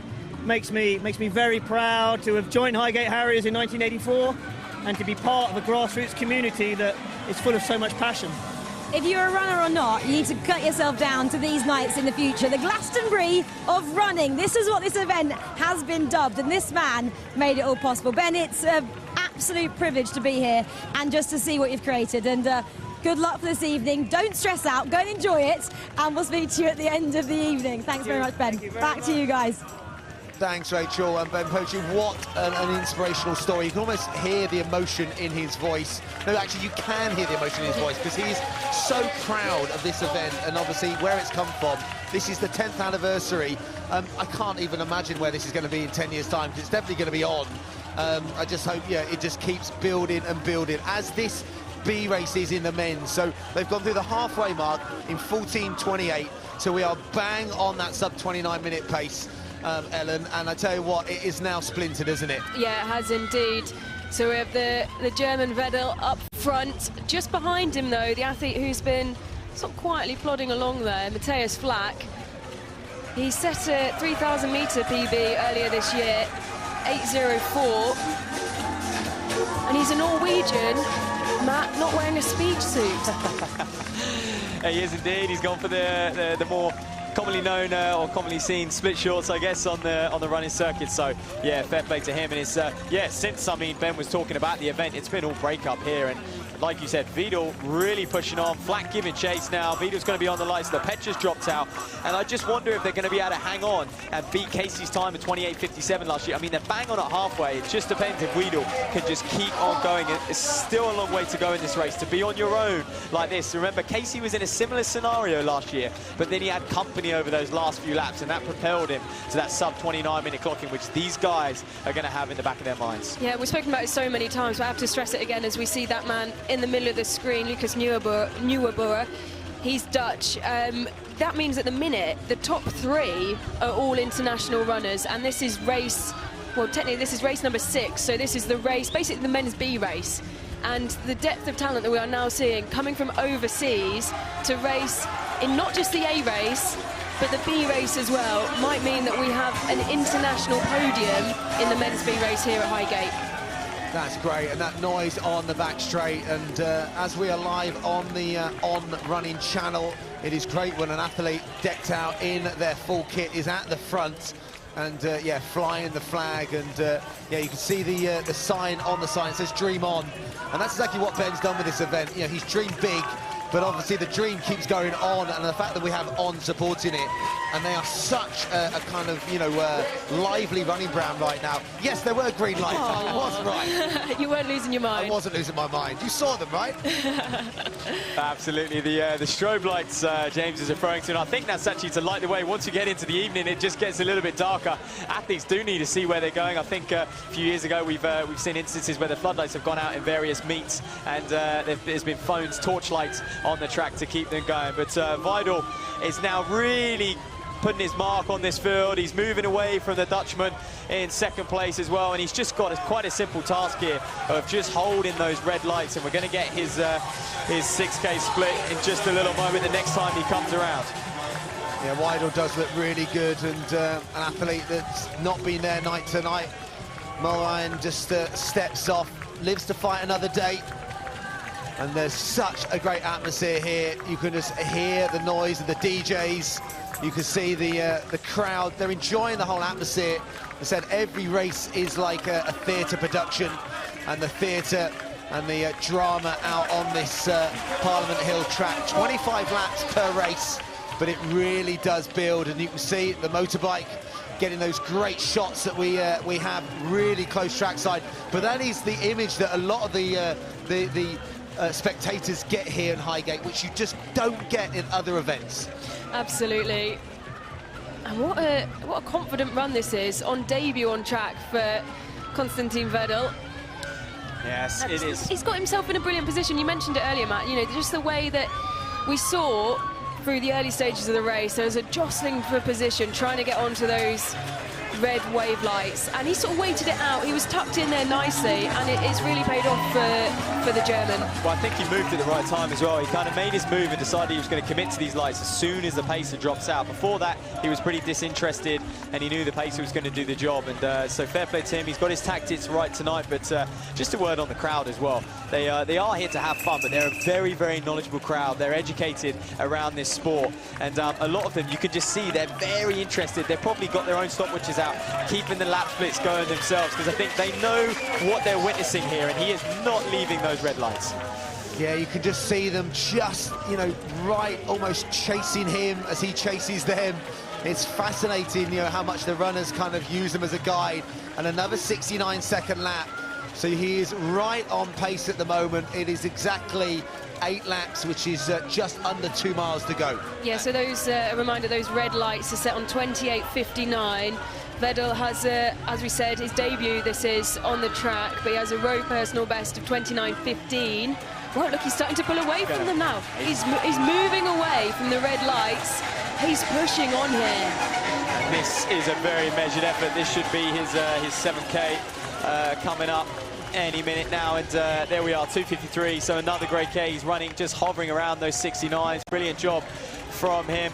2016 at the 7K mark, and you know, one thing I would say, those red lights, it is the back light which is the time, so which is 28.59, for example, in this race. Yeah, and he's an 8:43 last 3 kilometres to get inside the 29-minute mark, which is definitely the aim.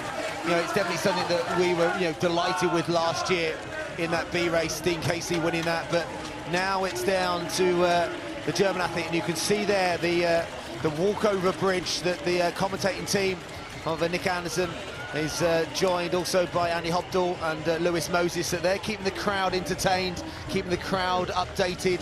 But at the moment, it's a phenomenal bit of running by Wedel. Well, this is it, and the crowd need to be, you know, engaged, because they can't see the runners. There's certain areas of the track, like when they go through the lactic tunnel of love, they can't see. So there's a lot of anticipation. They'll be, you know, on the home straight, they're waiting for them to come around. They're seeing how they're going, see if their friends have kind of moved up or dropped back a little bit in the race.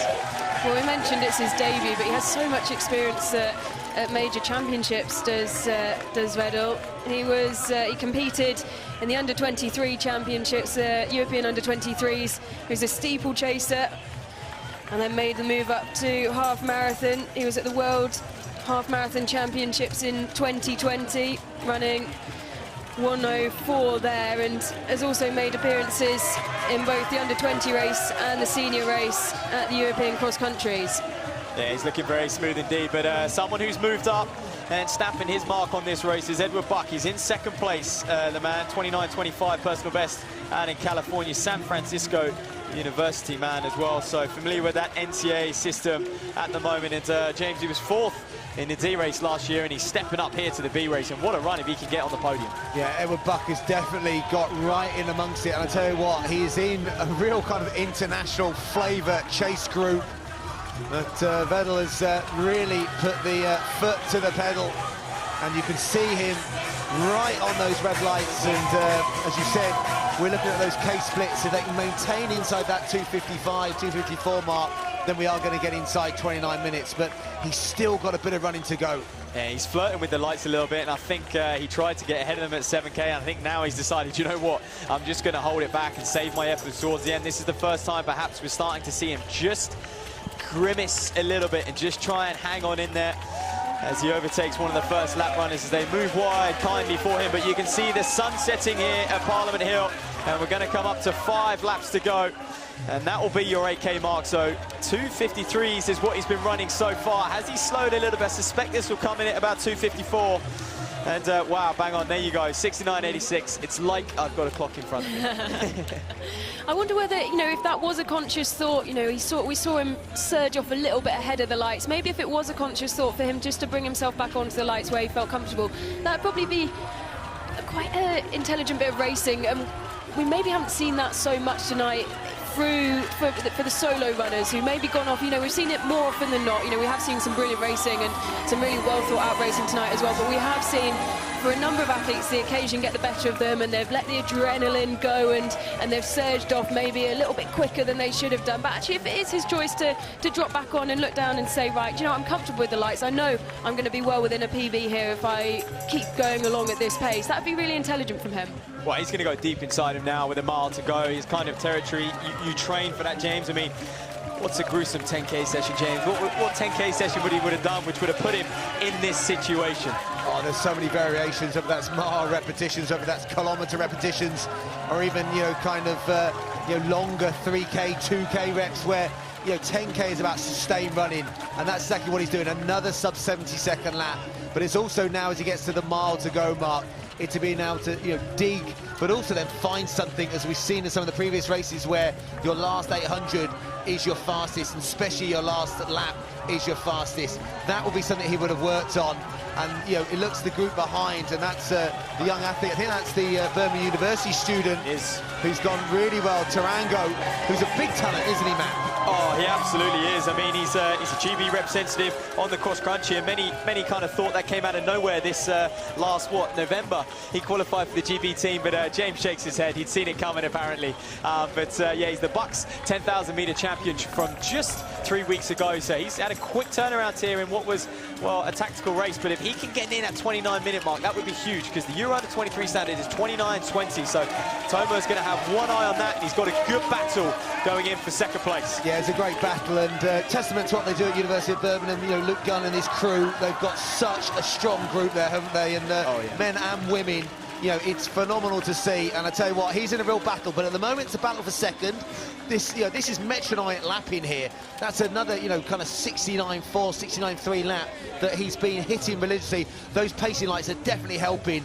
Now, you know, the next split will be the 1 kilometre to go. Now, that is something that they will do multiple reps at 1K off short recoveries, but to maintain that pace. And he'll be running 2:53s in his sleep, I would have thought. I think he's decided, you know what, I'm going to go now, and he's going to just start turning the screw. I mean, you could argue he's in the wrong race here today, because it's been all Vedel for a very, very long time, and he's got over 100 metres on the boys behind him who are around about that 29.30, just inside mark. So keep an eye on Toma, who's moved up into second, the Birmingham University student, doing a cracking job trying to get that under 23 mark. But Vedel just cruising. Well, he's not cruising along, he's really turning the screw, but he just looks relaxed and he's welding those lights. That's going to give him confidence. Pre-pacing lights era, you're probably questioning yourself right now, but he's going to get, you know, that positive reinforcement that he is on pace for what he wants to run today. Yeah, he's going to know he's got 2 laps, and you know, if the strength's there and the atmosphere is definitely here, he can really enjoy this now almost. Like, you know, 68.2, he knows he's on for sub 29 at the moment, unless something really happens on the group behind, which could happen if someone closes in a 60-second last lap. They could eat it away slightly, but know, James. he looks great at the moment. He looks like he's going to close in something fast as well. Yeah, and this looks like a more conscious injection of pace here. You know, he had that moment earlier when he thought, oh, you know, I'm just going to ease myself ahead of the lights, but look how far he is now already. And, you know, in reality, it's really quite a short distance that he's already put up on the lights. That's the only person he's racing at the minute, that, and of course his personal best. And you said, Matt, you know, maybe he could have competed in the race above, but he'll take a lot of confidence from this run, and he's absolutely flying here, isn't he? You know, and he does look comfortable. You know, he has been.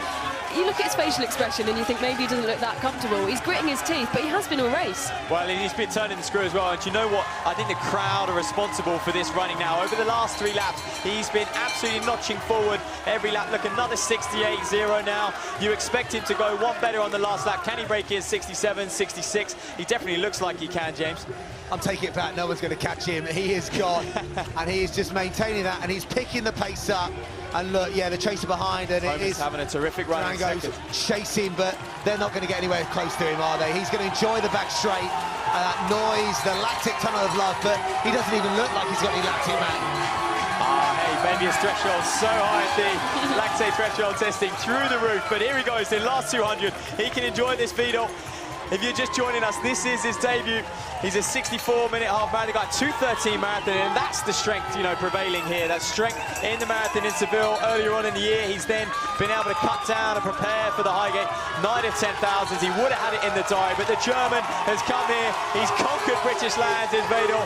Down the home straight he goes, 50 or so meters to go. What a run, and look at the distance he's got on those red lights. He's going to smash 29 minutes, 28.51. What do you make that last lap? 64.2, and that's the, not quite the quickest close of the day, I don't think. Not quite the quickest close, but I tell you what, that's an impressive run. And that last, you know, kind of 3-4 kilometers from the front, he got quicker, he got stronger, and, you know, he deserves that victory. Big lifetime best. I think he can go another 20 seconds faster.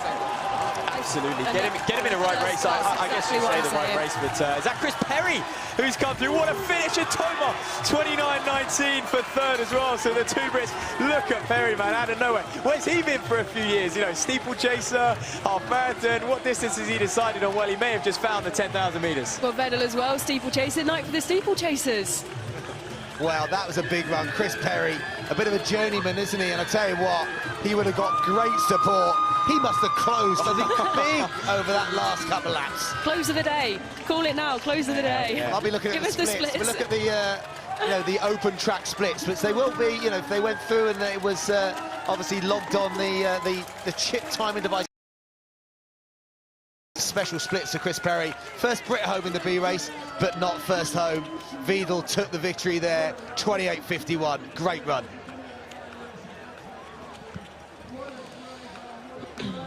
So what a superb bit of running in that B race, and we've got some superb action coming up. And there you go, more of the volunteers saying well done. They're soaking up the volunteers.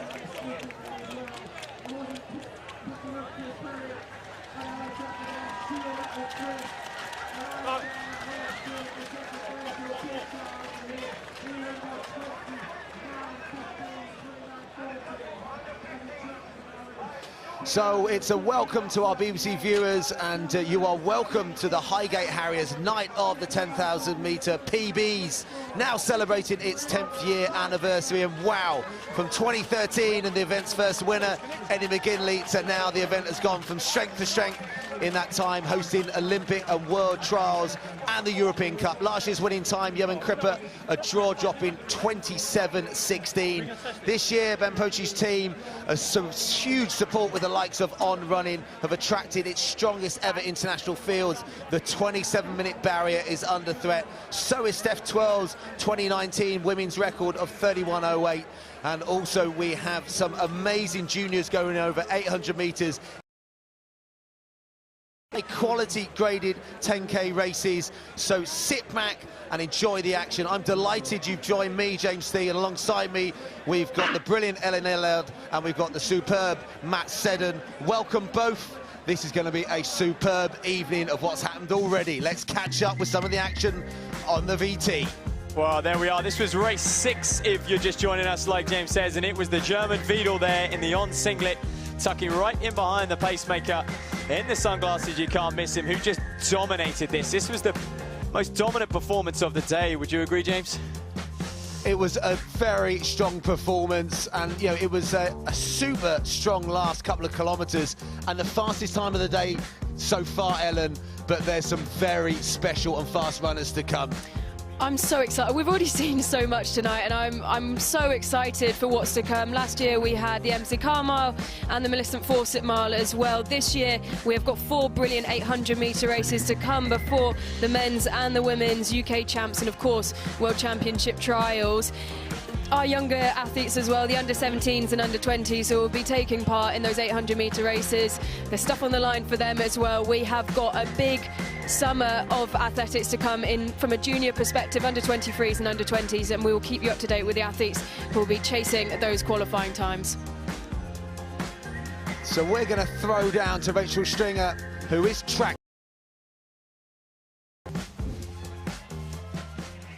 Well, hello there and welcome to Parliament Hill in North London for an athletics meeting with a little bit of a twist. This event has been dubbed the Glastonbury of athletics. It's the night to the 10,000 metre PBs and one of 5 on-track nights event this year as well. We have a world-class field who have assembled here to go and dance 25 laps around the track behind me. Expect so much more though than just athletics. We have live music, we have live acts, we have a ability to get up close and personal to the athletes like you've never been before. You can stand in lane 3 and almost touch the runners as they go past. We also have our lactic tunnels of love and, of course, spectators who are bringing all the noise. So expect a party atmosphere. Of course, though, we have some elite athletes as well who are joining us tonight. Chris Thompson, Olympian and on athlete, of course. Chris, welcome. What a party we've been treated to already today. Yeah, I've been here since 1 and I'm exhausted already. I'm starting to feel the other side of the coin. I'm usually here racing, keeping myself out the way, getting ready to perform, and now I am that like highly strong, like buzzing spectator, and looking forward to the 800s and the main A and B 2A races, men and women. So it's going to be good. Yeah, we've had loads of athletics events already, of course. We had a couple of 10,000 metres, and we're building up, aren't we, to these 2 main elite races a little bit later on. And they also act as UK athletics qualifying times for World Championships in Budapest later in the summer as well. So expect some fast times later. But Chris, for those people who don't particularly know much about the night of the 10,000 metre PBs, just kind of sum it up. Because I said Glastonbury of athletics there. Is that kind of apt? I think very much so. I used the word earlier this week. It's like going to the VIP section of a nightclub, something like that. It's where everyone gets to experience almost a behind the scenes or exclusive areas of a track and field event. And you can see like the numbers of people that are so close to the track. They're literally on the track in parts of the track.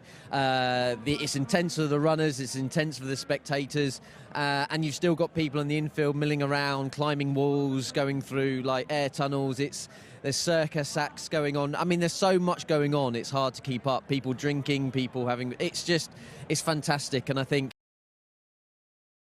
I just saw Ben addressing the ground, the race director who started this in 13 with some other guys, and I'm just buzzing for them, how far the events come and how far it will continue to go.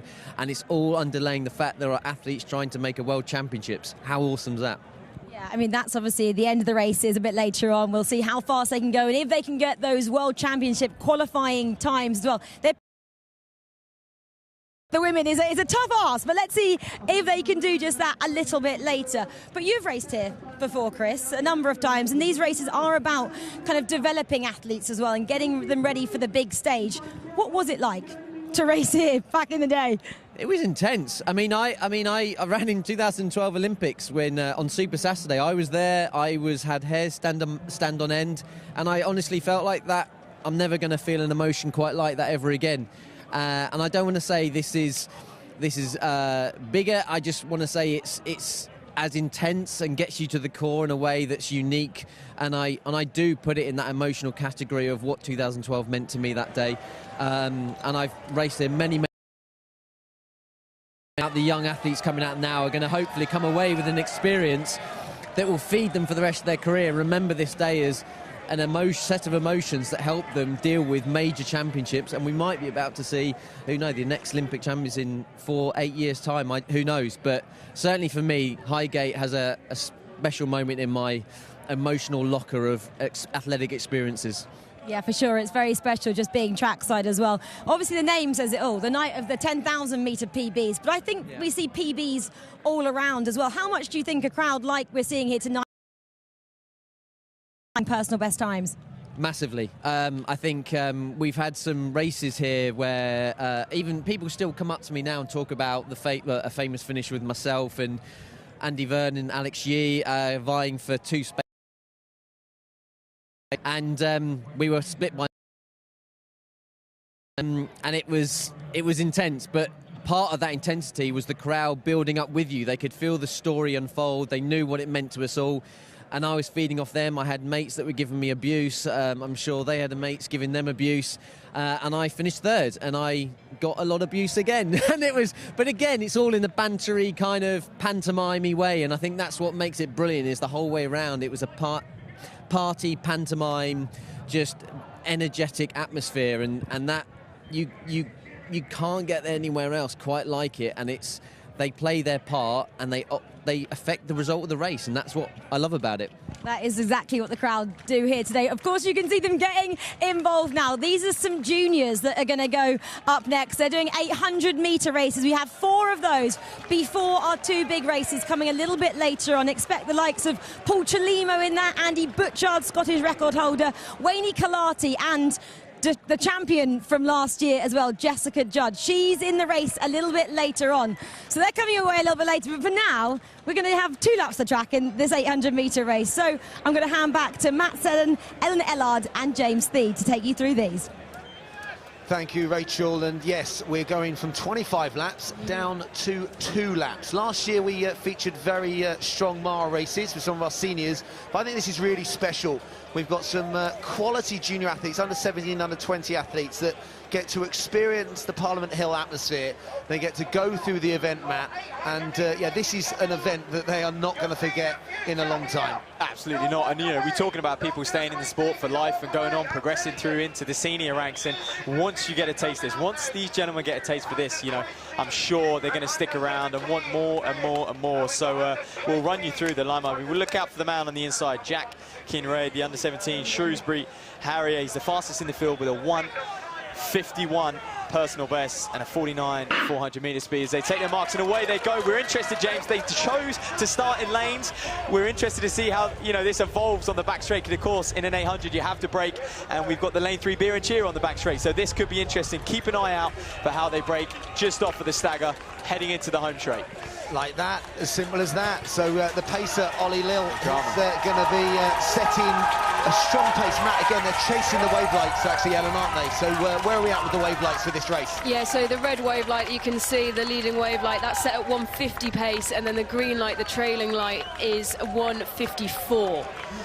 Right, it's Ollie Lill up at the front, 345, 1500-metre man. He's actually Athletics Club is in this as well. Look out for him in the yellow shirt with the blue.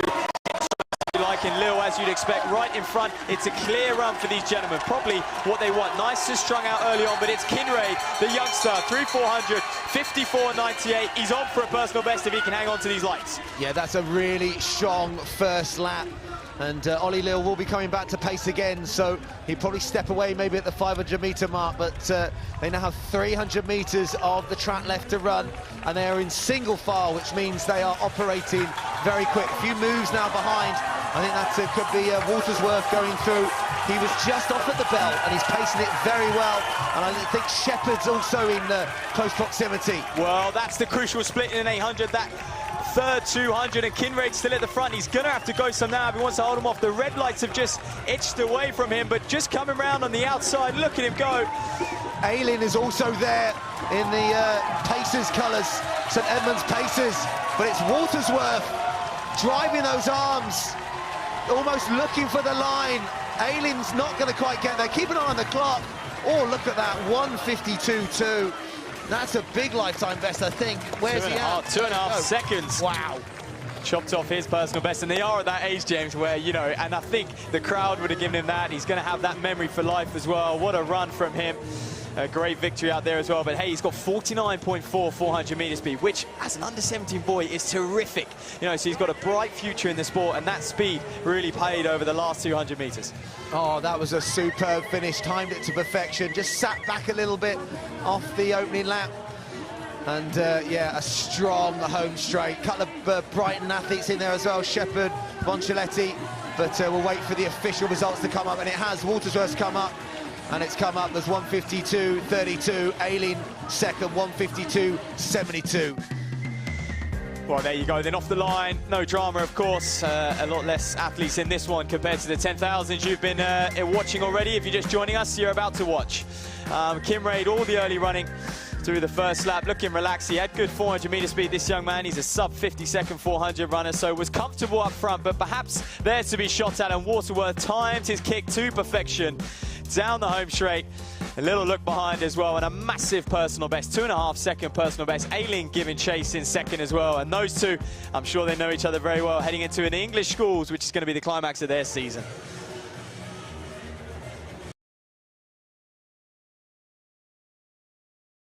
Friends and families, you know, that have come to support them. Hopefully you're also listening on our live stream and live coverage on the BBC Red Button as well. So if you are supporting some of these youngsters, they are doing yourselves proud. So many great club vests as well being shown, and for these youngsters, that opportunity to race here in, you know, the same event where we've got athletes that have won Olympic medals and have represented Great Britain on, you know, every single platform. That's something special, Ellen. Yeah, absolutely. I'm delighted to see a Hunt's AC vest up there. That's my local area. Yeah, it's such an experience for these athletes, and Waterworth, what a way to show up, you know. But it leaves, and you know, when we talk about the European under-20 qualifying standard, you know, we said the wave light was set to 150. The qualifying standard for the men is 149, but then you wouldn't really expect that. You know, that's talking under-20s. These are the under-17s we're seeing race. But you know, he's gone some way to take a chunk off his PB, and to show up under pressure, huge crowds like he'll have never run in front of before. It's brilliant for these athletes. You know, we saw Chris Thompson earlier. I was listening to a podcast this week where he said, you know, his first experience competing on the European stage came as quite a shock to him, because, you know, he had all this coverage. These young athletes these days, you know, they're thrust into the limelight. He said that he remembered reading an article in Athletics Weekly saying that he was one of the favourites, and it just got to him, and the pressure did. Whereas, you know, giving these athletes an opportunity to race here, giving them that grounding, so that when they go onto the European stage, they're prepared for it. They can go, actually, you know, we've done this before. I've been in front of a big crowd, and we can do that. And just getting them used to that pressure is a brilliant thing. Absolutely, and it's just about catapulting their career. I mean, season, and the athlete he's become off of the back of that Elmsey Carmel, and I do think, James, he may not have had the season he had he not have won that race. Yeah, as you said, Ellen, this is great experience. Someone like, you know, Tom Waterworth. I always think, you know, these athletes, you know, he has, you know, finished like fourth in the UK school games, and, you know, quality races in England champs indoors and out. But, you know, if they then end up going to a European Junior Championship or even a World Junior Championships, there's going to be pressure, there's going to be a crowd, there's going to be, you know, the unknown. And this just gives them that little taste of that as well. And I think that's really special. So I hope this, you know, becomes a continued theme in blending in some of our middle distance events into night of the 10,000 metre. Jess Judd started out as an 800-metre runner, and tonight she's looking to defend her title. So who knows, you know, one of these athletes coming up in one of our first of our junior ladies races, they could be back here in a few years running the full 25 laps.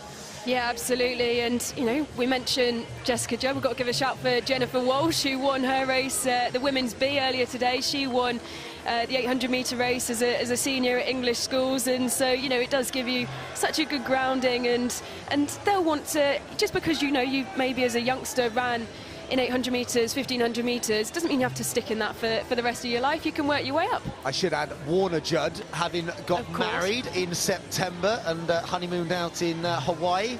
So I did tell her about her road mile out there when she was out there at the same time, but I think she did for the first time relax and didn't take up the offer. But yeah, I mean, she had a great year last year, Jess, and I can't wait for that senior race. But next time, we've got 2 laps for our first of our junior women's 800-metre races. Yeah, we do, and the pace for this one, well, the red wave light will be going off at 2 minutes and 9. We'll have to see which of the women stick to that.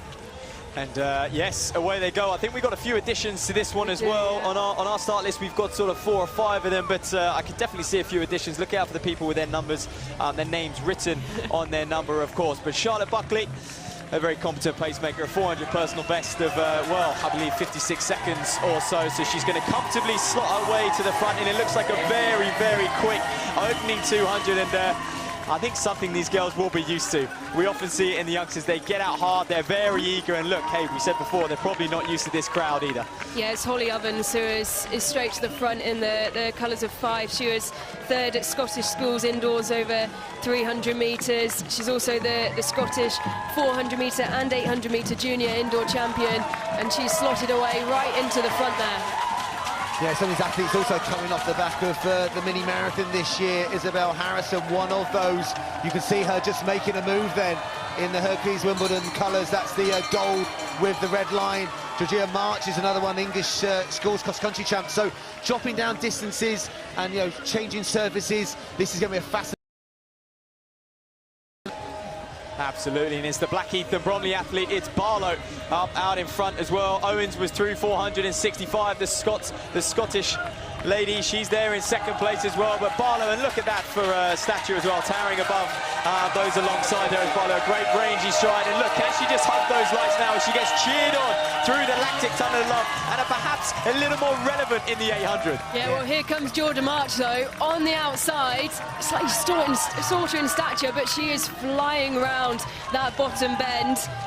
She was 1st at the English Cross Country Championships, and she stuck to that green wave light. So she, well, if she's, you know, starts to push ahead of it now, she could be on for a personal best here. And it really looks like her race now. She's with 50 metres to go, and she is absolutely charging towards the line. This is going to be a very big performance from Georgia March. She crosses the line, a huge personal best. Wow, I mean, when you think about it, she went in with a personal best of 2:13.93.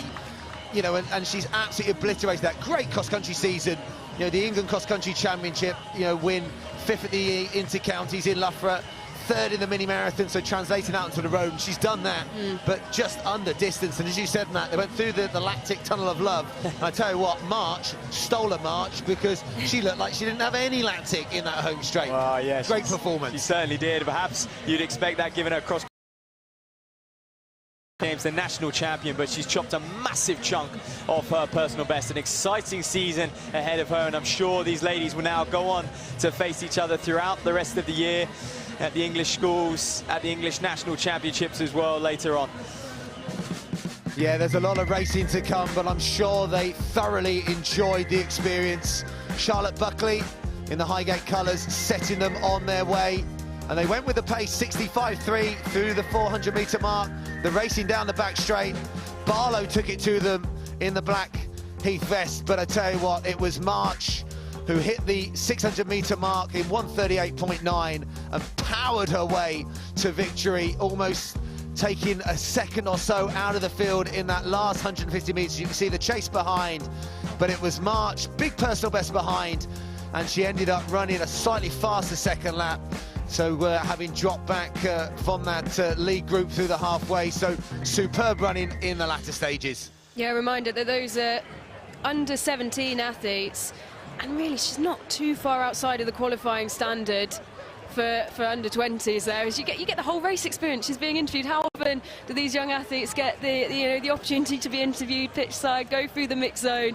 It's a brilliant grounding for all these youngsters who will, for a lot of them, be dreaming of a career in athletics when they're older. Yeah, and Ollie Law's in the background of obviously massive supporters of the event, and he came through the junior ranks at different levels and age groups, so he'll be delighted that they're seeing the junior athletes supported, especially in these middle distances, in an era where the likes of Laura Muir smashing it, Keely Hodgkinson over this distance, but then obviously Jake Whiteman winning that World Championship title in Oregon. Middle distance running in the UK is so hot right now.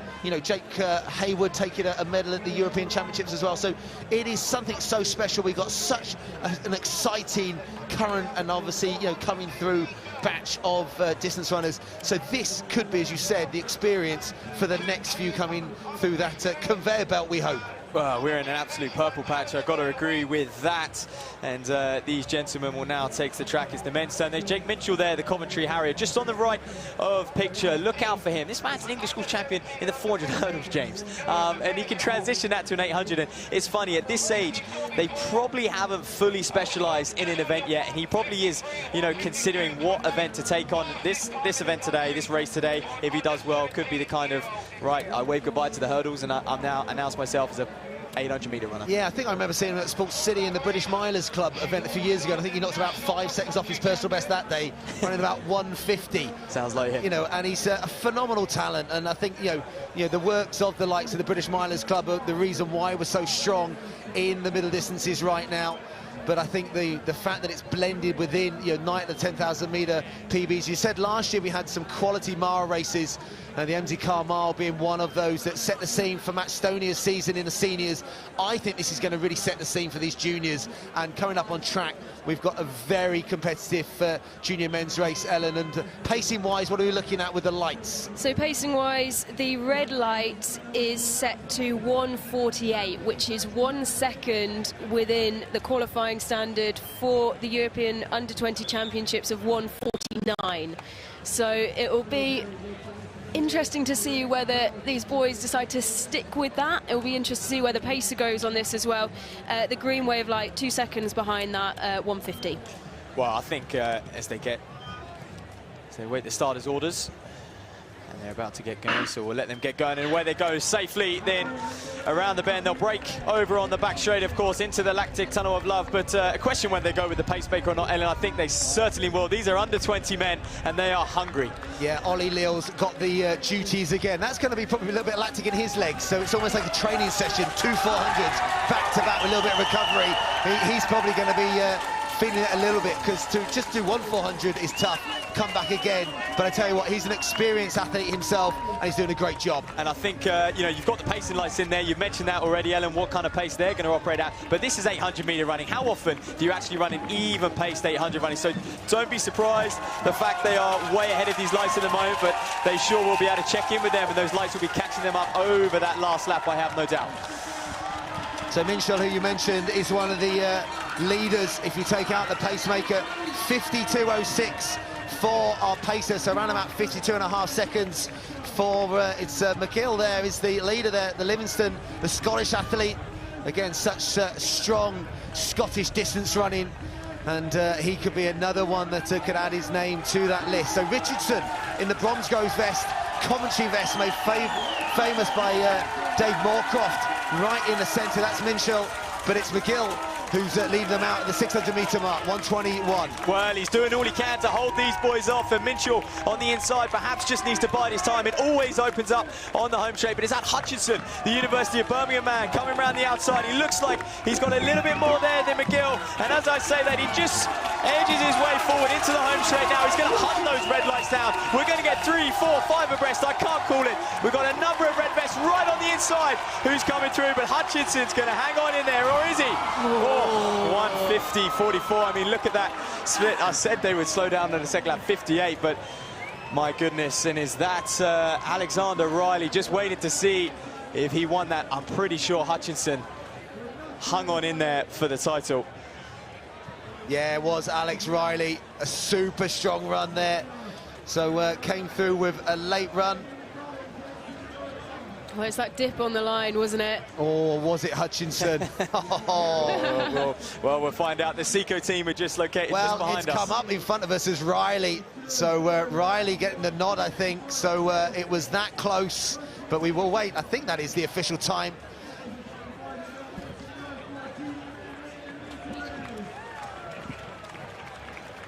We're still waiting for the photo finish. The transponder's got it one way, but I tell you what, it could be different because obviously the chest being the stopper of the photo finish beam, and a little bit of afters there, so a lot of emotions in running, and yeah, I think Hutchinson there on the replay just getting it. I tell you what, he thinks he's got it, punch in the air. It's so close. It's so close. Athletes know sometimes. You see that in sprinting when a 100-meter runner wins by 100 a second, they put their arms up. You know, they kind of sense it. So Riley was kind of leaning for it. Looked like he had it 2 meters on the line. But yeah, what a great run. Finney Hutchinson, that was a strong run. Only semi-finalist at the Bucks Championships, and he's going to put together a big summer now in the juniors under 20 ranks. Oh, absolutely. And I think a word on the Bucks Championships. You know, he's obviously coming in as a fresher. He's going to be up against people 3, 4, and even, you know, 5, 6 years older than him. Some of the grad students out there as well. So let's just take a look back at the race and how it panned out for Hutchinson. Keep an eye on him, the man in red, the University of Birmingham. I think he's located just in lane 2 behind Mitchell. He's slotted in and pretty much just paced this to perfection, Ellen. Yeah, absolutely. He had his timings right. He let everything go around him, stuck to his own game. Yeah, he really did bide his time well, and it was a wide bit of running. McKill made that big move down the back straight, but I tell you what, Finney Hutchinson, just a little glance, as you can see, coming into the home straight. Where is Riley? Nowhere to be seen. Came in with a 1:56 personal best. Watch him on the inside. But I tell you what, he obliterates that. He's got a strong cross-country pedigree, and I tell you what, he's not 5 seconds off his personal best. He almost got there. Oh, but I tell you what a run. Finney Hutchinson winning, we've been told, by 100th of a second by the Seco team that have given us the thumbs up. That is an official result and an official personal best. Well, tiny margins in that one, and this, I have to say, next race is the one that I've been looking forward to. The women's under 20 800 meters, and well, we've rattled on and kept going on about those. I think that maybe this is where we'll see those qualifiers tonight. So the Wave Light technology, the red, is set at 2:04. The qualifying mark is. In this race, we have Iris Downs. She's got a personal best of 2:07. She's the 2022 European Under-18 Championships bronze medalist. And then we've also got Ava Lloyd, who's one to watch. She's coached by Trevor Painter. She's part of the training group that Keely Hodgkinson's in. She represented Great Britain at the DNA meet in Madrid, and she was second at English schools as a senior over 1,500 metres. She's got a personal best of 2:07.34. Actually, Iris Downs, that's her season's best, 2:07.17. Personal best of 2:04.44. Oh, and just having to hold their nerve a little bit. The starter not quite ready to get them underway. The images are just focusing in on there. Ella Fryer, Oxford University student. She's in her first year at the Oxford University. Great runner herself, sub 2:10. Clocking as well, so looking to better her PB today. So they're just doing some last-minute strides, and it's almost the last thing you want, isn't it, James, when you're just really eager. Your nerves are probably high for these ladies here today, and they just want to get going. Yeah, even with their age, these are some really experienced junior athletes. You know, the times that they've been running, the performances they've been running, you know, this is, you know, 2:04, you know, going into this is a special time already. Whether we can get close to that, you know, today, you know, because it, you know, is for some of them a season opener. They might have, you know, run, you know, a few low-key races as well. But as we saw in the junior men's race, you know, they really got up with the pacemaker. Again, it's going to be Charlotte Buckley who's going to take them through the first lap and maybe just beyond that.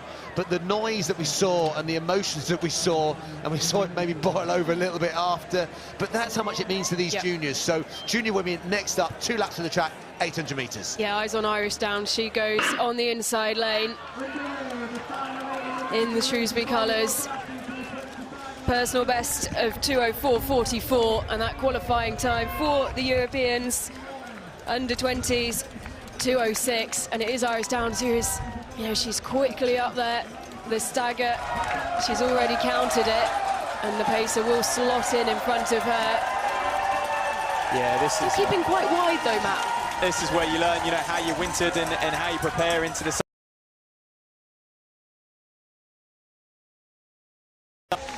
it's more of a strength race work that you need to really run that peak 800-meter performance. Yeah, it's still very, very early in the track season, especially over the speed endurance events of the 800 metres. But you know, there's some quality athletes in this race, and quality bit of pacemaking being done by Charlotte Buckley. Keep an eye on that race clock, and Iris Downs is very experienced, and that's 61 seconds, that's for the pacer, so around about 62 seconds for the leader, who is Iris Downs, in this race. Yeah, and that would put her bang on, as you can see with the wave light, that would put her bang on 2:04. And like we said, that would be 2 seconds within the European under-20 qualifying time. She's already been to European Junior Champs. She's got experience there. She's got a medal there. And she's leading the way in this under-20 800-metre race as they approach the 200-metre to-go mark. Yeah, the Shrewsbury athletes run 2:07 this year, but she's heading towards a faster time. There you go, Matt. 1:34.2 at 600.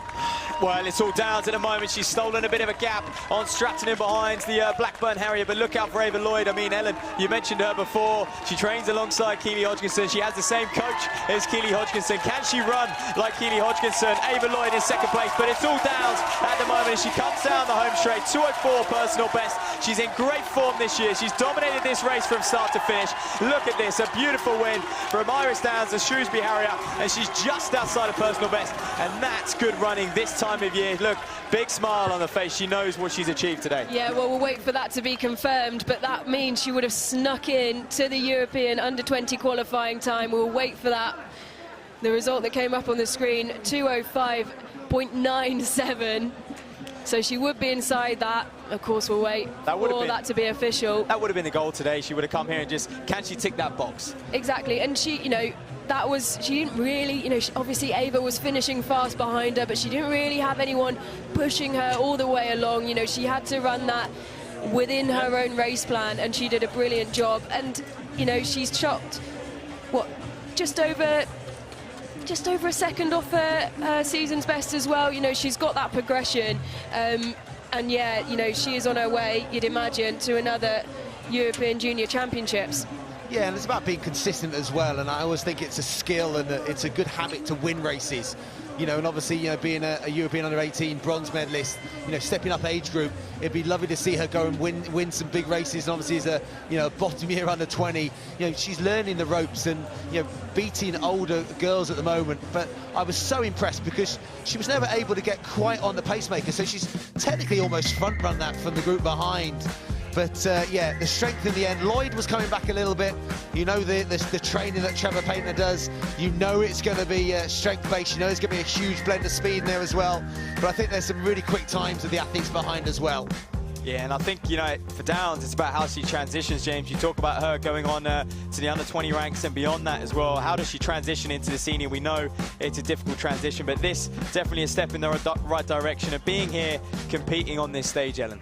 Yeah, absolutely, and she's got a big smile on her face. You can see how much it means to her. And also Caitlin McCoy, the under-17, had a really good run as well. So again, we'll wait for the official confirmation of those times, but expect them to be a whole host of seasonal bests and also some personal bests in there as well. So I've really enjoyed those 4 800-metre races. I think the junior athletes will have as well. So I think that will be something that is themed and brought back year on year to give them the experience of the special and individual and unique event that is the Highgate Harriers night of the 10,000 metre PBs, and the band comes out, and the next time check in around about 6 minutes. That is our elite women's race, Ellen, and that looks like it's going to be an absolute classic. I feel like depth has been the buzzword of the day, right, hasn't it? And this is probably one of the best women's fields that I think probably I'm safe to say the best women's field that I've seen here at the night of the 10Ks. You know, the depth that we've got coming in from abroad. We've got all three of our podium from last year, and I think, you know, when you look at that podium from last year, there's been a considerable amount of improvement as well. You know, Jess Warner-Judd last year, she then went on to set her personal best in Eugene. She'll be looking at times as well, and then we've got a real brilliant mix of these elites coming over from abroad. There's some brilliant youngsters as well. Batacletti is an athlete that I'm really excited about. I'm really excited to see how she runs the race tonight. I think this is going to be. I think it's going to be a brilliant race. You know, we'll have our eyes on that Budapest World Championships qualifying time, 30:40. You know, we've had a bit of a chat about it behind the scenes here. I do think, you know, if we're going to see World Championships qualifyings run, I think we're going to see it in this race. And we can go down once again trackside to Rachel Stringer. Well, you just never know who you're going to find down here at the night of the 10Ks. You have Lirian Santos, she's a freestyle footballer extraordinaire, I'm going to say, and Amrit Gatora, he's a 6-star marathon major finisher and a running coach as well. I'm so excited to talk to both of them. Lirian, I'm going to come to you first, though, because a little birdie tells me it's your first ever athletics meeting. It is, it really is, but I'm not going to lie to you, the vibes are here. It's absolutely amazing. We've got DJs, music, the whole community vibe. I'm loving it. Are you inspired now to kind of get involved more in athletics and maybe go to some more events in the future? 100%, because the thing with me is that I don't like running by myself, but when you see the whole community vibes, I'm definitely going to do it in the future. That's exactly what this event is trying to do. And Amrit, obviously, you know, you've ran countless races before in your life, and you're now coaching people from a different point of view. So from someone who knows about these events, how do you see this event, and how has it evolved over the last couple of years? I think like something like this has been years in the making, more than anything, and like to see the event as it is today is incredible in terms of like you can see like your kids are here, you can bring the family down, you've got elite races on the track all the way up until like 10 o'clock. It really is like a family day out, and I think the organisers, everyone who's involved behind the scenes have done an incredible job like to get it to the point that it is today. Well, Amrit told me he'd been here for 6 hours and had probably watched about 5 minutes of action because there is just so much to do here, which is so special about this. Amrit, I wanted to ask a question, and this is basically at Lirian as well. She never ran before. She's obviously a freestyle footballer. And for people at home as well who actually are inspired now by watching a lot of the athletes out on the track, have you got a bit of a couch to 10K for Lirian, which she could do to get better at running? I'd definitely say try your local park run, wherever you are in your local community. That's probably the best start. And the biggest thing I tell new runners is like, don't do too much too soon. Increase your mileage safely, do some interval work, longer work. Social running is always great because it always makes the running go by so quickly, and generally your park run is a great place to start because it's like people in your own community, and it will really give you a taste for running easy, running hard, and also running a race day effort. And I think like being in this surrounding also gives you that impression of like what it's like to race pretty hard. But that's a good start where you can get from the couch to a 5K or a 10K. Well, race with a friend, he said there, so I'll take you on a run, Lirian. I've got you, girl. We'll get you here in a couple of years. Job done. Well, we're sorting out a bit of a friendship here, but I mean, friendships are not going to be forged on the track because it is the elite women's race. Obviously, they're looking for that qualification for the World Championships in Budapest. 30:40 for the British women is what we're after, so watch the clock. Let's see if anyone can achieve just that. Well, it's time to hand back to our commentary team then for this one. Thank you so much, Rachel, and yes, some very wise words there from our guest trackside, and everyone enjoying the atmosphere.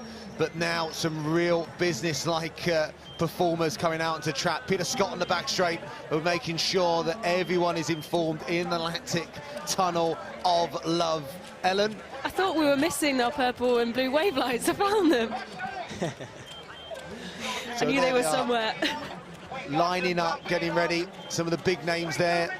We've talked about paces throughout today. They play such a vital part. We don't get any better than Melissa Courtney Bryant, who's got a medal in the European indoors. So great to see her back after a really rotten time of injury. Commonwealth Games bronze medalist a few years ago, but she's back in form. And she's been ripping it up over 5,000 metres. A really good run out in the States recently. But yeah, a quality pacemaker, Matt. Well, and they're going to need it tonight, to be honest with you. I mean, we'll touch upon it later in the programme. But you look at these women, just a little bit chilly on the start line. It is cooling down quite a notch here, but although they're chilly on the start line, it is actually perfect conditions for probably 10,000 metre running. It's been very hot during the day here at Parliament Hill Fields in Hampstead Heath, North London, if you're just joining us. But yeah, they definitely need Melissa Courtney's help today, and she'll know a lot of these women personally as well. She'll be good friends with some. She trains alongside quite a few of them, or has done in the past. They've been on various training camps as well. But yeah, she's a sub 15-minute 5K girl. She's an incredible talent. Yeah, one of those training partners, Amy Eloise Markov, who a former European 3,000 metre indoor champion herself, who's joined that Rob Denmark stable, and yeah, they've been training together. So yeah, and she was second last year, Amy Eloise, so that's fascinating. But yeah, I'm excited to see Jess Judd back again. Yeah, talking about Amy Eloise, she's had her challenges of late, and I'm really excited to see her back on the track.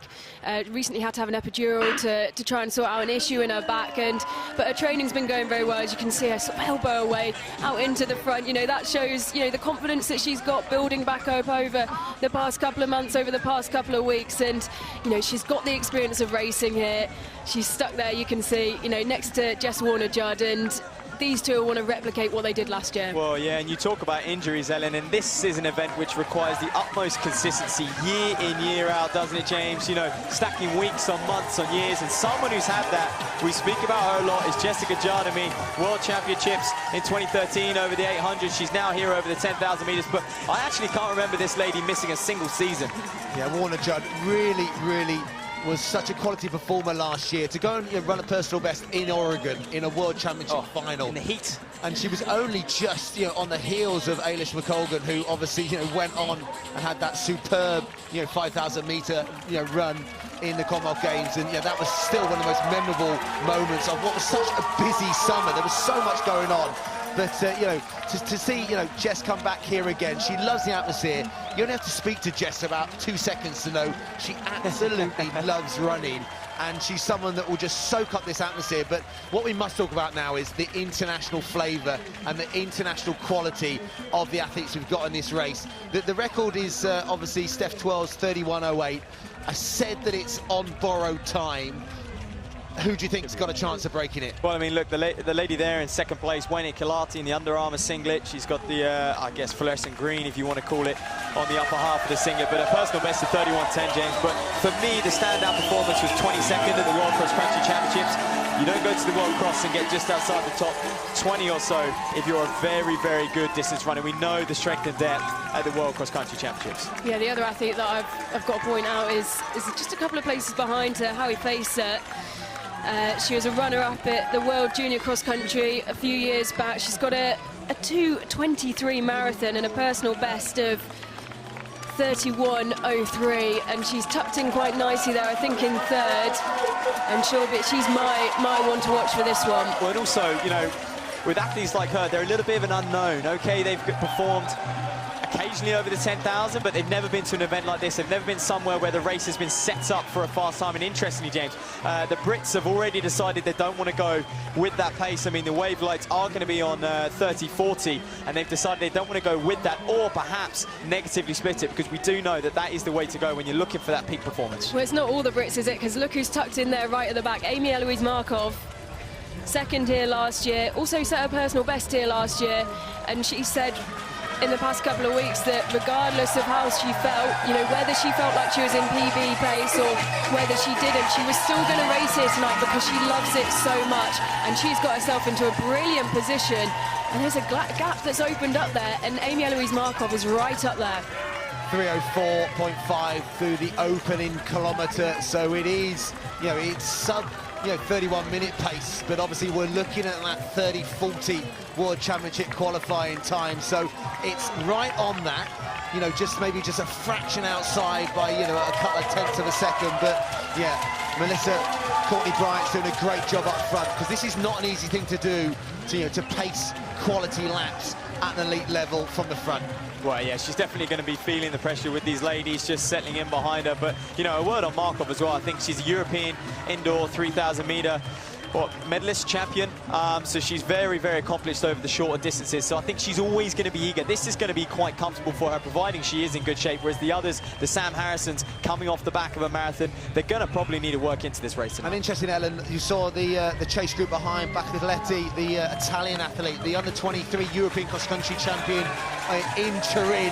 I was there that day, and the noise was phenomenal for her. But obviously, you know, she's stepping up distance today.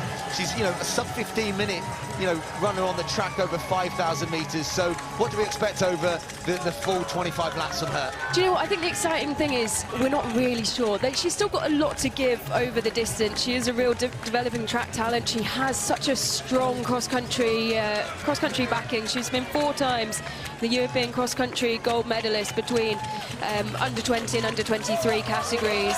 She won her first Italian senior title, aged just 18. 7th at the Olympic Games, like you said, a 14:46 personal best. And I think, you know, while she's so young, while she's so developing, I don't really know what to expect from her on this race, but she's, you know, she is taken to the front. She's wanting to bridge the gap maybe slightly. She's just such an exciting talent. She's the daughter of an Italian track star and cross-country star as well, and she's one that I've loved watching on the cross-country. I've loved watching her transition onto track, but she is still young, and you know, when you are that young, I don't really want to put a ceiling on where she could go in this race. Well, this is it. She actually finds herself in a little bit of a difficult position at the moment, bridging the gap between the two. There's Baccaletti, the Italian, but yeah, perhaps, you know, since that Tokyo performance, she's had terrific cross-country results, but we haven't seen her excel on the track. You know, after, where was she in the Olympic Games? 6th in 7th out in Tokyo. Over the 5,000, like, that is an incredible performance, and perhaps hasn't quite lived up to her track credentials over the past few years. But yeah, on the mud, on the cross-country, she's been truly terrific. What a 4-time European cross-country champion, Baccaletti. But looks like she's going to work her way back onto this pack. And do you know what? She's doing the Brits a favour, she's doing Sam Harrison a favour, Warner Judd a favour, because she's going to, you know, pull them back into contact as well. Yeah, she won't be an athlete who's afraid to put the hard yards in, put the work in to bridge the gap. She's definitely keen to take that on herself, as you can see. And for me, you know, she is a dark horse here. She's got a personal best of 33.06, and I could see her taking a chunk off that tonight.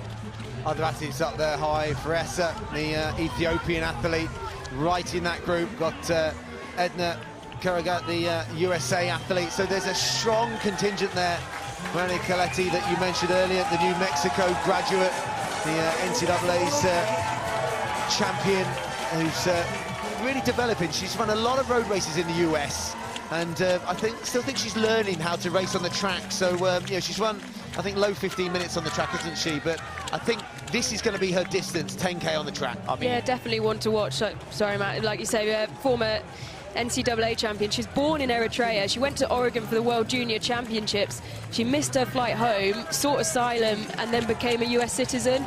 And yeah, like you said, after that, you know, she's really developed, and I feel like she's found her feet here in the 10,000 meters. What a story, and it's a story that, you know, is quite common in running. And James, running changes lives, literally, as well. And she's a proven case of that. Is Edna Karagat. You say she's a little bit perhaps raw on the track, but she did go through that NCAA system, when we know, you know, how many races they get to do in the NCAAs, the regional championships, the NCAA track championships as well. So she would have found herself in this position quite a few times, but perhaps, James, not in this company.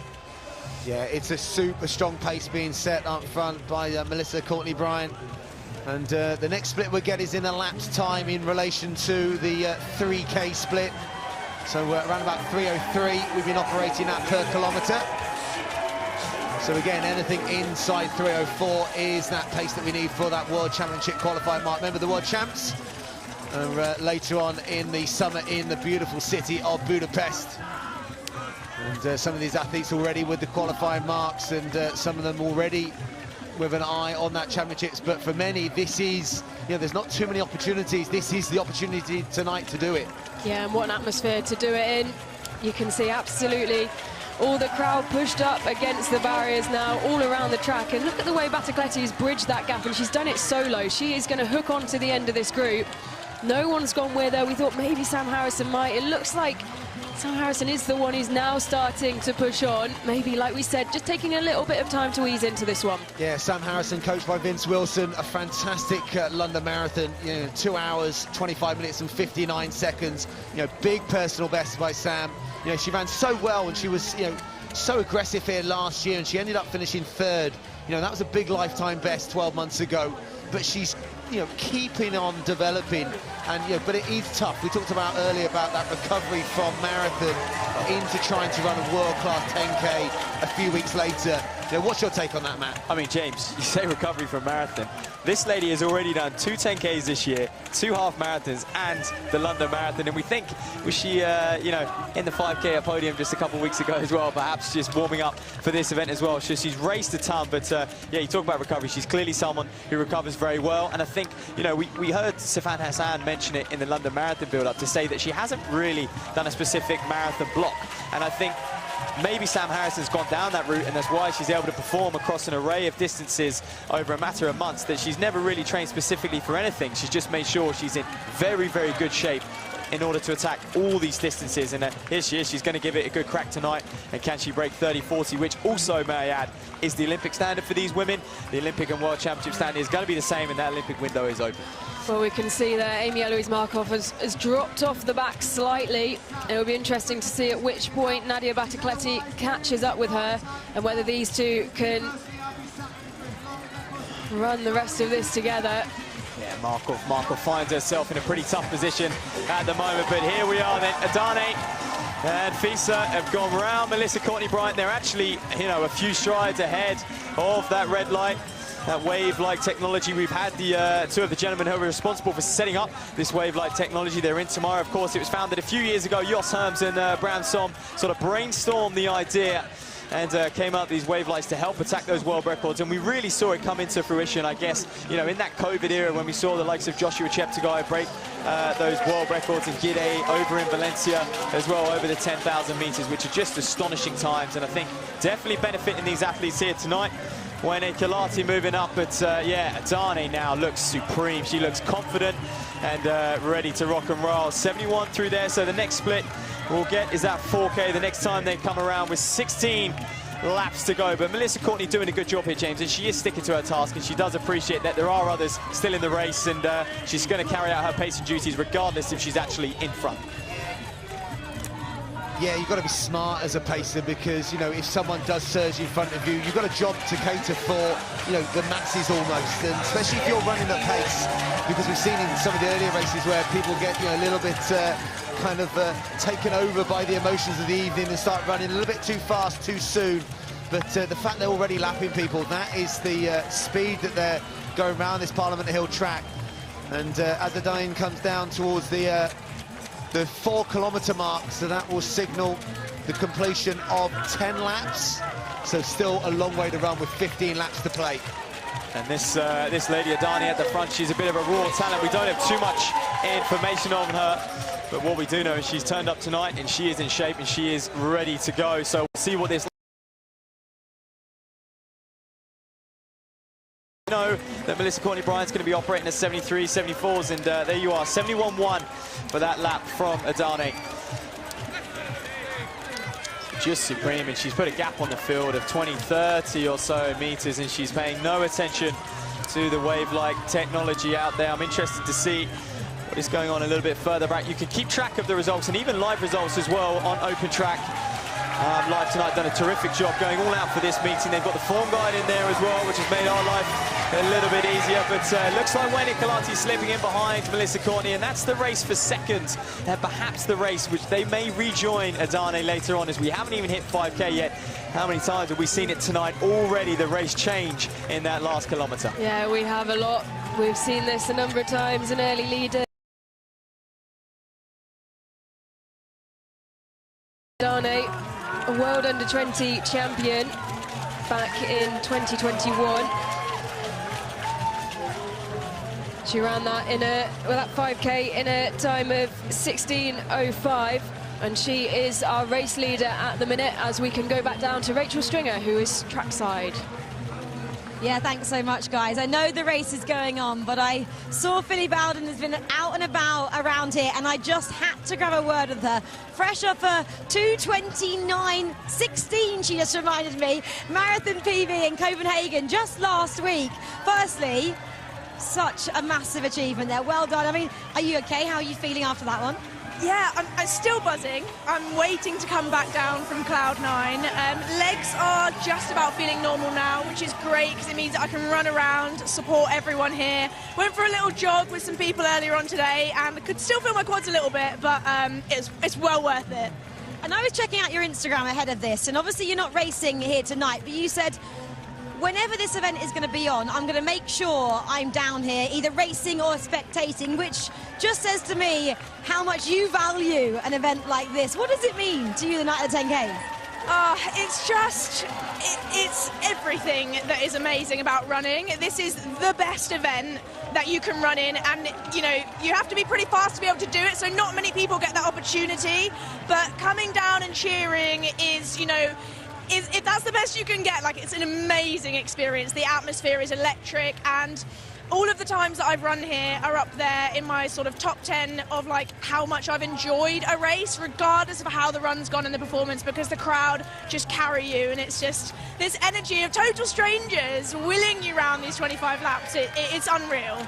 I've mentioned to the audience this thing called the lactic tunnels of love. Explain what they are and how it feels to run through them. So this year they're 80 metres long. We've got one on the back straight, one on the home straight. There's a bar in there, there's a DJ, and it gets packed. Obviously you've got the roof on there, so you're literally running through what feels like a building, and it's just a wall of noise. It's electric, it carries you, it feels like the noise lifts you and makes you physically run faster. It's amazing. Does it really propel you to a PB? It really does. Honestly, I've said it before, it's performance enhancing. So, you know, I've always said if there's a 10K on the track that I want to do, it's going to be here, or I'm probably not going to do one unless it's like some crazy championship race, you know. Obviously there's a couple of ladies in this event that you race against. Who are you kind of rooting for yourself tonight? I'm rooting for all the Brits: Amy Eloise, Jess Judd, Sam Harrison, Abby Donnelly, Amelia Quirk, Verity Ockenden, Sarah Aston. There's so many of them, and so many girls in this race have run sub 32 minutes, which is incredibly fast, and the depth of the women's race this year is just unbelievable. Yeah, it's so special. Well, I think we've still got quite a few laps to go, so we're going to head back down to the commentary booth. But Philly, thank you so much for chatting to us, and yeah, good luck to all the girls. Sam and Jess just ran past there, so excited to see how they get on. Guys, back to you. Thank you so much, Rachel, and what great words from Philly Bowden, and what a great run she had out in Copenhagen, and she's done some great preview work to this race as well, really building up the atmosphere and just trying to showcase and highlight the quality that Adain is running out there at the moment. See, halfway split, you know, inside the world qualifying mark that we needed. We needed inside 15:20. We're inside that at the moment. And just the quality of athletes that she is lapping right now. You know, these are some of the, you know, the top European and top British runners, and she's just floating by them. Man, this is absolutely supreme. I mean, while Rachel was talking to Philly, we were just mesmerised in the way she was moving around. A 70-second lap. I mean, that fourth to fifth K was a 2:58 as well. So that's inside 30-minute 10-kilometre time. And look, she's lapping the green lights. What were they due to be at tonight? 32:30. So yeah, no surprise she's lapping those already. But perhaps this early is a little bit of a shock. I mean, Adane is just moving beautifully through the field, making it hard for herself, having to go around all these lap runners, I suppose. But I did get an eye on second place. It is Wayne Kalate moving in second. She's now making a march and stretching this race out. And perhaps we thought the Vits would maybe feature a little bit more, especially pay a little bit closer attention to those red wave lights. Yeah, when did the wave lights lap each other? That's an interesting one, of how they jump on top of the other lights. But fantastic running thus far. But, you know, we're just looking for the battle behind, because, you know, there is a real domestic battle as well to get on those, you know, those spots on the podium for the British Championships. But obviously, you know, at the moment, there is one athlete and one athlete only that is dominating. She's out here racing like she's in a 5,000-metre race, let alone a 10,000-metre race, Adane. I mean, she hit the front, what, just 3K in, a 2:57 as well. She's up to the notch again, James. Goodness me, she's going to be down on 2:55s before we know it. She's got a beautiful running start, Adane. She's floating off the track, and you know, it was only a few kilometres in that she went past Melissa, Courtney, Brian, and just decided that, you know, the 73-second laps was just not fast enough. And, you know, when you're talking about running 70-second laps, you are operating then at sub-30-minute pace. But, yeah, this next kilometre is going to be fascinating to see how much she's continued inside that 3-minute per kilometre pace. Well, at the moment, she's just getting faster and after every K-split she's hitting, and I just wonder, Ellen, if she can keep that going. Is she still, you know, are we going to see 68s by the end of this race, or where's the limit here? Well, it's so hard to say, isn't it? Because, you know, she's an athlete. We're all sat here flicking through our notes, trying to find anything on her. We've obviously got that stat of when she ran in the World Juniors, she took the gold medal. She is flying, though. She is just clocking off the laps here. And like you said, she looks so comfortable. She's lapped the wave lights. Is there a ceiling at this point as to where she can go? We can take you through in the last split. Well, there we go. The pace has dropped slightly. It's not unexpected. 71 second lap there, and we can talk about the other Brits, or the Brits behind. Markov still leading the way. Harrison not far behind her at the last split, and Jess Warner-Judd is back in third. Obviously, the British champs hosted here tonight. And it's worth talking about the British champs because, you know, we can get into it now. This is a world-class silver label meeting, if you like. And there will be points up for grabs. There will be a world ranking up for grabs. And look, we know British Athletics starts on who they're going to take to the World Championships. They said you have to hit that 30-40 qualification mark. But, James, a part of me still thinks they may take people on ranking. And with the 10,000, you only need 2 races behind you. And Jess's performance last year at the World Championships at 30-35 has given her terrific points, given it's, you know, pretty much the maximum points you can get, depending on position and event. And she's here today. If she can win your national championships, you get a lot of extra bonus points as well. Yeah, the art of qualifying has changed slightly. You know, points do mean prizes, and yeah, there are obviously, you know, national points that, you know, need to be acquired that can get you, you know, to a World Championships, and, you know, but, you know, it is hopefully sometimes, you know, to settle the argument, get inside the qualifier and win your trials, but that might not happen right now. But it's just so tough to see because the gaps are large, because we are watching someone run close to 30 minutes. Once again, though, her pace has dropped by another second on that lap. She's now 72-second lapping, and she's got such a huge gap here. I don't see her getting reeled in any way, but you just do wonder what the impact of having to do this all by yourself is having. She hasn't even got the wave lights at this point. You know, this is a huge solo effort. Obviously, she's got the crowds cheering her on from either side. But this is going to be hard work. Both, you know, whether she looks like she's running within herself, she looks like she's running very comfortably, but it's now the mental battle. I mean, James, what is it? 21 minutes is basically 30 minutes for 10K. You know, at 7K bang on, and she was 21:06, so she's just outside 30 minutes. I mean, if she breaks that barrier, we are starting to. That's the realms of world-class distance running, and not many people have got near that mark. But a 2:59K for that split, so she's still inside, operating inside 30-minute pace at the moment. The crowd now, they know what they're watching. They're being egged on by the announcers here. They appreciate the talent they're seeing. There's another 71. Another 71, Matt, absolutely right. So we are still operating inside 3 minutes per kilometre. And I tell you what, it's the ease of the way she's eating up this Parliament Hill track and the noise. I think the crowd acknowledge this performance because, you know, she's running world-class times right now. Every single lap, you know, she's going to have a little bit of traffic. And then these are worlds, you know, these are athletes that have been to major championships at Great Britain she's chasing down now. Oh, absolutely. I mean, I actually think the traffic helped her. She senses the people in front. She has to move quicker to get round the quicker so she can find herself back on the inside as soon as possible. And, you know, when she had those laps where she seemed to be overtaking pretty much the whole field, they seem to be the quickest laps of the race. I'm intrigued to see what this split comes in at. Yeah, one of the athletes she's chasing down there, Abby Donnelly, who is the Bucks champion, who's ran a phenomenal 15:20 in the podium 5K a few weeks ago. But the athlete who's just eating laps. So let's see what this lap is. Again, is it inside 72 seconds? The lap counter is closing in. It's 6 laps. So there you go, another sub-72-second lap. This is insane. This is absolutely insane. I don't think any of us predicted this when we had a look through the start list this morning. Reminder that the meet record set back in 2019, Steph Twell, 31:08.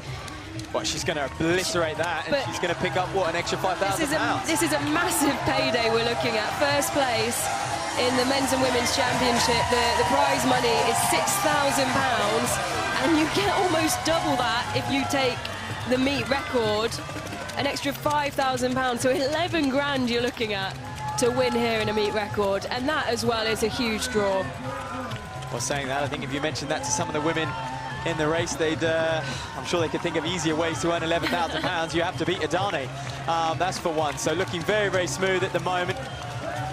Still out in front, just passing the lap runners, past Tessa McCormick there. Louise Small, he's got a very fast personal best, actually dating back a few years. There's Louise Small, the older shot athlete there in the red, drifting past Ollie Dixon. And the ease she's moving past this field, I mean, that's what's so astonishing for us. Look, 2K to go, another 2:59.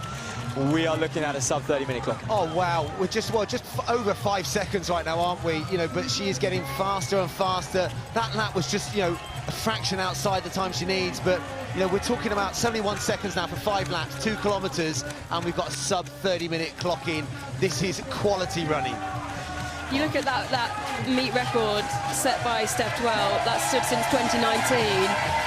How long is this record? Whatever she sets, how long is this going to stand for? It's going to be a lap ahead of that record. Yeah, that's 31:08, you know, was superb running. It's going to be almost close. A lap ahead. That is, you know, sublime it's running. So hard. Like, just thinking of that this is crazy. We're witnessing Highgate history here. Well, it's mind-boggling stuff. I mean, the little we can tell you about her, she is Ethiopian. No doubt she trains up at the high altitude Ethiopia, based, you know, Addis Ababa. You think, you know, a base elevation of 8,000 feet. They're often known to kind of scale the heights, James, of over 10,000 feet on training runs, which is just incredible, you know, mind-boggling stats. Yeah, a lot of the terrain, you know, can be quite challenging. A lot of it also in the forest as well. So, you know, big users of trail running and, you know, kind of building big engines and. But yeah, just the way they spend a lot of time on their drills. There's some great videos out there watching them do their sort of, you know, different drills that really make them, you know, economical and smooth when they run. And, you know, proof's in the pudding right there. Yeah, just an update on the British Championship. Sam Harrison has now moved into first. Jess Warner-Judd in second, and Amy Eloise Markov has dropped down the pack slightly. She's currently sat in third place in the British Championships. Yeah.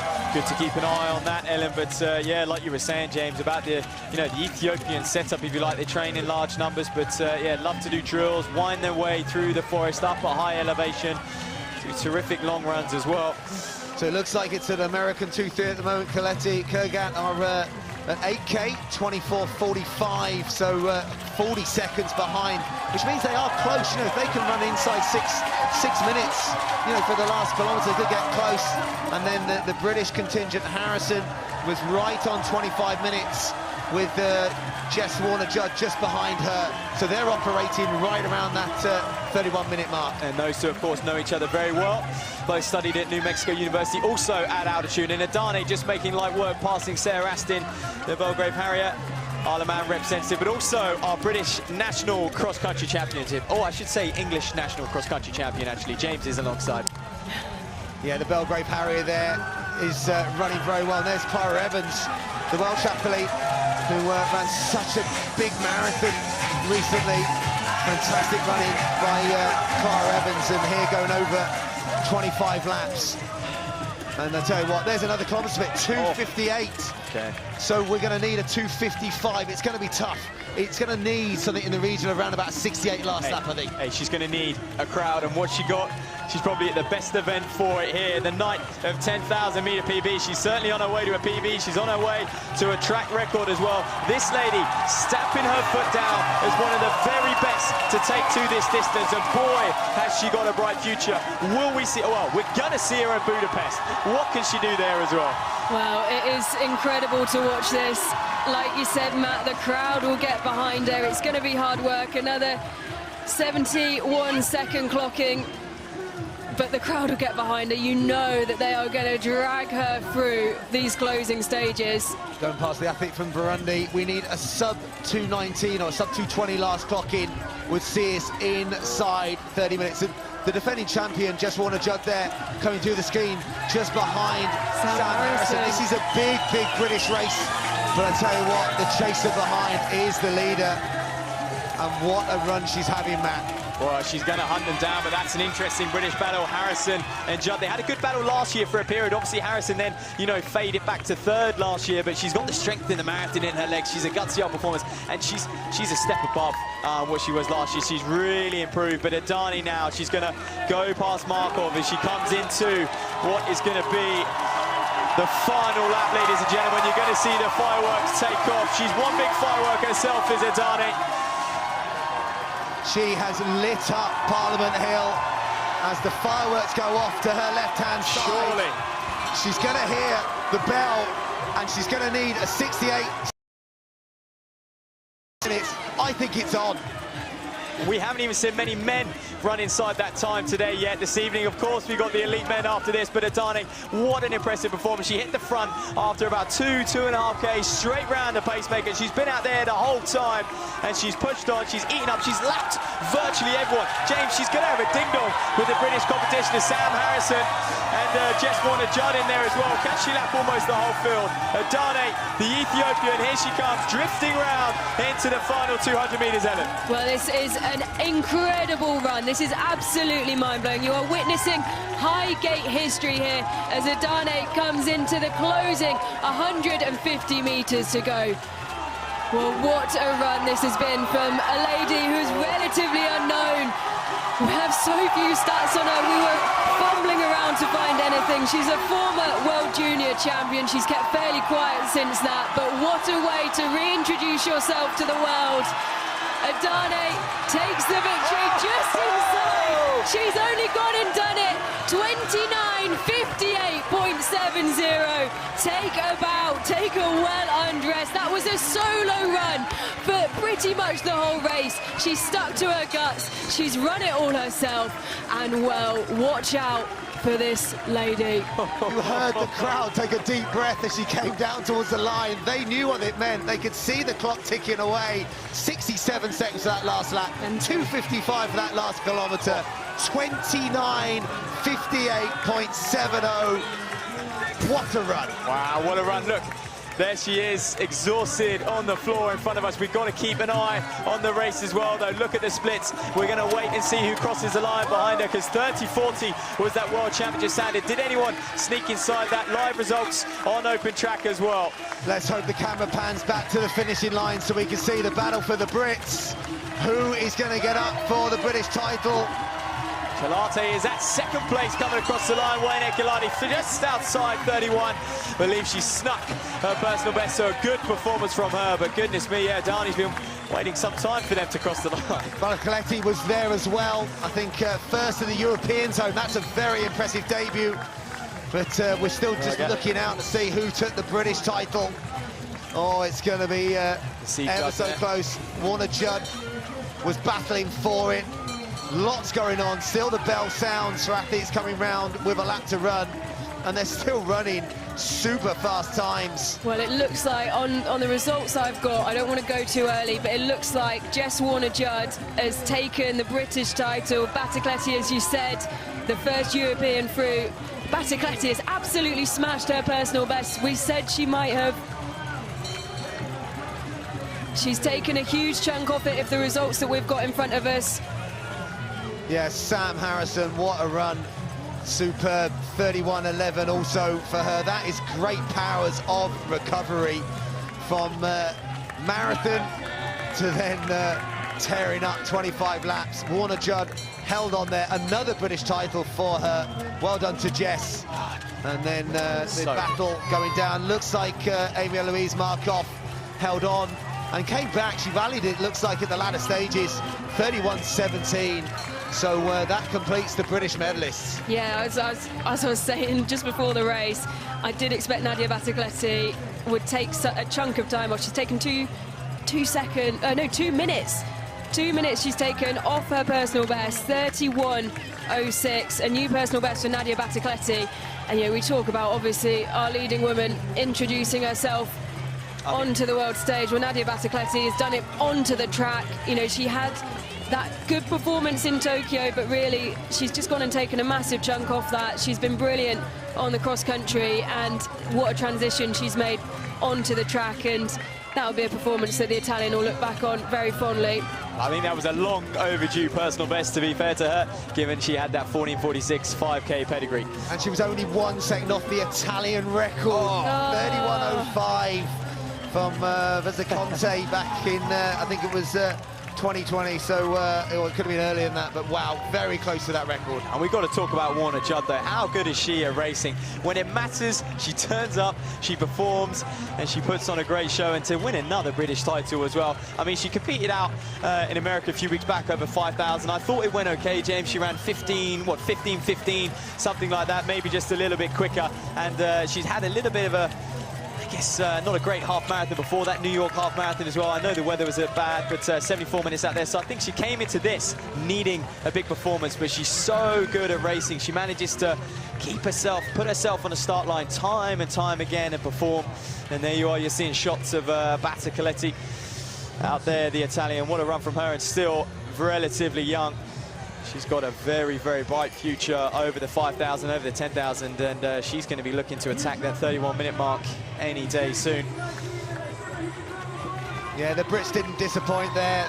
It was just someone from a slightly different planet running a phenomenal time here. Could say that. And I tell you what, the crowd appreciated it. They knew that was coming. It was building and building and building, and that home straight noise, you know, it was electric, it was loud, it was pulsating, and it delivered, and the time delivered. Well, perhaps those of you who are just joining us wonder what on earth you are watching. You are watching the night of 10,000 metre PBs here at Parliament Hill Fields in London, the home of 10K running, the home of the English national cross country as well, event which started 10 or so years ago, 2013, and back then just 150 spectators, but now, well, you can look with your own eyes how many people flock to this stadium, and it doesn't matter if you're involved in the sport, James. I mean, James, I've actually got friends here who have no idea probably what is going on right now, but I can tell you one thing, they've got a beer in hand and they'll be enjoying themselves. Even my... Well, they also know the name Mizan Adain, who's now a new superstar in the making. So the social medias and the athletics world now will be typing away, and she will be someone now on their radar.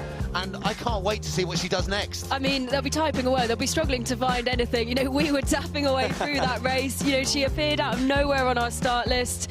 And how good does she look when she runs, and how kind of fearless is she? She's like a swan. It's beautiful to watch. It was just watching her cruise along. And like you say, absolutely fearless. It's always a risk. We've seen that risk be taken by so many athletes over the course of the afternoon, and it hasn't paid off. There was one point where maybe, you know, she dropped a couple of seconds every other lap, and we thought, oh, maybe, but no. She recovered so smoothly, and that last lap, that is insane. 67 seconds to run under 30 minutes here at Highgate. She absolutely smashes the meeting record. She takes home £11,000. And she announces herself to the world. It's incredible. I just, you know, every year we come and sit here, and I just feel so privileged to be here. And that is a race that I will never forget. Do you know what? She reminds me of Ayana Almas, James. You'll know her from the 2016 Rio Olympics. Runs very similar, and a similar race as well. The way she just dominated from start to finish. Her leg turnover reminded me of Haile Gebrselassie as well, and also Kenenisa Bekele. So many Ethiopian greats out there. The way the Ethiopian athletes, you know, it's almost a trait of their running style that's so economical, but just, you know, as Ellen said, it's like watching a swan glide across water. It's beautiful. They're very spiritual. They're very in tune with their body, especially when they train. I mean, you know, I'd like to think they don't really use GPS watches much. They train at terrific high altitudes as well. But like you said, they do a lot of running drills, a lot of technique work to make them conditioned, as light on their feet as possible. And proof is in the pudding when you watch someone like Adane. Yeah, it was an absolute pleasure to watch, and I know the crowd were super enthusiastic, and they're getting their voices ready. They're getting ready for one big race tonight. That is the elite men's race coming up, and it again looks to be a very special affair. We thought, obviously, the women's record was definitely under threat, and whether we could get close to that 30-minute mark, we dared to dream. But could we now, with that being the inspirational platform towards 27 minutes in the men's? What's your thoughts on that, Ellen? Well, Do you know what? I haven't spoken to you about this off air. I was having a peek on Twitter, and I did see a tweet that said maybe one of the favourites wasn't lining up today. And if you make Stanley and Buru, I have seen that he might be on a start list somewhere else tonight. We'll have to double check that. Where else could you be? Where else could you be? Well, I'll have another look on Twitter quickly. But we've already mentioned tonight Paul Chelimo. I think there was some doubts over his fitness before, but judging to the people we've spoken to today, Matt, seemed to be a completely different story to what we've seen on social media and what we've seen, you know, in maybe some of the previews this week. Him himself saying that he feels like he's in good form, and you know, we could see a big performance from him today. Well, this is it. We caught up with Highgate man Alex Lepetra, didn't we? And they've looked after Chelimo since he flew in during the week to prepare for this event, and they took him out for a meal on Thursday night, took him over here yesterday to do his kind of pre-meet, as you like, his strides, an easy run to suss out, you know, not so much a stadium here, but the beautiful, iconic Highgate track here at Parliament Hill Fields as well. And yes, Chelimo has come here, and he has come here with intentions to run 27 minutes. It's, as you can see, just all the entertainment you can do here down at the track. Anyone can come on the infield as well. You don't need a VIP or anything like that. You can walk yourself over. And if you're local and you're watching at home, get yourself down here very, very shortly indeed, because we've got one final race left, and you could say the best till last, the men's elite 10,000 metre race of the night. They're going to have to get a shuffle on. If they're coming down here quickly, they're going to have to get a sprint on. London's massive. Local area. 60 million people. Get a sprint on. What a day we've had. It's mad to think that we've already whizzed round to the last of the day. And yeah, what a race this could be. 7 10,000 metre races so far. We had 4 brilliant junior 800 metre races. You know, the programme started at 3 o'clock. We've been here a long time. Absolutely flown by. And, you know, now the circus acts continue as well. So there's been something for everything. And look at that. Oh, he's back again, Spiky Dan. We talked about getting spiked on the track, and that is a hazard of the job. We saw that earlier, Jennifer Walsh's leg cut up by someone else's spike. They're not regulation length, I'm telling you now. Someone's going to get in trouble if they turn it where it won't be like that on the new track. So remember, the track here is being renovated. City of London putting £2 million into renovating here, Parliament Hill track.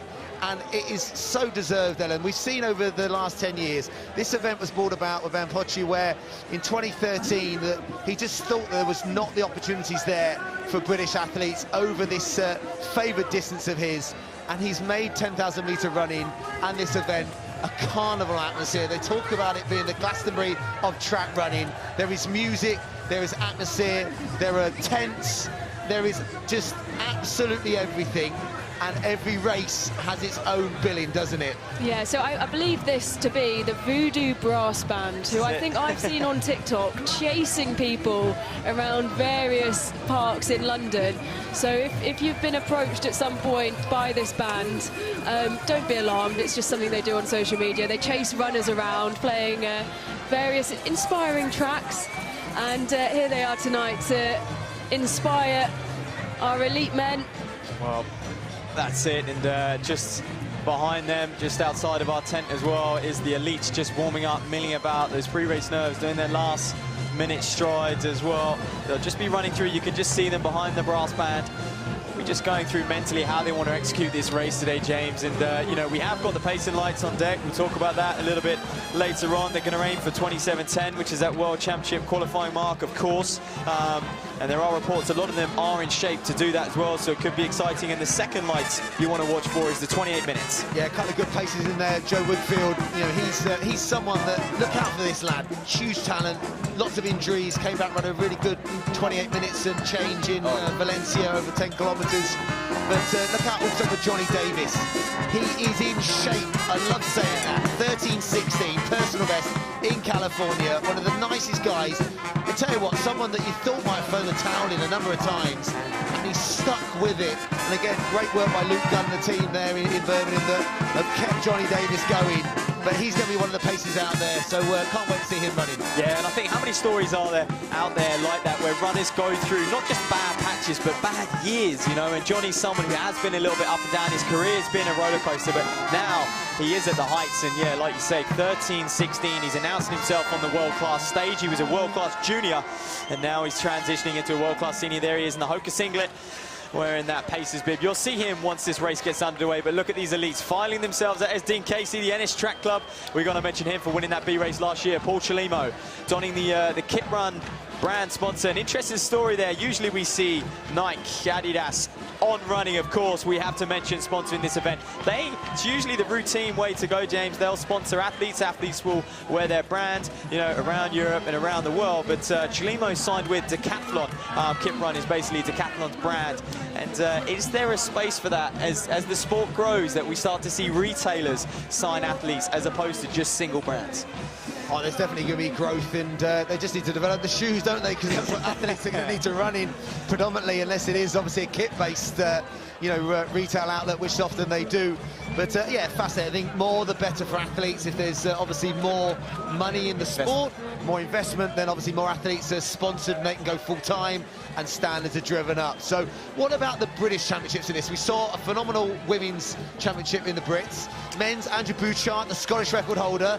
You always get a good effort from Andrew Bouchard, don't you? So who else? There's obviously a few missing. You know, obviously, you know, there's no Jack Rowe this year, no Jake Smith. But yeah, there's another load of strong Brits in there. And to add, no Jack Rowe. No Sam Aiken as well, no Emil Caress. And you know, these are athletes who I think could have a good shot at attacking, perhaps not 27:10, but definitely 27:30. But the problem is, James, I think they're very fixated on the 5K at the moment, and so they should be, the level they're operating at. And obviously Emil was fixated on the marathon. Oh, and rightly so. And what a performance in London, you know, just a couple of seconds outside the fastest British athlete of all time in their debut, just outside Steve Jones's record from a few years ago, but low 28 minutes for Emil Caress. And yeah, what a great performance. And obviously, you know, some passing of the guards now. The baton's been passed. Sir Mo is going to be hanging them up, isn't he? Running in Manchester tomorrow, and the Great North to finish his career.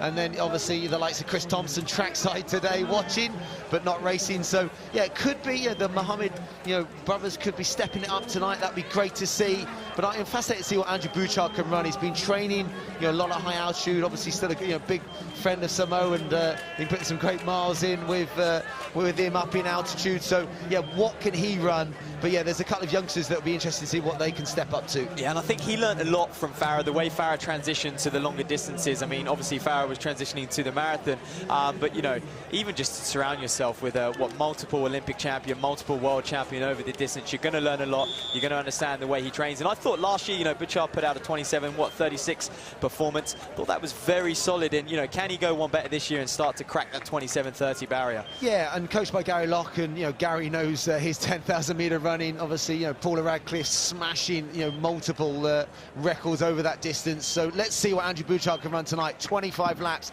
of the Parliament Hill track, and we're off. Last race of tonight's programme. And again, how close to that 27-minute mark. But we're looking, aren't we, more at the World Championship time that's a few seconds slower than that.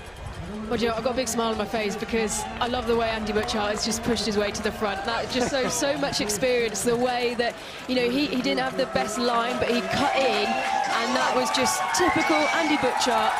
Elbows out, and look at the position he's got himself into there. That's absolutely brilliant for Bouchard. And do you know what? That's championship experience. This man's competed at the highest level. He was, what, 6th in Rio in the Olympic Games, or was he 11th in Tokyo, or 8th or 9th in Tokyo as well, around about that top 10. So he's been there, he's done it, and now he's looking, can he transition to the 10K?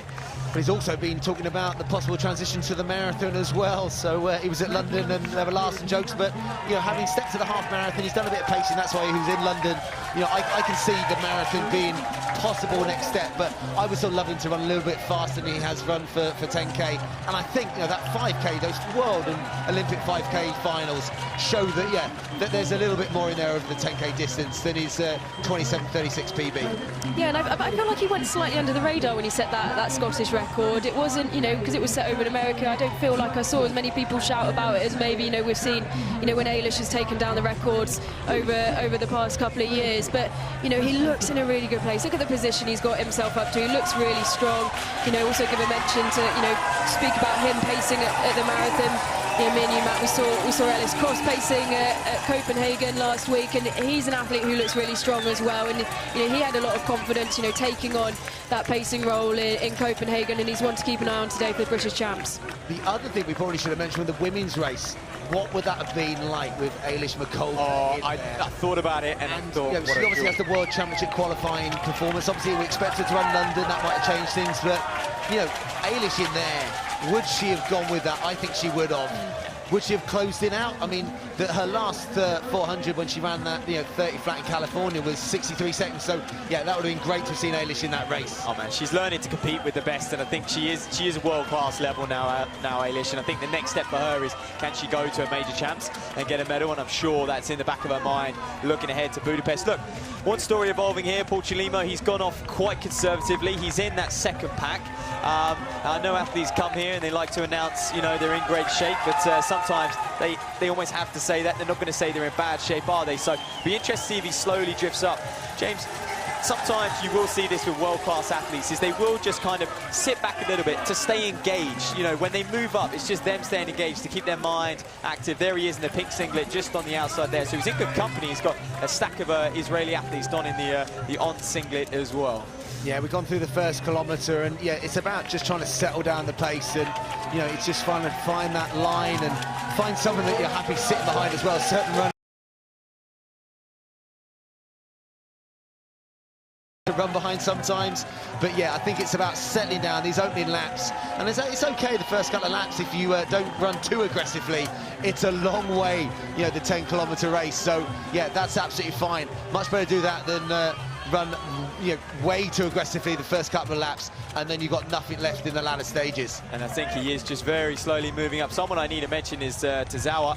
He was 20th at the 10K World Championships last year. The Japanese athlete studies out in Japan as well, and I believe he runs for the yogurt brand. And if you're familiar with Japanese running, you know how it operates. It operates on a very corporate basis, so you don't really run for a club, you run for a major business. Yeah, he's an athlete who I was told to keep an extra eye out for this morning. I was talking to one of our colleagues who works at Athletics Weekly, and he was saying that, you know, there's quite a big contingent of Japanese press who have come over because they feel like he could do something special here tonight, and they want to keep an eye on him. So definitely in that blue Nike singlet, he's one to keep an eye on. He's tucked in there in quite a nice position at the minute. Well, he's got a personal best of 27.28, so no wonder they've flown over, because if he runs at 27.10, that would be some historic feat for Japanese running. Well, that's his season's best, actually. His personal best is just slightly quicker than that, 27.23, and you know, he'll be looking to get close to that tonight. And you know, what's he saying? Is he second in there now behind Andy Butchart, second, third?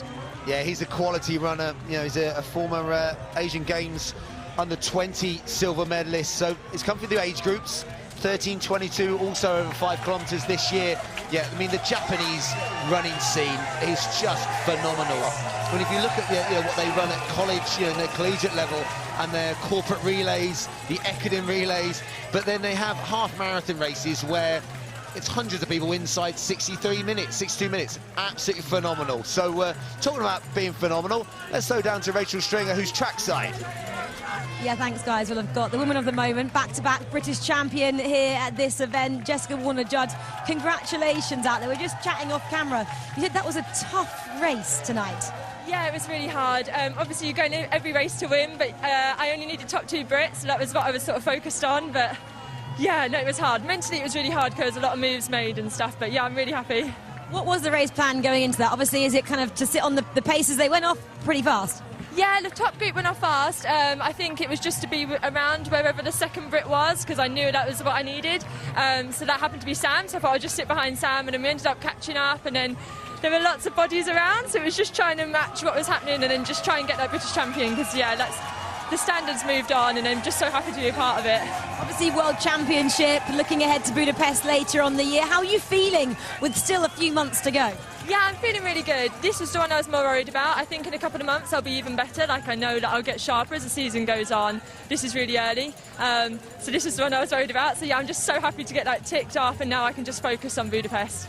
In terms of this race as well, Jess, we talk about it as the Glastonbury of athletics, that lactic tunnel of love out there. What is it like for you, who's come from the cross countries, the old school athletics side of things, to come and run an event like this? Yeah, it's amazing. I mean, yeah, I remember falling over actually as an under-13 on Parliament Hill when I did the Southern. So to come like full circle and be back here, and it's such a great event. Like, there's people with their dogs and families that were just walking by and come in and watched, and they were asking what it was all about. And that's what we need. We need the sport to just grow. It's not just about being in people's homes, it's about being in people's lives. You know, if they can come and experience it, then maybe they might want to give it a go. So yeah, it's just, Ben has done such a great job building this event, and I'm so lucky to be a part of it. Well, a brilliant run from you, Jess. Back-to-back British champion, like I mentioned. Congratulations. Thank you. Well, thank you, Rachel. Some brilliant words there from Jess. She's bang on. It's not just about being in people's homes, but also in their lives, and running is a large part of some of these gentlemen's lives. I mean, Ephraim Gidey, a word on him. He's just back there in the blue and orange singlet. He fled a war-torn Eritrea at just 15 over to Ireland, and you know, as the story goes, James, so many PE teachers are to thank for getting athletes into this sport, taking them down their local club. And Gidey actually wanted to be a cyclist once upon a time, and he realised the expense of a bike and said, you know what, I'll try my luck at running, and the rest is pretty much history. He's here today, and he's in good form. He won at the Bristol Track Club 5K, a relatively low keep for that man. There he is in shot, 12 on the side of his hip as well. But he's, rumours has it, spoke to his agent before, and he wants to target that 27:30. He's in great shape. Well, that would be, I think, a new Irish record as well, so that would be great running. And it's great to see his progression as well. I think Ireland looking to send a strong team to that European Cup in 2 weeks as well. But yeah, Johnny Davis doing a great job at the front, just dropping off that pace group. Nils Voigt, who was, I think he was fourth here in 2021, when in the personal best of 27:49 that day, pipping Sir Mo Farah. But the German, you can just see in the blue singlet, just in that chase group behind. But it is the blue singlet of Johnny Davis at the front. So they're going to be coming down towards 3 kilometres. And at the moment, Davis doing a really good job with the, there's a line, isn't there, of athletes behind him, Matthew? Well, I think they were through 3K already, James, and there's a big old line, and one man to keep an eye on is Chilima. He's just drifted his way up to the front, and they're clipping off 65s for fun. I think Johnny Davies at the front now. He probably would have liked Joe Wigfield to go just a little bit further, you know, and he looks like he may even be struggling a little bit himself. It's no surprise coming off of a long-haul flight from America, where he set his new personal best of 13:16, and looking ahead to a strong track season as well. He's probably here, he's helping out, but he's going to be up against it now, as similar to Adane. It's Abira who's hit the front literally just after 3K and decided he wants to move things along now. Yeah, Abira has done exactly the same, gone past the pacer, and it isn't it a little exchange of looks almost by Johnny Davis, as if to say, I'm the pacer. Do you want me to keep going at the front, or as we had in the women's race, that the athlete just ran away from the pacer after they felt that they'd done enough of the job. So Paul Chilima right there, the American Olympic bronze medalist. So he's looking to make some major strides over 10,000 metres tonight. So, you know, and he's such a smooth runner as well. We've been talking about running mechanics tonight. Paul Chilima is one of those. Yeah, it's a discipline. I think he's still learning. We know what he can do over the 5K, especially at a championship level. He can close very, very hard. And I think, you know, he's showing his experience, because he knows that not to panic. I mean, he's been running alongside some of the best in the world for years in these sorts of races that are set up to run fast. And the key is staying relaxed and not surging. I mean, in relative terms, it's still very early days in this race. They haven't even hit halfway now. And there you go, Johnny Davies steps off the track.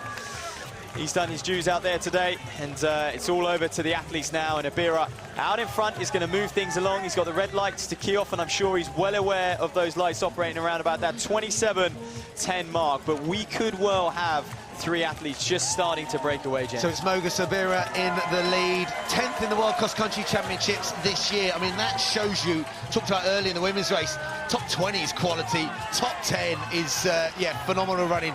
He's a 27-23 athlete on the road, and he's run 60-11 for half marathons, so he's got a great engine above, you know, below and at cross country. So no surprise at the moment, they're going through 4 kilometres, that they are running very, very strongly, and probably just around about the, what, the 27:30 mark?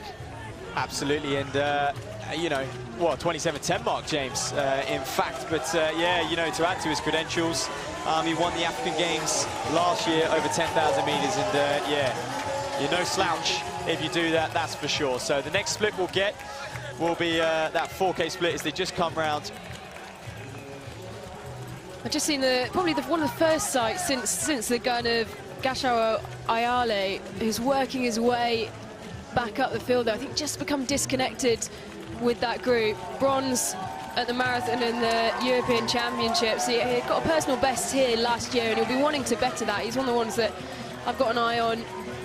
And he started on the inside, and I thought maybe he might have made a move slightly earlier, but he's reconnected to the back of this group now and is starting to work his way through it. Yeah, I mean, he's got a 2:05 marathon best, so yeah, probably using that amount of strength that he's got in those legs, not to be too aggressive in the early stages. And the former Ethiopian, now running for Israeli, is getting back onto that group, or trying to get back onto that group. But Andrew Bouchard, you can see him on the back of that group, Matt. That is great to see. That's exactly what I was looking at, James. It's very, very encouraging. We know he took it out hard. These men are just slacking off the pace a little bit, and Bouchard's showing that he's not scared of this distance. He's not going to fear it, and I think when you get to his level, it's kind of like do or die. He doesn't want average performances. He could play it safe and maybe set off at 27:40, 27:45 pace, and I think he's turned up here today and he's just thought, you know what, I'm going to give it a go. I'm going to attack that World Championship mark. If I don't get it, I don't get it. I'll move on. The next big split is going to be the halfway point, 5 kilometers, and that will really like signal, you know, the start of this race in terms of the early laps are being clipped out. You know, it's getting really competitive now. There's such a strong international field there, isn't there, Matt, in terms of the nationalities, but you can now start to see a few gaps, and athletes have to make choices. They have to make decisions whether to go, whether to close it, or whether to sit back and you know, wait for them to come back to them. Yeah, but look who's on the shoulder now, just behind our leader. That's it, Paul Chelimo. When it matters, he's there, and we're going to get that 5K split. 13:35 will be bang on, obviously, 27:10 pace. Simple maths for you at home, so they're near enough, and Chelimo's going to hit the front and perhaps a little bit early, but he has got to get that standard. He's had a few performances which have been up and down the last few years, I think that's fair to say, and he has got to nail this standard today, so he's not going to mess about, and he's here to do business. He says he feels, you know, we're speaking, like you said, Matt, before, to some of the people, some of the Highgate Harriers who've been taking him around London these past few days, and they said he's been feeling good. He's feeling ready to attack. And also, it's Andy Butchart. I feel like Andy Butchart's worked his way up quite a bit. He looked towards the back of that group, but he has started to work his way up as some of the athletes who we saw closer to the front start to drop back. But this is a brilliant run from Andy Butchart. Andy Butchart is running very strongly, but just maybe now just starting to drop off that group. And it's Paul Chelimo, who 65 seconds on that last lap, looks really good. He's looking over.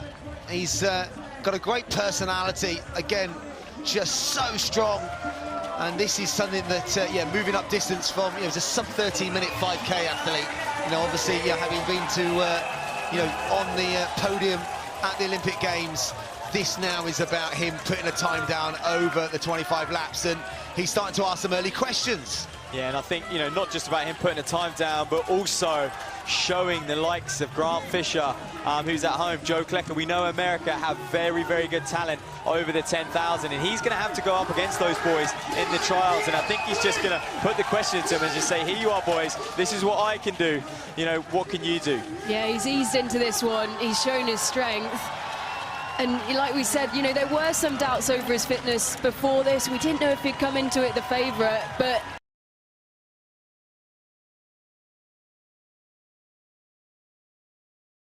Nkunramana is the athlete chasing the Burundi athlete.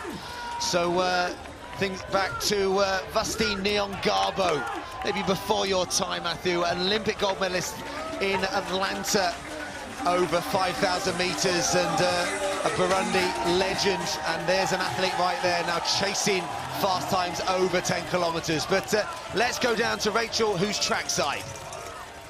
Yeah, thanks, guys. Well, the atmosphere down here is incredible. You can just hear the crowd in the Lactic Tunnel of Love just behind me. But I've found Ryan Hall. He's a content creator from Liverpool. He's a Scouser. I'm going to say Ryan runs, but he's not a runner. Is that accurate, Ryan? That is pretty accurate, but my fastest 5k is 19 minutes, so you've got to pat me on the back somewhere. Solid work. So obviously you've come here tonight and to enjoy what's going on here.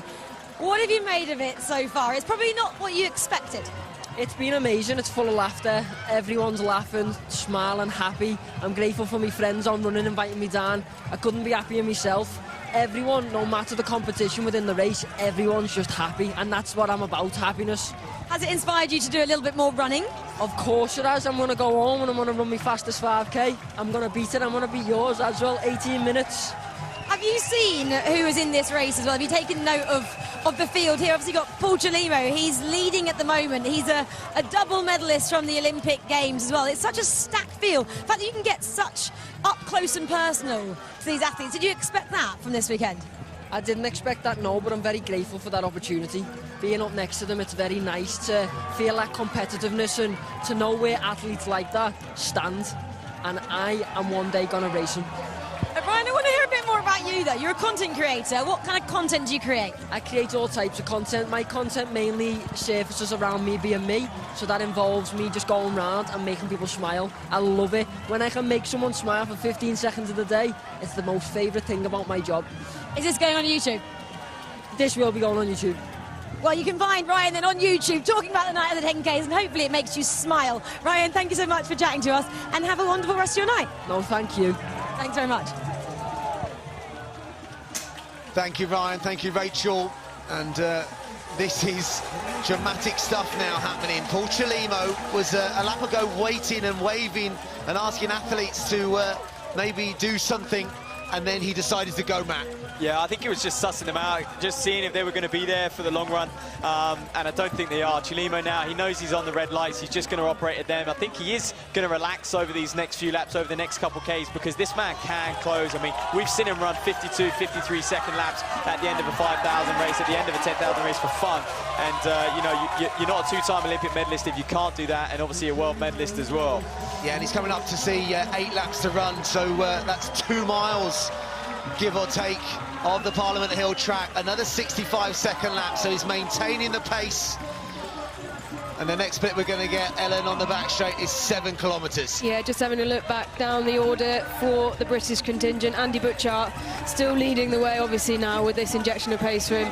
Chelimo's drifted well out of shot here, but he is still leading the way in the British Championships, and it's Zach Mohammed who is in second place at the minute. He has a personal best of 29.14, and he's running well within that. We thought, you know, that he might be the one of the 2 brothers who would come out on top, obviously racing alongside his brother Mohammed. He's going to take a huge chunk of this, as expected. And yeah, so he's currently second in the British Champs. Well, thank you, Alan. Yeah, and that split there, Matt, 2:43, 19:02, 7 kilometres, strong running. He's hanging on there. He's just slipping off a little bit. He's going to need the support of the crowd. He's going to need to soak up the atmosphere because he's on his own now, Chelimo. And I think he knows that deep down. And do you know what? He's probably just going to hold a little something back for that last K, just in case someone comes back on his shoulder and he needs to be able to respond. 66, probably the slowest lap of the race. Yeah, if he's going to break 27 minutes, he kind of needs 64 seconds a lap, unless he has got a big last lap. But maybe just the first signs of fatigue, a little grimace. I think it's a grimace rather than a smile, It's Matt. definitely a grimace. Maybe it's a little bit of both. But yeah, it's almost like his head down. Almost looks like a boxer now, or like someone going through a range of emotions. Well, one thing I would say is Chelimo is a bit of a gamesman, and what a moment this is going to be for Dean Casey, albeit he's getting lapped by one of the best to ever take to the 5,000 metres in this distance, but he's going to have to soak it up, Casey. I mean, he won last year, he's been chucked in the deep end tonight, and he's going to experience what it's like to be overtaken by Paul Chelimo. Isn't this a great example of what Highgate can do for young athletes? Dean Casey winning in the B race last year in emphatic fashion. It was one of my favourite races of the day, and now, yeah, like you said, he's being lapped here, but he'll be absolutely soaking it up. He'll be loving this. Look, he looks to the sides. He'll be living every minute of this. And he's also chasing down one of our biggest young talents coming through. That's Henry McCluskey. He's making his 10,000 metre debut today on the track, but he's obviously still running at a very good pace. If you think Paul Chelimo is heading towards low 27 minutes, you know, with a few laps to go in front of him, the young Charlie Barnett's running well, Matt. Well, he is indeed, and you know, Casey and McCluskey, they well may face off at the European Under-23 Championships later in the year if McCluskey chooses to do that. Is this a step too far for McCluskey? Well, we're going to find out because he's fresh off a 13:36, 5,000 metres, like you say, James, which is terrific running, you know, for his age, and this could be a stretch too far for him tonight. But sticking at his task for competing with the likes of Ellis Cross, Richard Allen as well, so well amongst it at the moment. But Chelimo now just slipping off that pace as we move into the closing stages of this race. Mogo Sabera is the athlete trying to give chase, and yeah, he was one of the early aggressors, but at the moment, you know, you can't really see him on the screen there, so Paul Chelimo is maintaining it. The noise of the crowd is absolutely vital now, Ellen, isn't it? They're going to play their part in this theatre. Yeah, I've seen they might even play their part in the British Championships as well, because Zach Mohammed is now just behind Andy. Well, I say just behind. He's a position going down that really impressive first half of his race, but has he done enough to hold off the charge of Zach Mohammed, who is coming in quickly behind him? Well, there we are. Zach Mohammed, I guess, the better on the track of the two brothers. Mohammed dominates the cross-country circuit, but Zach, I feel, has a little bit more talent, a little bit more natural ability, I suppose, when it comes to track. We've seen him perform at the British University Championships, and there goes Chelimo drifting past McCluskey. I mean, this man was, you know, born and raised in Kenya, moved over to America, if you like, joined the world class, joined the Army, and then gained his US citizenship that way and joined the world class Army program out there where he trained, lives in Colorado Springs, and he's got a great group out there as Chelimo, and he's clearly getting back to his very best, but he's going to have to lift it if he wants to get anywhere near that World Championship mark. Yeah, there's definitely been pain etched over his face over the last few laps. The noise of the crowd here is building and building, and it is a festival of running here. This is such a great event. We've had multiple heats of the 10,000 metre distance, so many personal bests sprinkled in with some junior 800 metre races, and the juniors will be trackside now watching this, soaking it up, watching the very best. And there on the back straight, some of our British athletes. That's Jack Gray in the Cambridge and Coleridge vest. He's a top athlete, isn't he, Ellen? He's a brilliant athlete. He's an athlete that I know well from my time in Cambridge. He's got a very distinctive running style, but he was talking about it the other day. He's like, why change? It works for me. He sticks to his guns, and here he is once again performing at the top level of British athletics. And he'll be another athlete, I'm sure, when Paul Chelimo cruises past him, he'll actually soak it up and he'll love it. I think so, and yeah, a credible athlete himself, second at the English National Cross Country Champs earlier in the year. So here goes Chelimo down. Look at that, lit up through that tunnel. He's going to enjoy that. The fireworks off every single lap now. 3 laps to go. James, he's going to need to operate well. He could be inside that standard. He's got to run, what, 3:07? He's got to start clipping off 62s now. Yeah, it's another 66. It's just dropping ever so slightly every single lap. The chase behind Matt, but I don't think they're going to get back to him. I think Paul Chelimo's got enough in his locker, and I think he's definitely got, you know, another gear if he needs it. But, you know, the crowd now are going to be so important. But you're right. Yeah, it's going to be interesting to see how far the lights are in front of him. They were set at 27:10, you know, on the red light. But he's also got a bit of traffic to navigate as well. Well, you know, 2:46 there. You could see him run. I mean, so what does he need? 2:25. My maths isn't great, but I don't need to worry about that. We'll see when he comes around with 800 to go. But you can see him closing in at 56, James, no problem at all. And, you know, he's going to be closing well sub 60. Here he goes then, fighting round Ellis Cross. He's certainly going to have to kind of fight himself around Jack Gray there with the arms, the distinct style of Jack Gray. This battle just behind Paul Chelimo now is the battle for 3rd place in the British Championships, and you've got 3 men there who could be fighting it out. Jack Gray leading the way at the minute, but it could be very, very close for that bronze medal in the British Champs. That's a fascinating battle in the Brits, but the battle up front is to get that World Championship qualifying time, 27:10. He's gone through 25:08 with 2 to run, so that means a 2:01 last 800. That's almost 4-minute flat pace, but it sounds a tall ask. It's just whether he can rally this lap to a 3 and come home probably something like a 57-58, which he can do, but maybe fatigue's just jumping on him now. I think he's building. You can see, you know, that close-up of his eyes. He's focused. He's focused on every single step in front, his stride, his running form right now. But he is going to know. And this is one thing, you know, we know the lights work. They're brilliant when you're on them, when you're gaining the confidence. But when they're drifting away from you, how does that, you know, how do you cope with that mentally when you can see the race slipping away from you, even when you're in such a strong position like Chelimo is now leading this race with a lap to go? What does he need? About a 56. Is it last lap? 55 even. He's going to have to go some. We're going to have to see some fireworks, Chelimo. Oh, it's going to be tough, really tough to run that last lap in around about 55 seconds. But I tell you what, he has the speed in those legs. But, you know, this is the hardest 10,000-metre run he's ever done, and he's been operating at such a speed throughout. It's going to be tough, Ellen. It's going to be hard work, but you can hear the high-grade crowd are pushing him on, and he's found another gear. You can see it there. He's found another gear, and he is pushing it. Will it be enough? Will it be too little, too late for finding that qualifying standard? Come on, Paul Chelimo. Find another gear. An Olympic medalist, a sub-13-minute 5K runner. The USA athlete is coming into the final turn here at Parliament Hills, and here in the Highgate, night of the 10,000-metre PBs, he's going to break the record here. He's going to smash Cripper's record. He's just really going to miss the World Championship time. 27:12.7, oh, a 58:06 last lap, 2:36 last kilometre. Good, but just not quite good enough for that World Championship A standard. Exactly that. But hey, and you think, you know, the grimace on his face, they're almost like, why? You know, he threw his hands up, he's celebrating there, but I think, you know, in the back of his mind, he's thinking, imagine if Stanley Mburu was here today, this World Championship silver medalist. He was due to turn up.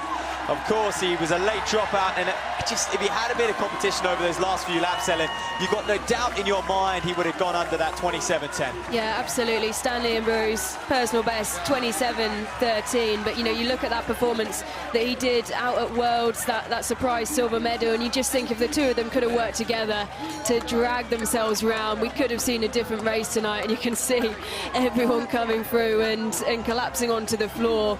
It's a hard effort out there. We'll wait to see the Brits come through, try and get a glimpse of them as they cross the line. Obviously, we've got the British champs at play as well. Andy Butchart, last time we checked, was well in the lead. Zach Mohammed was in second, and then there was that brilliant battle for third. As you can see, the Japanese athlete down there. Yeah, Vincent Mutai got up for second, the 28-year-old Kenyan. So, and a good battle, Gathathon, the Israeli athlete there in third place, unofficially, obviously, till we get the official results, because sometimes the chips on their feet don't activate the devices they cross the line, so we'll get an update on that. But some quick times, and it looks like Mohammed was a shade inside 28 minutes, so around about 27:56. A huge PB. His time had set before 29:14, so we knew he'd take a chunk off it, and he has done. That really is a massive run from Zach Mohammed out there, as you just see the closing shots of Paul Chelimo. He is your race winner, your final race of the evening here at the night of 10,000-metre Ps, and what a way to finish. But in that top 10, we had the USA, Kenya, Israel, we had Burundi, Japan, the Norwegian Kibron ran a lifetime best. You know, the athlete that's run here previously, but he ran a superb run, and he's run 27:40 tonight, 27:41 I think it might be, the European silver medalist from Munich. A superb bit of running, and we had Saudi Arabia also in that top lot as well. And Andrew Bouchard, 27:47 is the British champion, Ellen. Yeah, it looks like it came right down to the line for third place. It looks like Ellis Cross just got there marginally, fractionally ahead of Jack Gray. Well, I'm going to have to find a replay of that somewhere, that crossing, that battle for third and how those two crossed the line. So, Matt, Andrew Bouchard just outside his Scottish record, but he really went for it tonight. I was so impressed with that. Would have been a tired second half, but he is the British champion.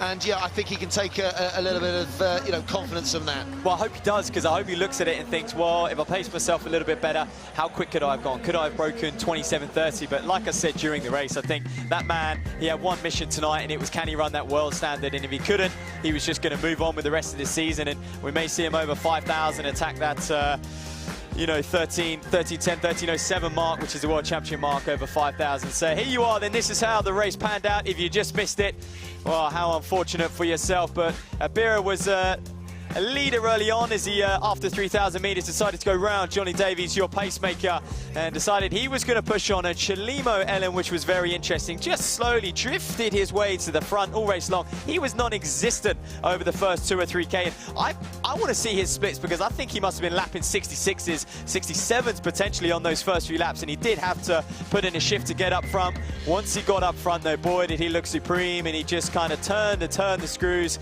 He waited around for a little bit to see if anyone would go with him, but absolutely no one. And Chalimo bringing it home here. Welcome to London, Paul. Well, he's going to have good memories now. This, but of course, in 2017, he was a World Championship medalist as well. You've got to wonder whether, you know, he might regret how much he eased into that race. You know, like you said, we barely mentioned his name through the first half, and what a dominant second half performance.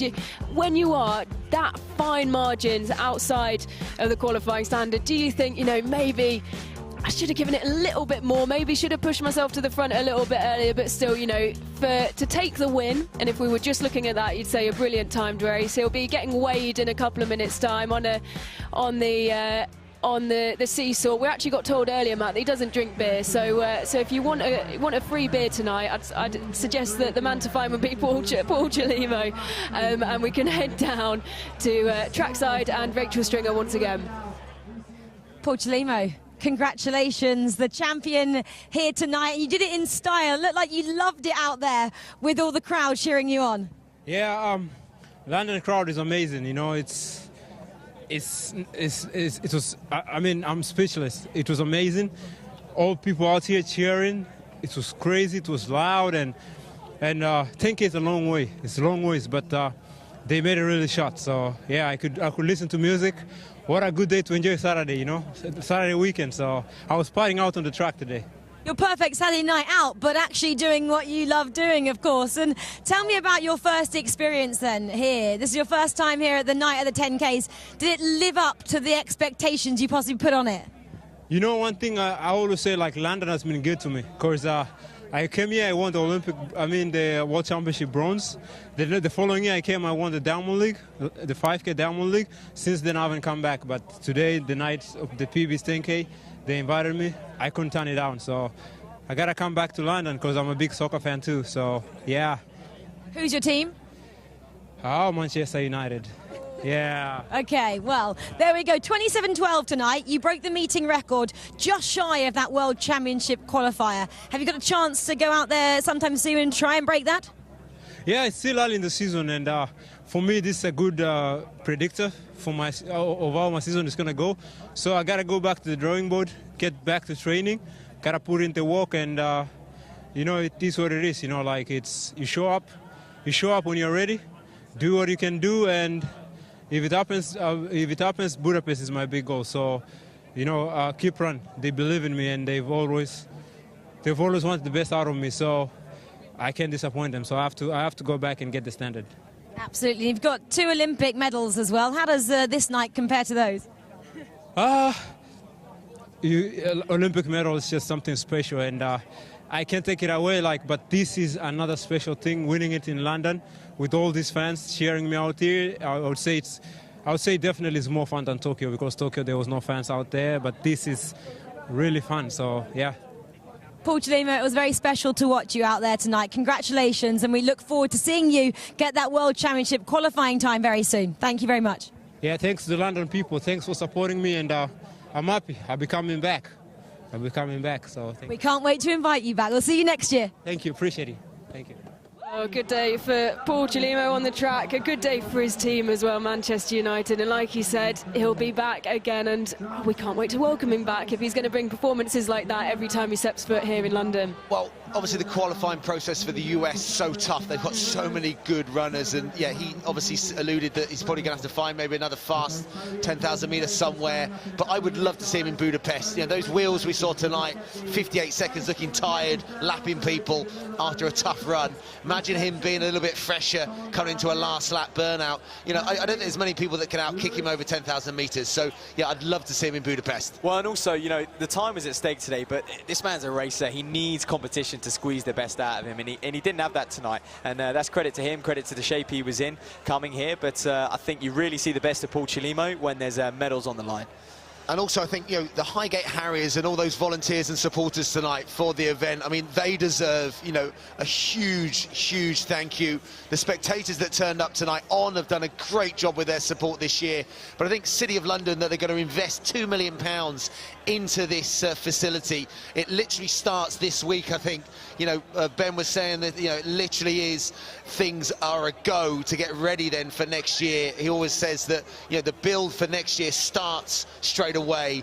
You know, the fact it's going to get bigger and better year on year, that's so exciting, Ellen. Yeah, Ben will be having some, you know, you have these adrenaline. If Ben can sleep tonight, he'll be having some crazy dreams, and you know that they'll all turn into fruition next year, because this gets crazier and crazier every year. It gets bigger and bigger every year. And, you know, we said it earlier on in the comms, you can walk past this track on a day and you wouldn't think anything about it. You know, people walk through here, and then once a year it becomes the absolute centre of gravity of 10,000 metre running.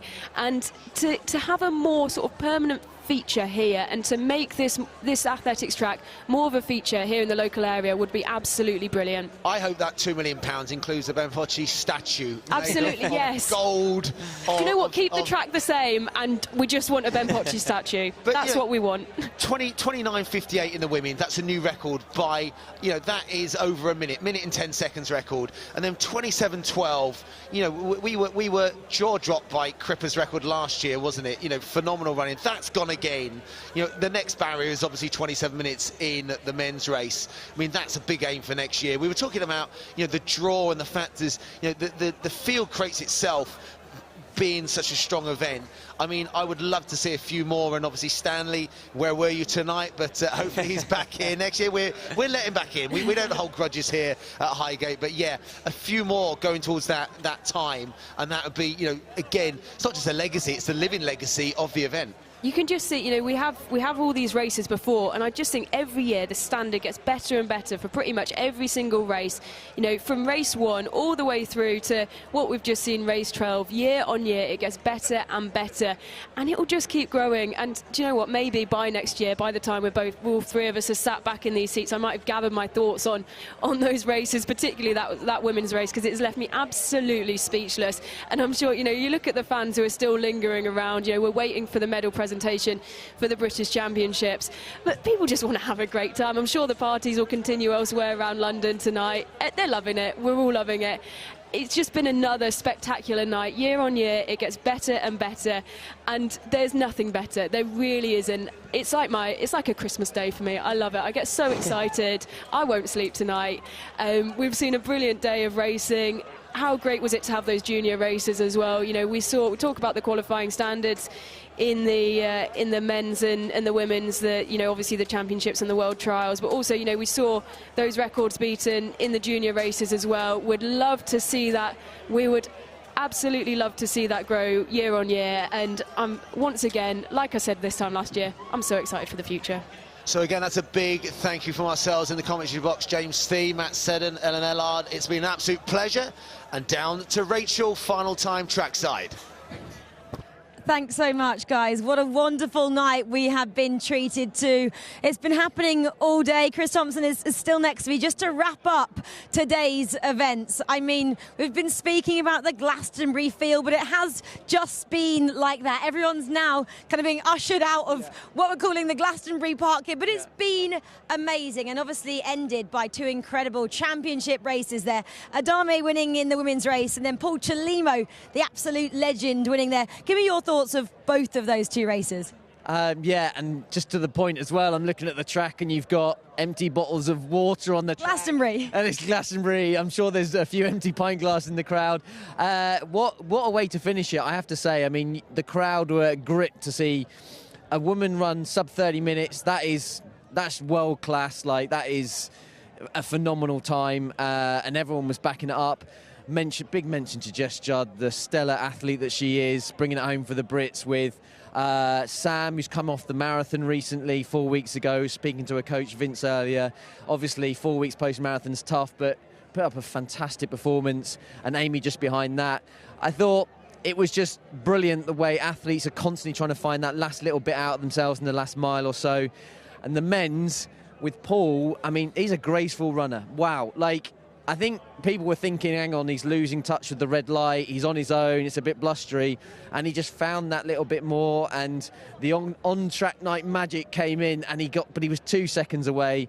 But I did see, I don't know if the cameras picked it up, he picked someone's pint glass afterwards, necked the pint, and I thought, wow, that's good. Only for Butchard, only Andrew Butchard, just moments later to try and better it and run down the home straight with a beer in his hand, pouring it over himself and finishing the race. So what more can you want? It really was the Glastonbury, and it was the performances to back it up as well. Yeah, it was indeed. And remember as well, the winner, they win their weight in beer. If you didn't know that, that's exactly the prize, as well as obviously the prize money on offer today. But just a word on Paul Chelimo. You mentioned him. He won the men's race. He was a couple of seconds off the World Championship qualification time. He needed 27.10. He got 27.12 there. A little bit disappointed with that, but it just shows the calibre of this event, that we can get Olympian who's got 2 medals at Olympic Games to come here and run at Parliament Hill in London. And I think that's, yeah, a testament to the fact that he wanted to come. He's obviously performed well, and the fact that an event like this and Highgate itself can attract an event like that. And I think, but Highgate and the guys that started this back in 2013, they've brought so many people. The on-track night, they brought the sponsors, they brought the fans, they brought the athletes. And I said to someone, if you build it, they will come. It's like that cliche from Field of Dreams. And I think, and I don't want to make too many cliches, but that's what's happened. And Paul is a world-class athlete who is. This is going to sound bad. I'm sure he beat Mo in one of our historic races, but he certainly had battles with Mo in the Diamond League, and he's won medals, Olympic medals and stuff.